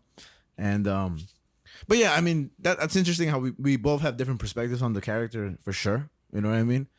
And I mean again, it's not a bad story. I'll say that for sure. You know, and, you know, I mean, I will just say that it's like, you know, I agree with you that he's, you know, he's a complicated character. Like he's simple, bro. He's simple. He's simple, bro. Nothing complicated about this guy. What I mean by complicated is like I wanted to say morally ambiguous. Like he makes sort of like good choices, bad choices, whatever. Isn't that what everybody does? I mean, yeah. Well, like I'm not saying he's the only one. Yeah. but I mean, anybody could be defined like that. I mean, but that just goes back to what you were saying, that like some stories will just define characters as good and bad and only. This is a story like this isn't the only story to do this. I wasn't saying that. I said that I don't believe that anybody can be defined as good or bad. Nobody. Like there's no precedent in this world ever that can be defined as good or bad. And then you said that gets defined more simply in stories. Oh yeah, in stories, yeah. But like, but that's what I mean. So it's like obviously this isn't the first story to have a morally ambiguous character. Like a great example of that is Walter White from Breaking Bad, morally ambiguous character. And what Hum even says in his diary after telling the guy that I'm really, really sorry, I will definitely pay you back. He says, here's what's troubling me, Circa. Is it a bad turn? Still a bad turn if it's for a good cause? And so he's very conscious of what he's doing. He knows that it's like in the moment, this is kind of like a shitty thing to do. And it's like, again, I didn't believe he was going to come back, but he did. But it's just, it's, you know, it's a challenging thing. It's just like, which is what I try to make note of in my forward of like, you know, sometimes do you know what's really best or or are you just saying that? But for sure, he didn't need to come back. That's for sure. Yeah. But issue 3 is just all out action. Pretty much, yeah. Hum shoots up his pentacorn up with some more Acker, and fucking his pentacorn just goes flying through. Fucks up everybody. And we have this beautiful fucking spread where, God, man, this art is insane. Yeah, no, the art is the most pristine thing about this whole thing. Like from beginning to end, the art is amazing. I feel like the art is so good that it interferes and distracts you from the text. That's why both of them are too overwhelming, because there's pages with so much art and then almost like a whole literal chapter of a book in one page. And you're like, yo, it takes me 10 minutes to read this whole thing. You know, like I just think it's so interesting, like like I guess like what we read and stuff and how that influences how we read things. Because like like I said, I read this thing in 3 days. Yeah, I fucking flew through it. I loved every second of it. And I still looked at everything. And it's just, I guess it just speaks to how different we are as readers, which is interesting. And I'll also say, like I mentioned earlier, I read mine on an iPhone, and this is the absolute worst book to read on an iPhone. Because look, you see how small my screen is? Like that's like I'm gonna actually start using a tablet to read comic books if I'm going to, because like this is like, bro, it's so small. Everything is so just minimal here. When it requires like a whole flat screen TV to read, basically, or an actual book. But yeah, fucking they just Hum and his pentacorn go flying through the crowd and everything, just killing a bunch of foos and shit. Yep. And Hum finally sneaks in, and basically the chick running the town lets him in on a little secret of like, you don't know what you're doing, pretty much, and reveals to him that the giant is being controlled by another Wit Lord, right? A Wit Lord. And that the giant is being spoken to by a Wit Lord that actually controls the city. And it's this big thing where it's just kind of like, what the fuck? And Hum is super freaked out by it. But as a reader, we don't really understand what the big deal is. Yeah, we're just kind of like, okay. Like, what's a Wit Lord? And Hum is just so shocked by the whole thing. Like, in every panel that he's in, he's still just in awe. He's just like, oh my God, oh my God, oh my God, oh my God. And they finally have a moment where they make some good damage against the giant. And that's when someone comes in and just rescues the rest of the civilians. Some badass motherfucker in a soldier suit, almost. Some badass mofo and like some guerrilla writing thing. Yeah. And fucking this motherfucker saves the day. Thundervale City and the giant, they all dip. They're like, all right, cool, we lost this one. And the whole town is ready to congratulate their new savior. And Hum already knows who it is. And he steps out through the crowd and he says, hi, sweetie. Yeah. And ends it's up his being wife. Circa when she unmasked herself. And also the town, in order to defend itself, used the last of their iron. And they were about to use the iron that Hum brought them. That Hum brought. Yeah. That he ended up using Marone's help to acquire, right? So remember, Marone is a trader who, has She's not a trader. She's a trader. And she has a recipe to save, but she is a trader. to cure Circa. And she helped Hum get the iron to help the city in order for him to get the ILF, the unlimited source of Acker. And then issue 4 is basically the whole backstory and history of Thingy. Half of it is. And this is what I hated the most. I hated this. This whole 4 pages. The art, again, the best. But the way it's told, I reread this, man, like 6-7 times. And it just made no sense to me. It was just... Like, I got it after reading it. Like, basically, it's what the apocalypse was to the magical world. But the way it was written, I just despised it. I despised it so much. And even the little redhead was like, all right, bro, come on. All you had to say was that the world got destroyed and apocalypse. But I think that's the point. Like, that's what I'm saying. Like, it did its job, but I despised it so much. I was bored of it. Because it definitely is like you're reading it and you're just kind of like, wow, this is really wordy. And it is funny how the redhead just kind of says like, just kind of finishes it up for him, and she's just kind of like, you could have just said this. Yeah. And the conversation they have back and forth is again very revealing of who what's his name, Hum always is. And she says, think about it. I must rescue my captive lover. That's a lot simpler than 10 minutes of wanky poetry. I had to nag you for an hour before you'd even start. You go around rolling your eyes at people in towns and all that, no matter how much you secretly want to fit, because it's easier being outside than in. Very crucial right there. Look, I ain't judging. Not giving a damn means you ain't got to feel guilty when you're scamming people and nicking stuff. But I know. You saved my life twice, actually. You ain't a baddie. You're just too scared to get involved. And her sleeping in there, she's your excuse.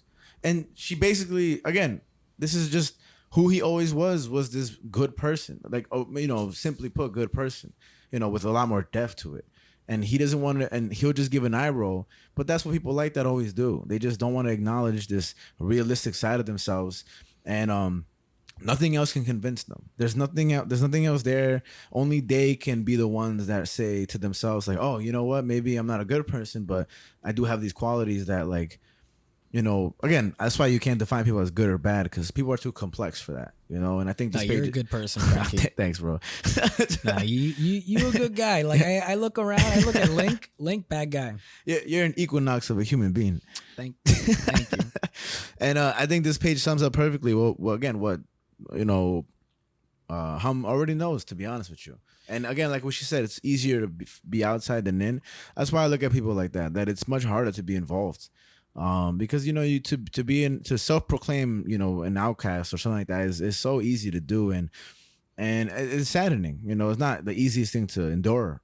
But I don't take it serious, because it's something you can't do anything about to a certain extent if you're not Circa.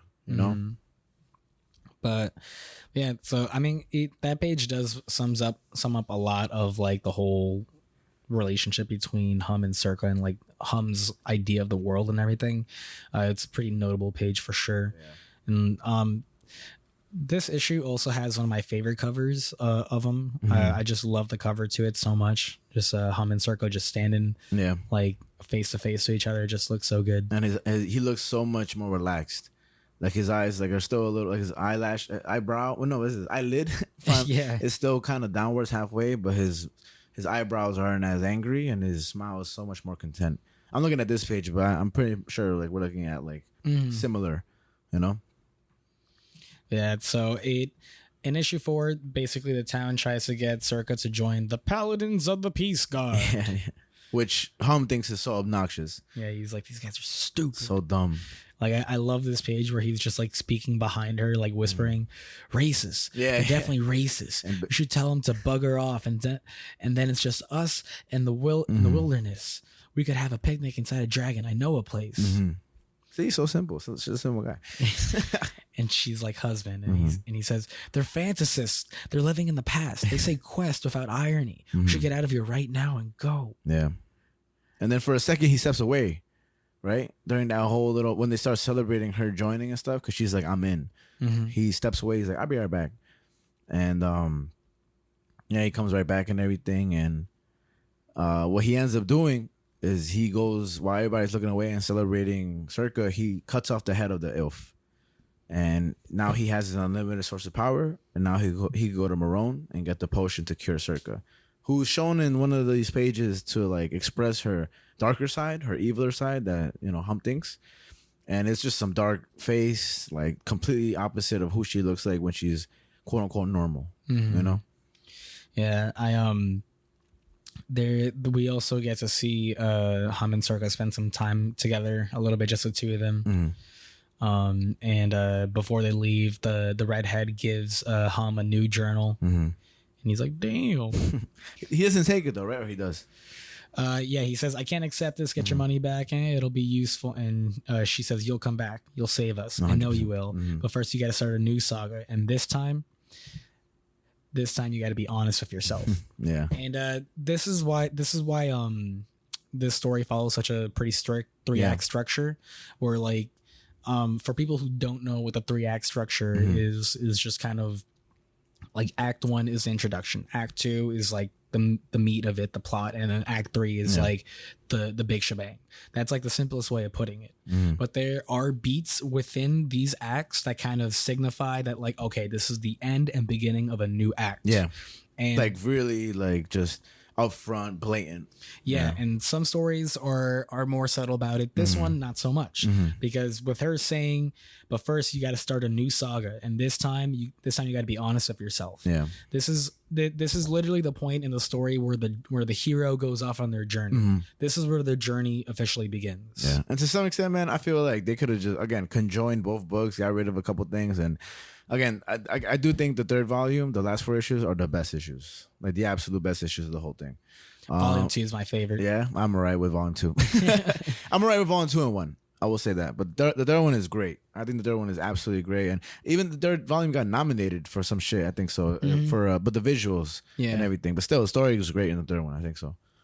Yeah, so they're going off. They go to Marcone and Marone.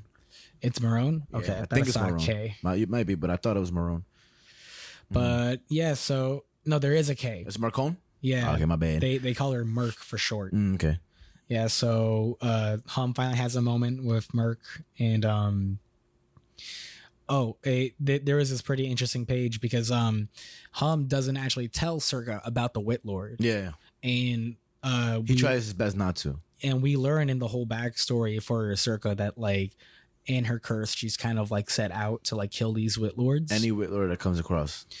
And so Merc kind of drops like the ball on that. And now she's like bloodthirsty to go without any like means or anything. She just wants to go kill the Wit Lord because any last ones remaining she has to kill. Yeah, and this is where we get a hint of her berserker's rage, where she gets all pissed at Hum and she's like, "One lives and you knew." Yeah. And like she just shuts him up real quick, like, which is just such a notable thing in their relationship about like the power dynamic between them, where like, you know, it's such a unique pairing, these two as like husband and wife, where like one is like some sort of magical being, huge, massive, can kill you with just like your looks, and, and then you have Hum, who's just there like, yo, bro, I'm just here, I'm here for you, baby. And to be honest, like the way I look at the whole second like volume with the next 4 issues is like pretty much, I don't know, I'm sure you of course remember, but in Mr. Miracle when what's his name? What's his real name? It's fucking Scott Free and Big Berta, where they basically go through a whole they go to a whole adventure of murdering people. They do it with such ease, and throughout they're just having a conversation in the middle. Yeah. That's pretty much I think this whole 4 issues, where basically, I mean, there's a lot of detail for sure, but there's a whole shebang of, you know, them fucking up a bunch of things to make their way to their path, and all throughout it's not even difficult for them. I think the least difficult thing for them to do is to conquer their enemies. It's more so the inner complications of their relationships that's like the overall story. You know? And I feel like there's not necessarily a lot that happens in volume 2 in terms of like big notable beats that are important to the story. But it's just the reason why volume 2 is more so my favorite volume is just because you really get to see Hum and Circa together, and you get to see that relationship and that dynamic. And that to me was just so good. Like I really just love their relationship and like the things that they go through together with each other.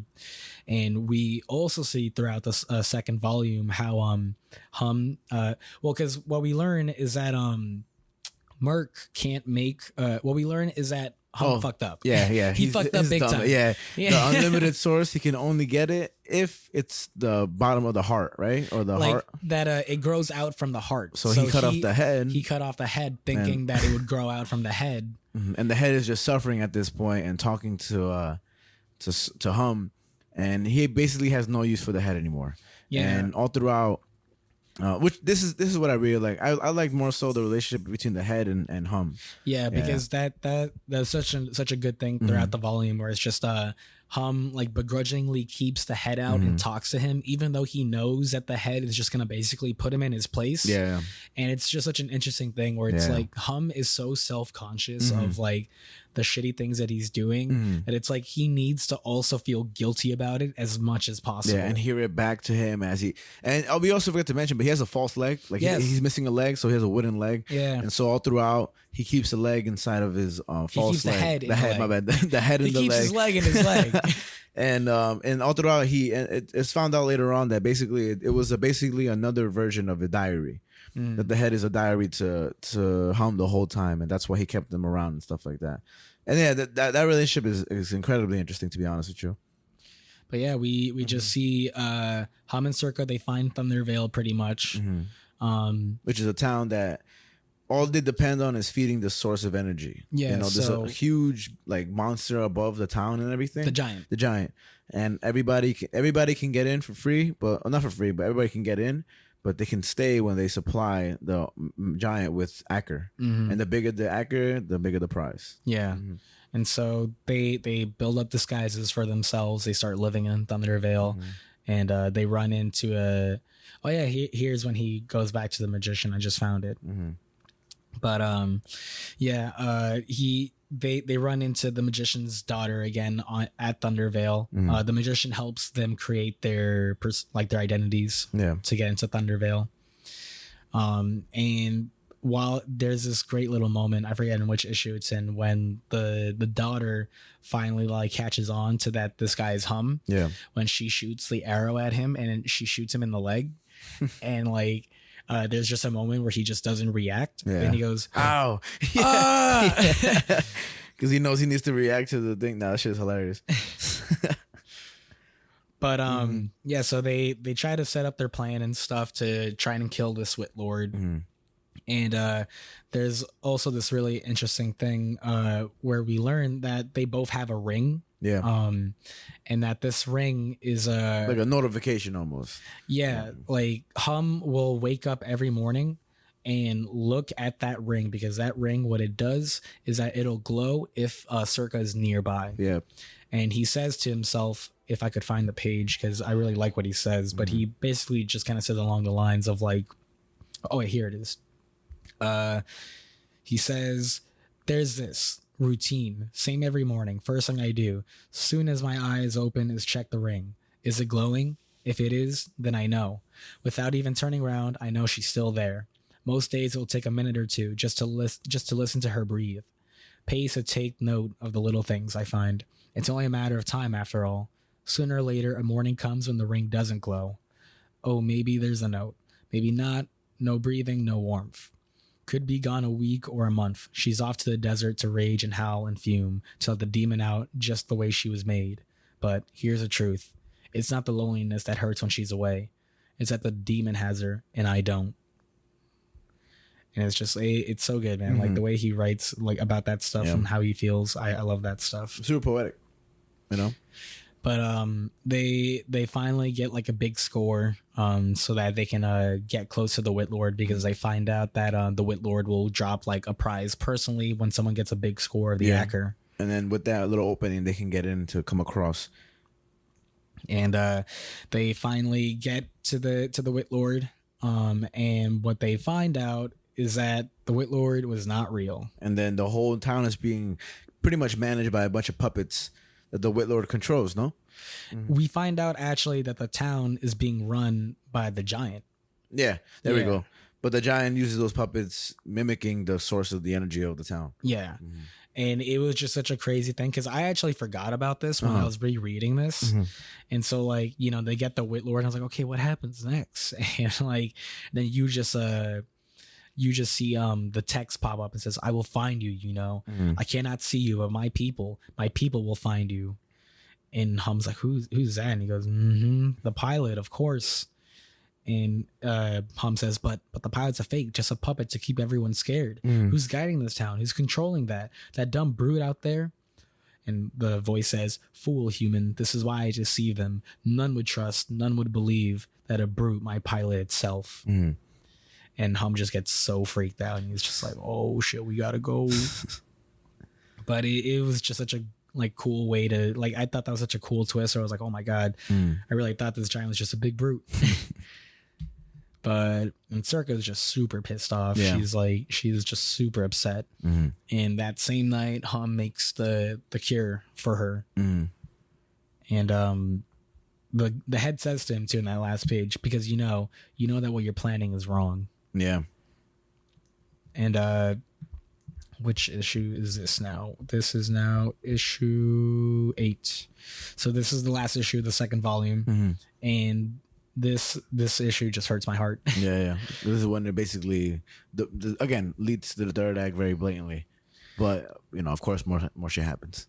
Yeah, so we see that after what went down with not killing the Witlord, Circa had to peace out. And you see that Hum wakes up one morning, the ring isn't glowing. He's super upset and stuff. And Circa has to leave. And Circa actually leaves him a note. And so this time we see narration from her, which is really interesting. And she speaks just as poetically. She basically just says that like she needs to go do her berserker's rage right now, because she's spazzing the fuck out. Yeah.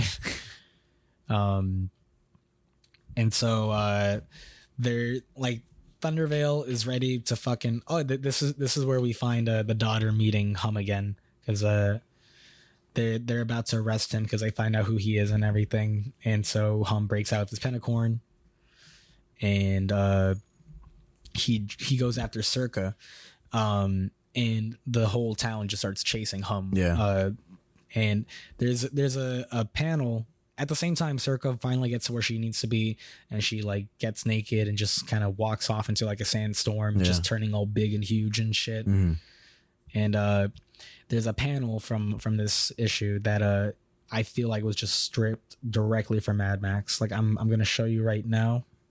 This one, right? One of those pages. I'm gonna show you right now because when I saw that, especially rereading it, I was like, dude, this is just Mad Max. I was like, what the fuck? I've never read Mad Max or nothing. Is it this one?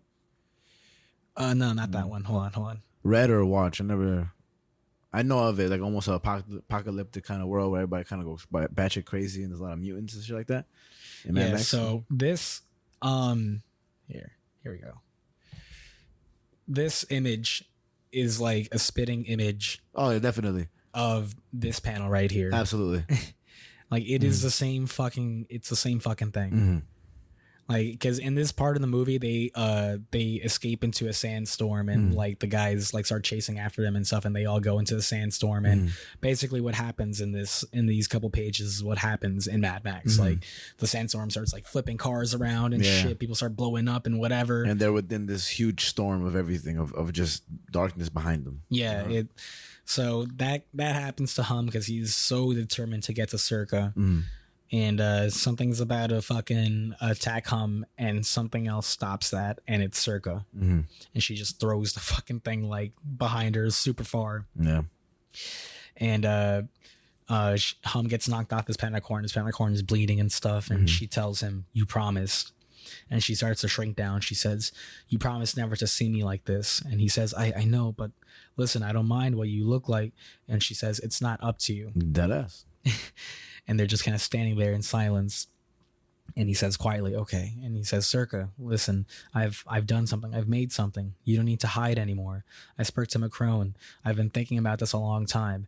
I didn't want to tell you in case I couldn't finish it, or in case you didn't like how I was doing it, or, well, I don't know exactly why I didn't say anything, but, well, I didn't. And now it's finished. So, Circa, all I want is for you to be happy. This will fix you." And he hands her the potion, the glowing purple potion.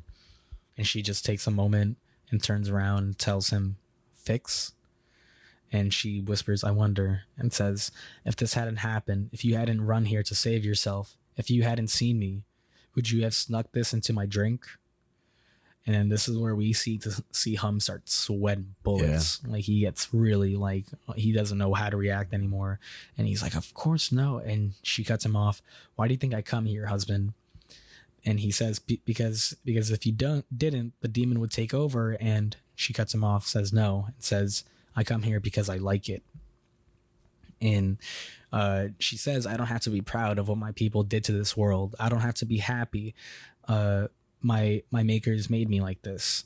I don't have to like that they lied to me about my purpose, but I do have to like myself. One of us ought to, don't you think? And I'm not me without this." And she just throws the potion, and Hum's like, "No." Yeah, his face when she throws it is like, "No fucking way, you just do that shit right now." And she just starts to basically walk away, and she just says, "Stop talking, stop lying. Keep it for your little bucks, husband. Keep it for yourself. I'm sick of it." And he says, "Wait, Circa, wait, what are you?" And she says, "Go away, little man. It's over." And she dips. And it's just like the saddest thing. I was like, my heart. He did it to himself. And this is where Act 2 ends. We're on that note of all hope is lost. Yeah, and now they're separated to some extent. You know what I mean? So this is the all hope is lost stage of the story, where just things don't seem like they're gonna work out in the end, but as always, they do. And so we get into Volume 3. If you want to talk about that one a little bit. Well, it basically starts off with him just being depressed as fuck, and again going back to his nothing matters. But now the purpose that he had beforehand is pretty much gone, and he's kind of going about and just kind of benign, right? We're just kind of just like unfazed, jaded, like you say, and just, you know, definitely goes on a tangent. And as he's used to writing, he usually writes to Circa, but every time he refers to her, he crosses it out, and that's pretty cool. In the text that's meant to be read as his writings or his thoughts, he tends to refer to Circa or like this and that, and then it's shown crossed out because he's like, "No, she's gone." Yeah, you know? And I think that's pretty interesting. Yeah, because it immediately he really takes what Circa said to heart. Like he doesn't just like throw that. It doesn't go in like one ear out the other. Like it really hits him. Yeah. And so in when it comes to writing in his diary again, like he's not writing to Circa anymore. He's just writing in his diary, and he starts scratching things out when he refers to Circa or like speaks to Circa. Not even that, just like he'll scratch things out when like he's lying essentially, where or he says wheat. Like he'll say like, dear diary, fresh journal, fresh start, very exciting, such fun, and he crosses out very exciting, such fun. Yeah.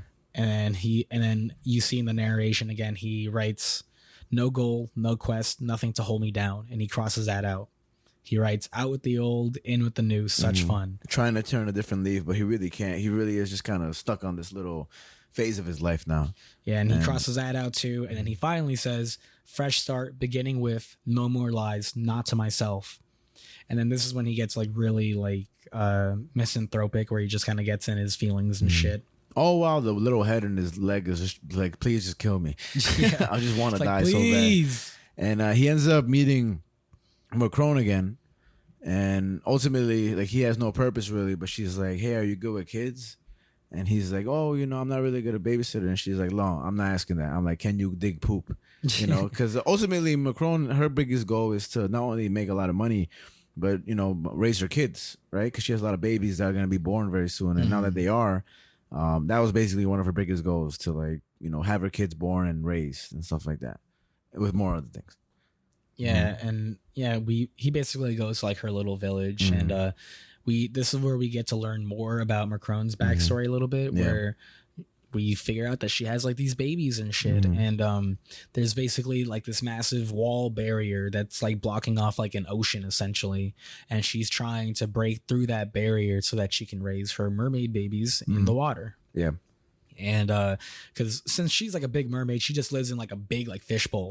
Like if you ever played Breath of the Wild, she's like the giant fairies. That's awesome.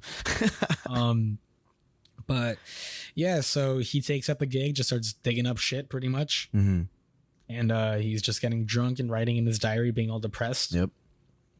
At the same time, you see back at Thundervale, the magician's daughter is basically talking to the giant this time more directly, and they're gonna go to war with the village that we were first introduced to.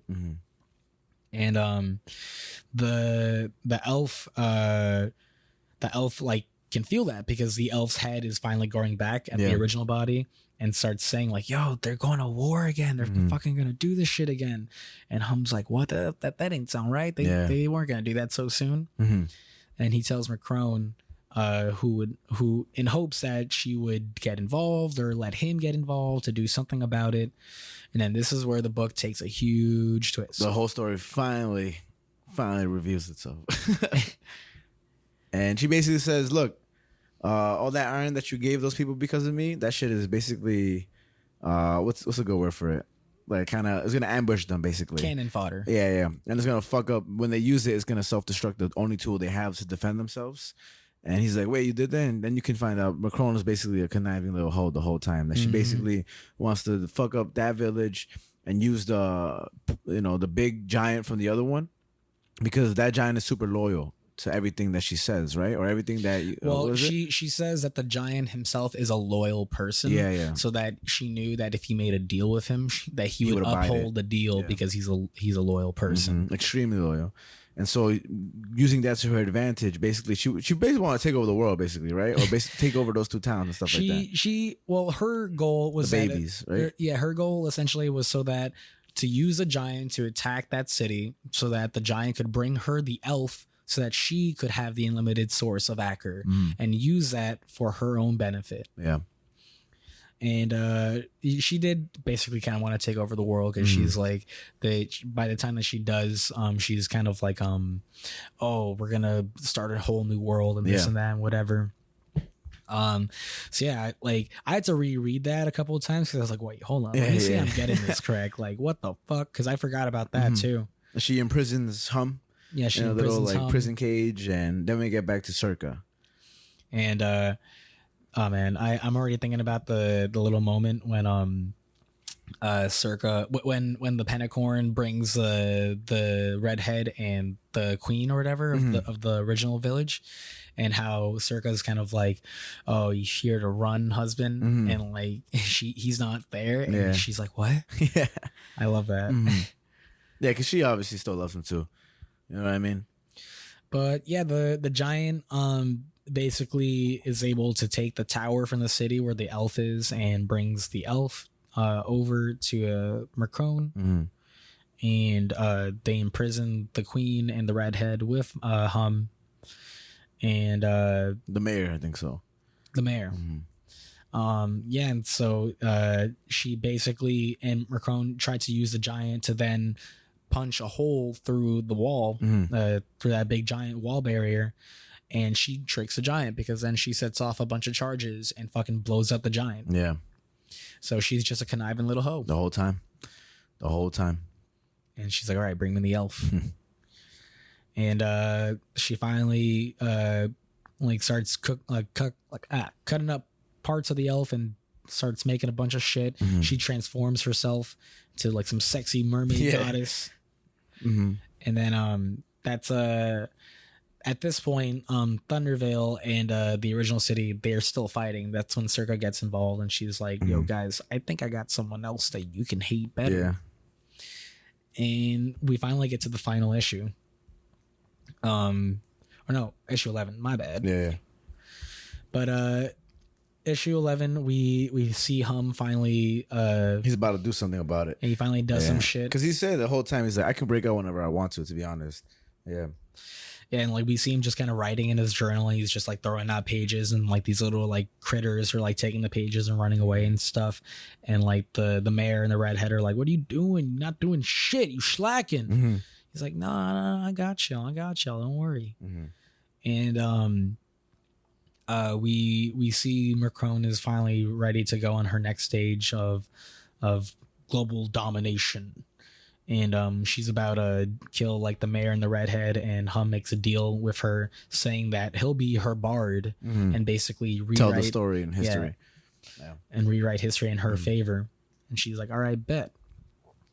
There is this funny little page, I thought, where we cut back to Circa, and now these two villages basically working together, and they're kind of all bickering with each other. And they're like, oh, they say, prithee, the valorous peace guard shall sally forth. And the magician's daughter says, bollocks, our outriders are the best equipped to.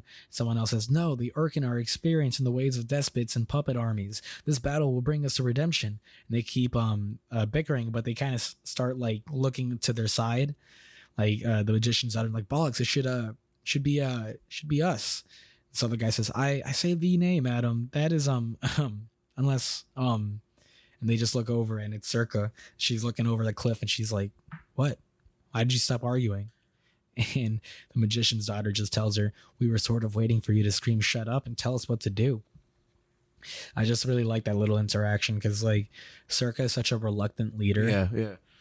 Like she doesn't want to lead, but like she's kind of the best most equipped. capable. Yeah. And she starts to, this is when she starts to see her ring glowing. And she knows that Hum's nearby. Yeah. And Hum finally makes the tough decision to finally use that ring for the last bit of Acker that he needs, and gets rid of it to make the potion that he needs. For Pentacorn to break open the prison, the little cage that he's in. Well, what he does is that he drinks the Acker, and then all those little papers that he was writing had like fire that he learned from the magician and everything. Yeah, right? And then all those little critters just took it all over the camp. Yeah. So he just says the magic word, and the whole camp is now on fire, blazed. And I was like, damn. But yeah, fucking, it was so good just seeing everyone break out, and you see the elf screaming from the ship, kill me, kill me, kill me. And Hum just says, I'll be fine. I just sort of I feel a bit responsible. And he basically gives the redhead the secret words to tell the Pentacorn so that the Pentacorn can listen. And the Pentacorn is always mad. The words were dead as just, you're the prettiest boy there is. And he just says, cunt. Like, who knows what he said? Yeah, honestly, just fuck. Like, the pentacorn has a dirty mouth. Curses 100%. every time it opens its mouth. Mm-hmm. But yeah, that's when the mayor and the redhead peace out on the pentacorn. And that's when Hum gets captured by Macron and everything. She injects Macron. Oh, no, Macron. Macron injects Hum with like this little potion that basically turns him into one of her zombies basically. Yeah. But prior he had done something a little sneaky. Again, always with the plan. I always feel like everything's kind of easily resolved, but through rational thinking and a great storytelling. Honestly speaking. But yeah, then we get to the final issue. Mm-hmm.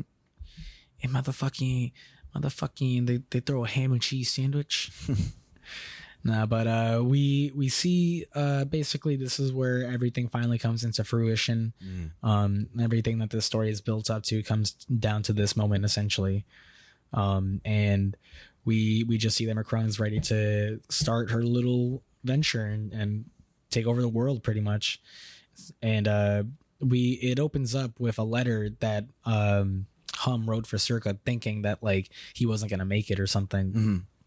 Like a final goodbye almost. Yeah, and she just gets so upset and she just gets so sad and stuff, and it's a really nice letter. And basically Circa is crying while everything's kind of like blowing up around her. The redhead's like, yo, fucking stop reading. And she gets so mad and angry at the whole situation as she reads the final words, I love you, Circa, whoever you choose to be. She just goes fucking Super Saiyan. Yeah. And she really does. But yeah, so she just starts fucking wrecking up shop. She fucking literally flies through the air and like smashes through one of the ships entirely. And she starts getting attacked, so she gets slowed down a little bit, and that's when the redhead's like, okay, chill, we can all fight together. Yeah. So and now finally Hum, he basically his trick the whole time was to eat the mutant scorpions prior to getting injected with the zombifying liquid that Marcone induced in him. And he basically throws up everything that was within him, so he goes back to normal. And now he's trying to take down Marcone herself. Yeah, and there's this funny panel where he pretends to be like still a zombie, and he's walking out. He's saying quietly, "Mindless, mindless, mindless, mindless." Little silly guy over here. And he finally breaks the elf out, and he thinks he's gonna kill the elf, and he ends up just hurting it more.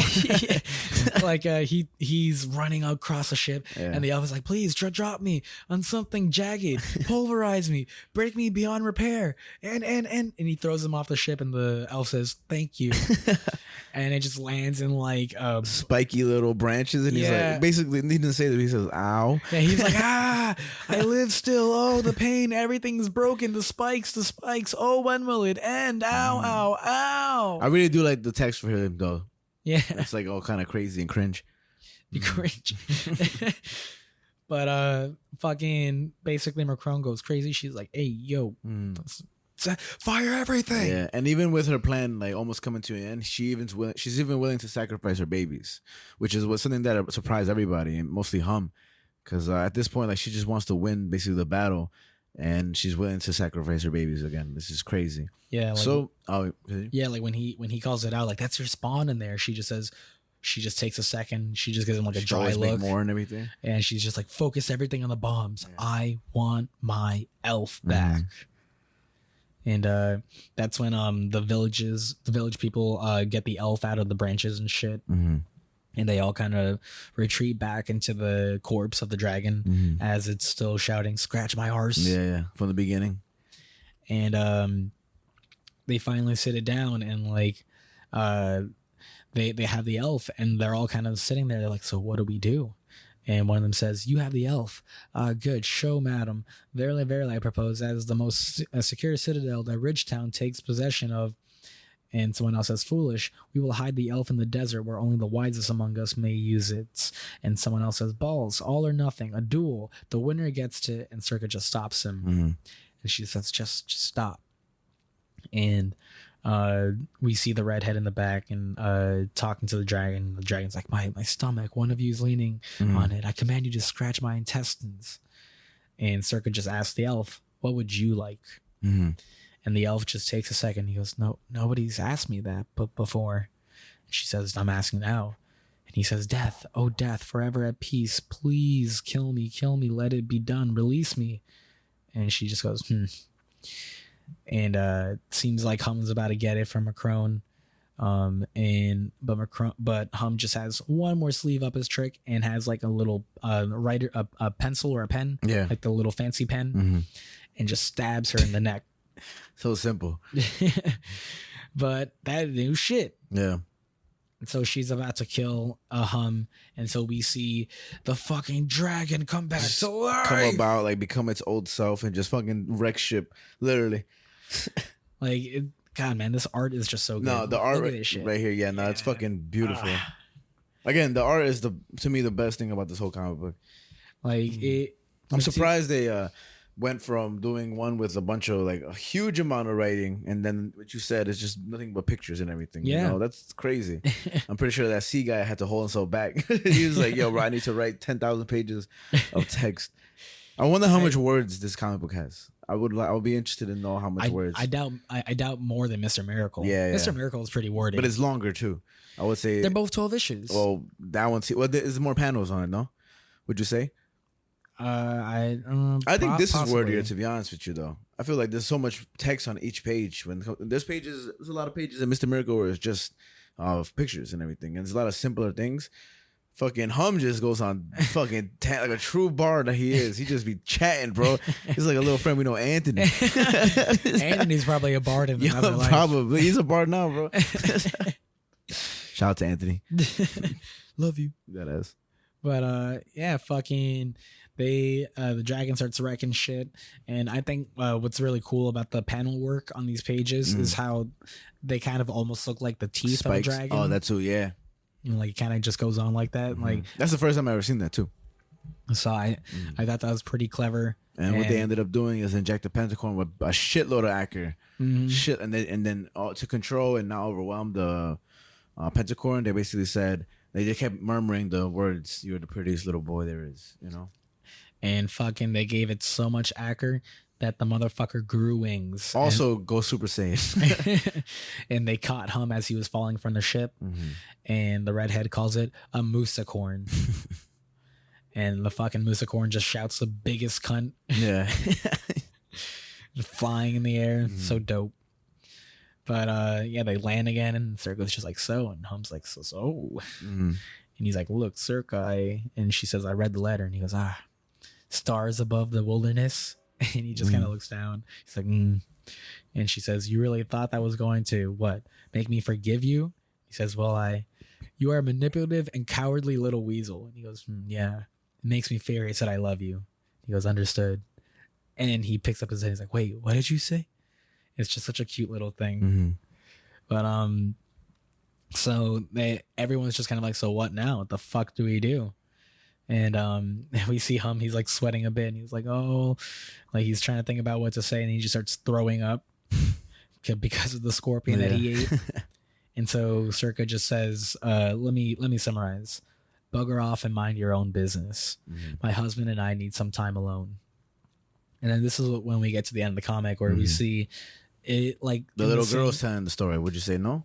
This is Hum. Oh, Hum's telling the story? Yes, in the same fashion of how issue 4 opens up. It's kind of in that same fashion again, like where it's super like epic and poetic and whatever. It looks story-like almost. Yeah. Like in the beginning of Shrek. You remember the beginning of Shrek when they opened the book? But it's much more brighter. Like it's been resolved. Everything's been resolved. And it really hasn't though, because the quench has still occurred, and there's no going back to the old world. Yeah. So now it's just this like, not brightness, but this solution in this one specific scenario. You know? And he's just writing all this stuff, and it's very like happy, and it seems like everything's working out. And Circa finishes reading, and she says, and all equal. And she says, that doesn't scan at all. The rhythm's all over the place, and you've cleverly written this on toilet paper. You've clearly written this on toilet paper. Clearly. And he says, didn't have anything else in the saddlebags, did I? Look, it's just a first draft. I didn't want to share it. I didn't have to share it. She says, how'd you know any of that's going to happen anyway? We only left 20 minutes ago. He says, that's the whole point, isn't it? Doesn't matter what happens. I wrote them a happy ending. That's what sticks. Sort of inspire future generations. She says, dubious logic, if you ask me. Downright messianic, in fact. And he says, anyway. She says, anyway, what about us? How does our story end? And he says, well, I mean, I was sort of hoping it doesn't. And he says, I suppose if I just fill the story with, nice things, stars above the wilderness, that sort of stuff, then maybe the real version will turn out this. And then she just says husband and grabs the papers from him and just throws it behind her and says, things don't have to be remembered to be worth doing. And he says, but then what do we do? And she sighs and she says, we try harder to accept what we can't change.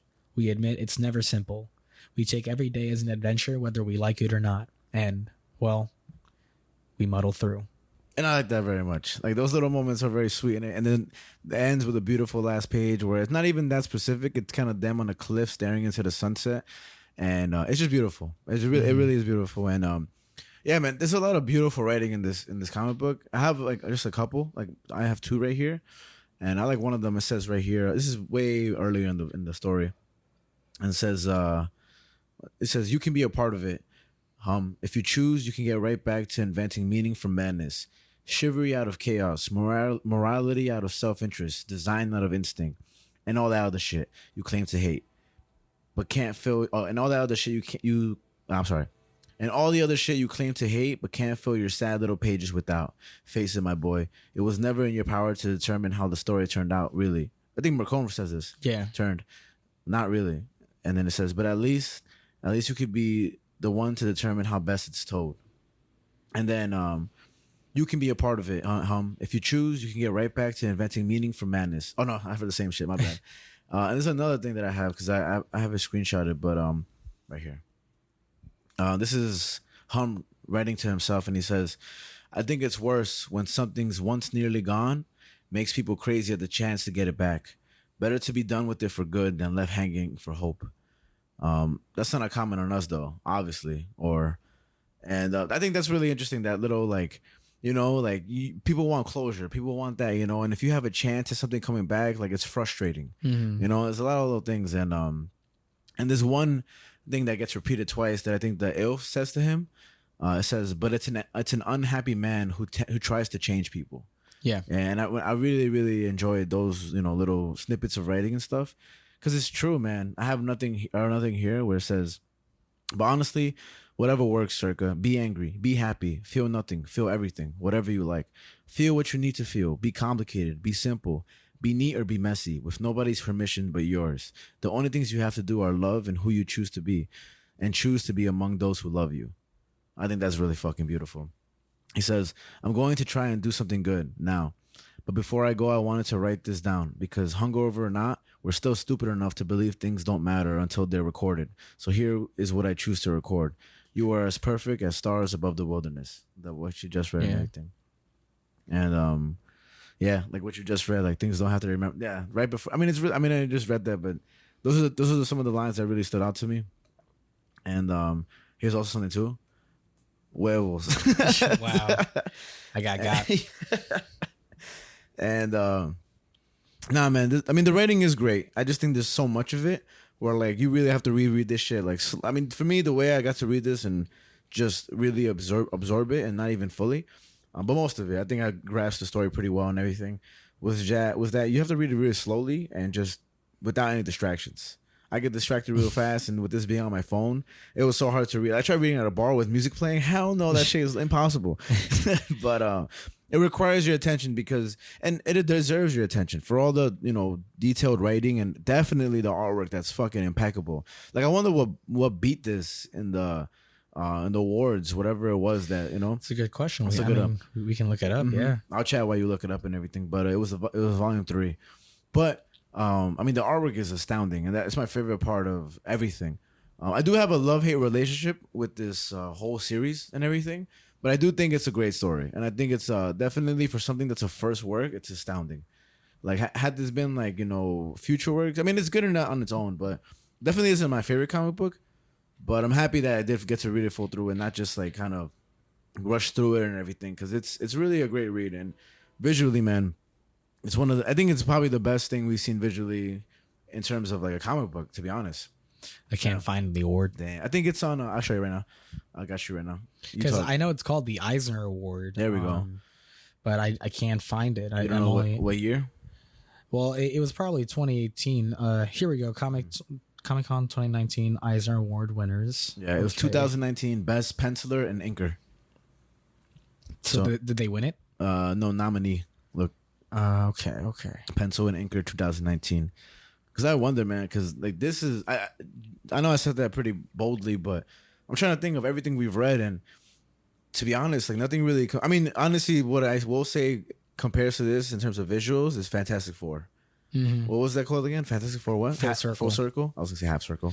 Oh, yeah. You know what's funny? You know what did win that year for best penciler or inker? Harvey P. Carr. No, I'm kidding. Who?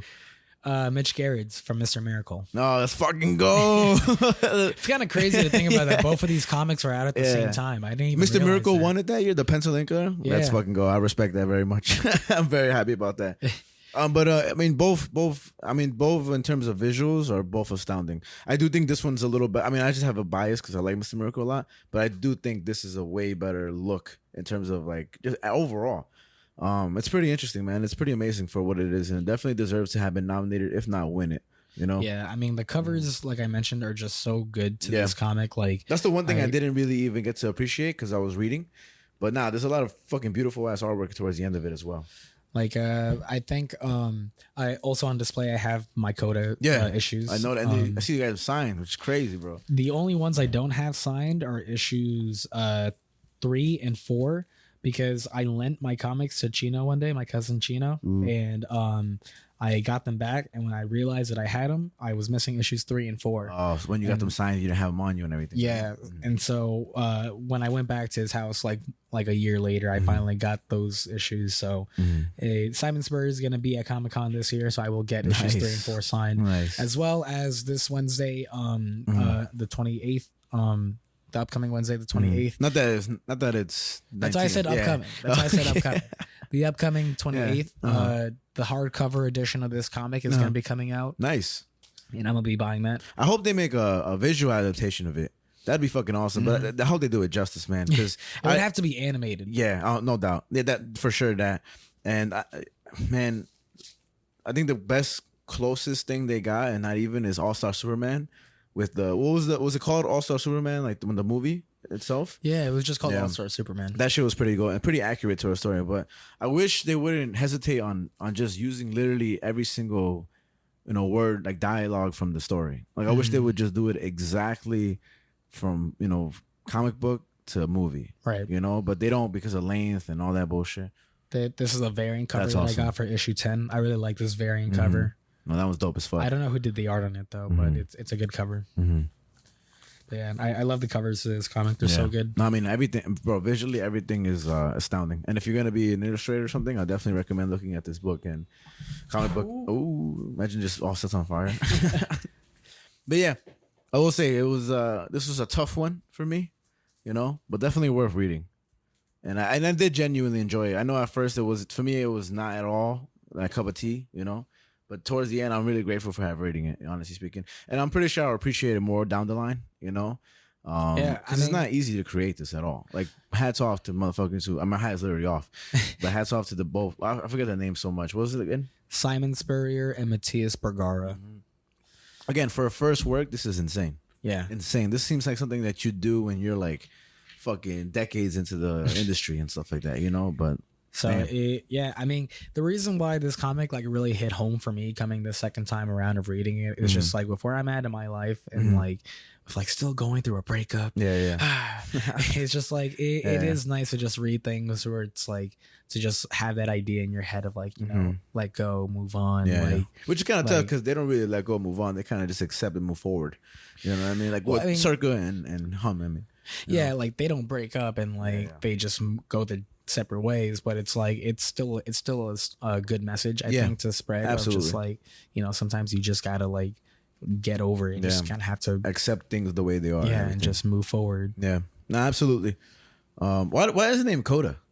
I have no idea why it's called Coda. That's the one thing I just realized that I didn't even acknowledge. Like, it's named Coda, but for what reason? Yeah, I have no idea, honestly. I had this coworker back at Ben and Jerry's, like, bless her heart, but she would do this thing where like she eat ice cream.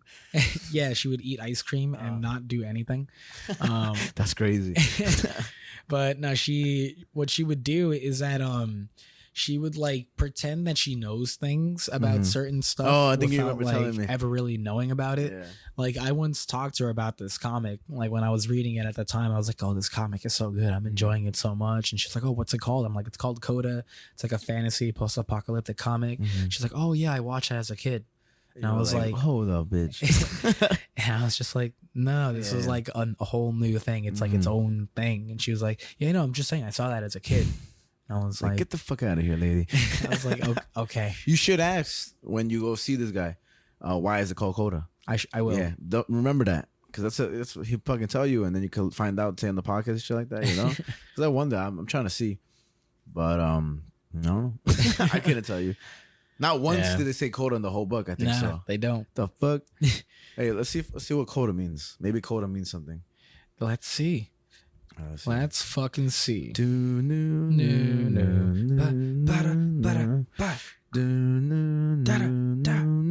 Okay. Coda. Definition. The concluding passage of a piece or movement, typically forming an addition to the basic structure. And then it goes on. The concluding section of a dance, especially of a pas de deux, or the finale of a ballet in which the dancers parade before the audience. And then a concluding event, remark, or section. I guess that is pretty fitting for this occurring after the quench. And it'd be cool if they would, release something that was before the quench. Like a prequel. Yeah, that'd be kind of fucking dope. Because they don't really need to make a sequel. I don't know what else they could do with a sequel and everything. Yeah. But a prequel would be kind of dope. You know what I mean? But they may be working on it. Who knows? Maybe. Who knows? There is this other comic series called Ascenders by Jeff Lemire and Dustin Nguyen. It's if I remember correctly, that is a sci-fi book. And it's all like super sci-fi and whatever and futuristic. And then they have another series called Descenders. And that one is set in the same universe, but after like a post-apocalyptic thing. So it just flip upside down and everything. Yeah, so it's like it's more fantasy than it is sci-fi. That's dope. And it was a pretty interesting read. Who's it by? Jeff Lemire and Dustin Nguyen. Okay, maybe we'll read that next. Yeah. All right. Yeah, dog. Yeah, that was motherfucking Coda. That was Coda. Hell yeah. I hope you guys will go out and read it. Definitely give it a read for sure. But if you fucking have ADHD or some shit, just turn off everything and just go read the shit. Not even in the park, in the desert.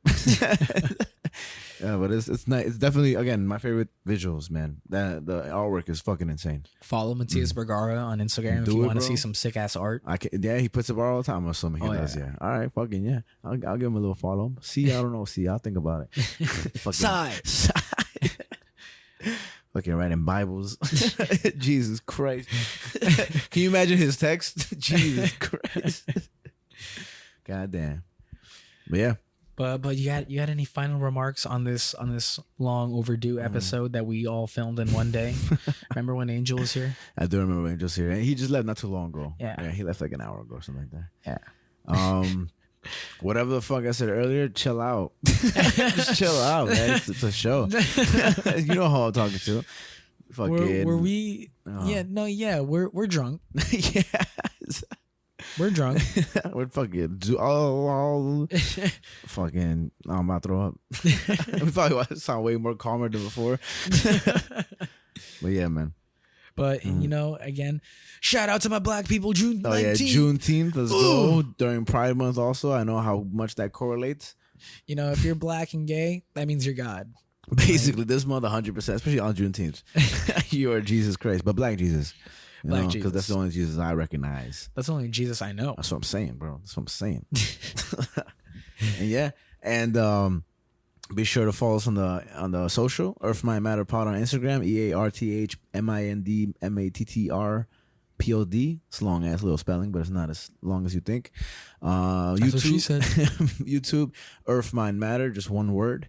I'm Frankie. I'm Javi. And this was the motherfucking show, bitches.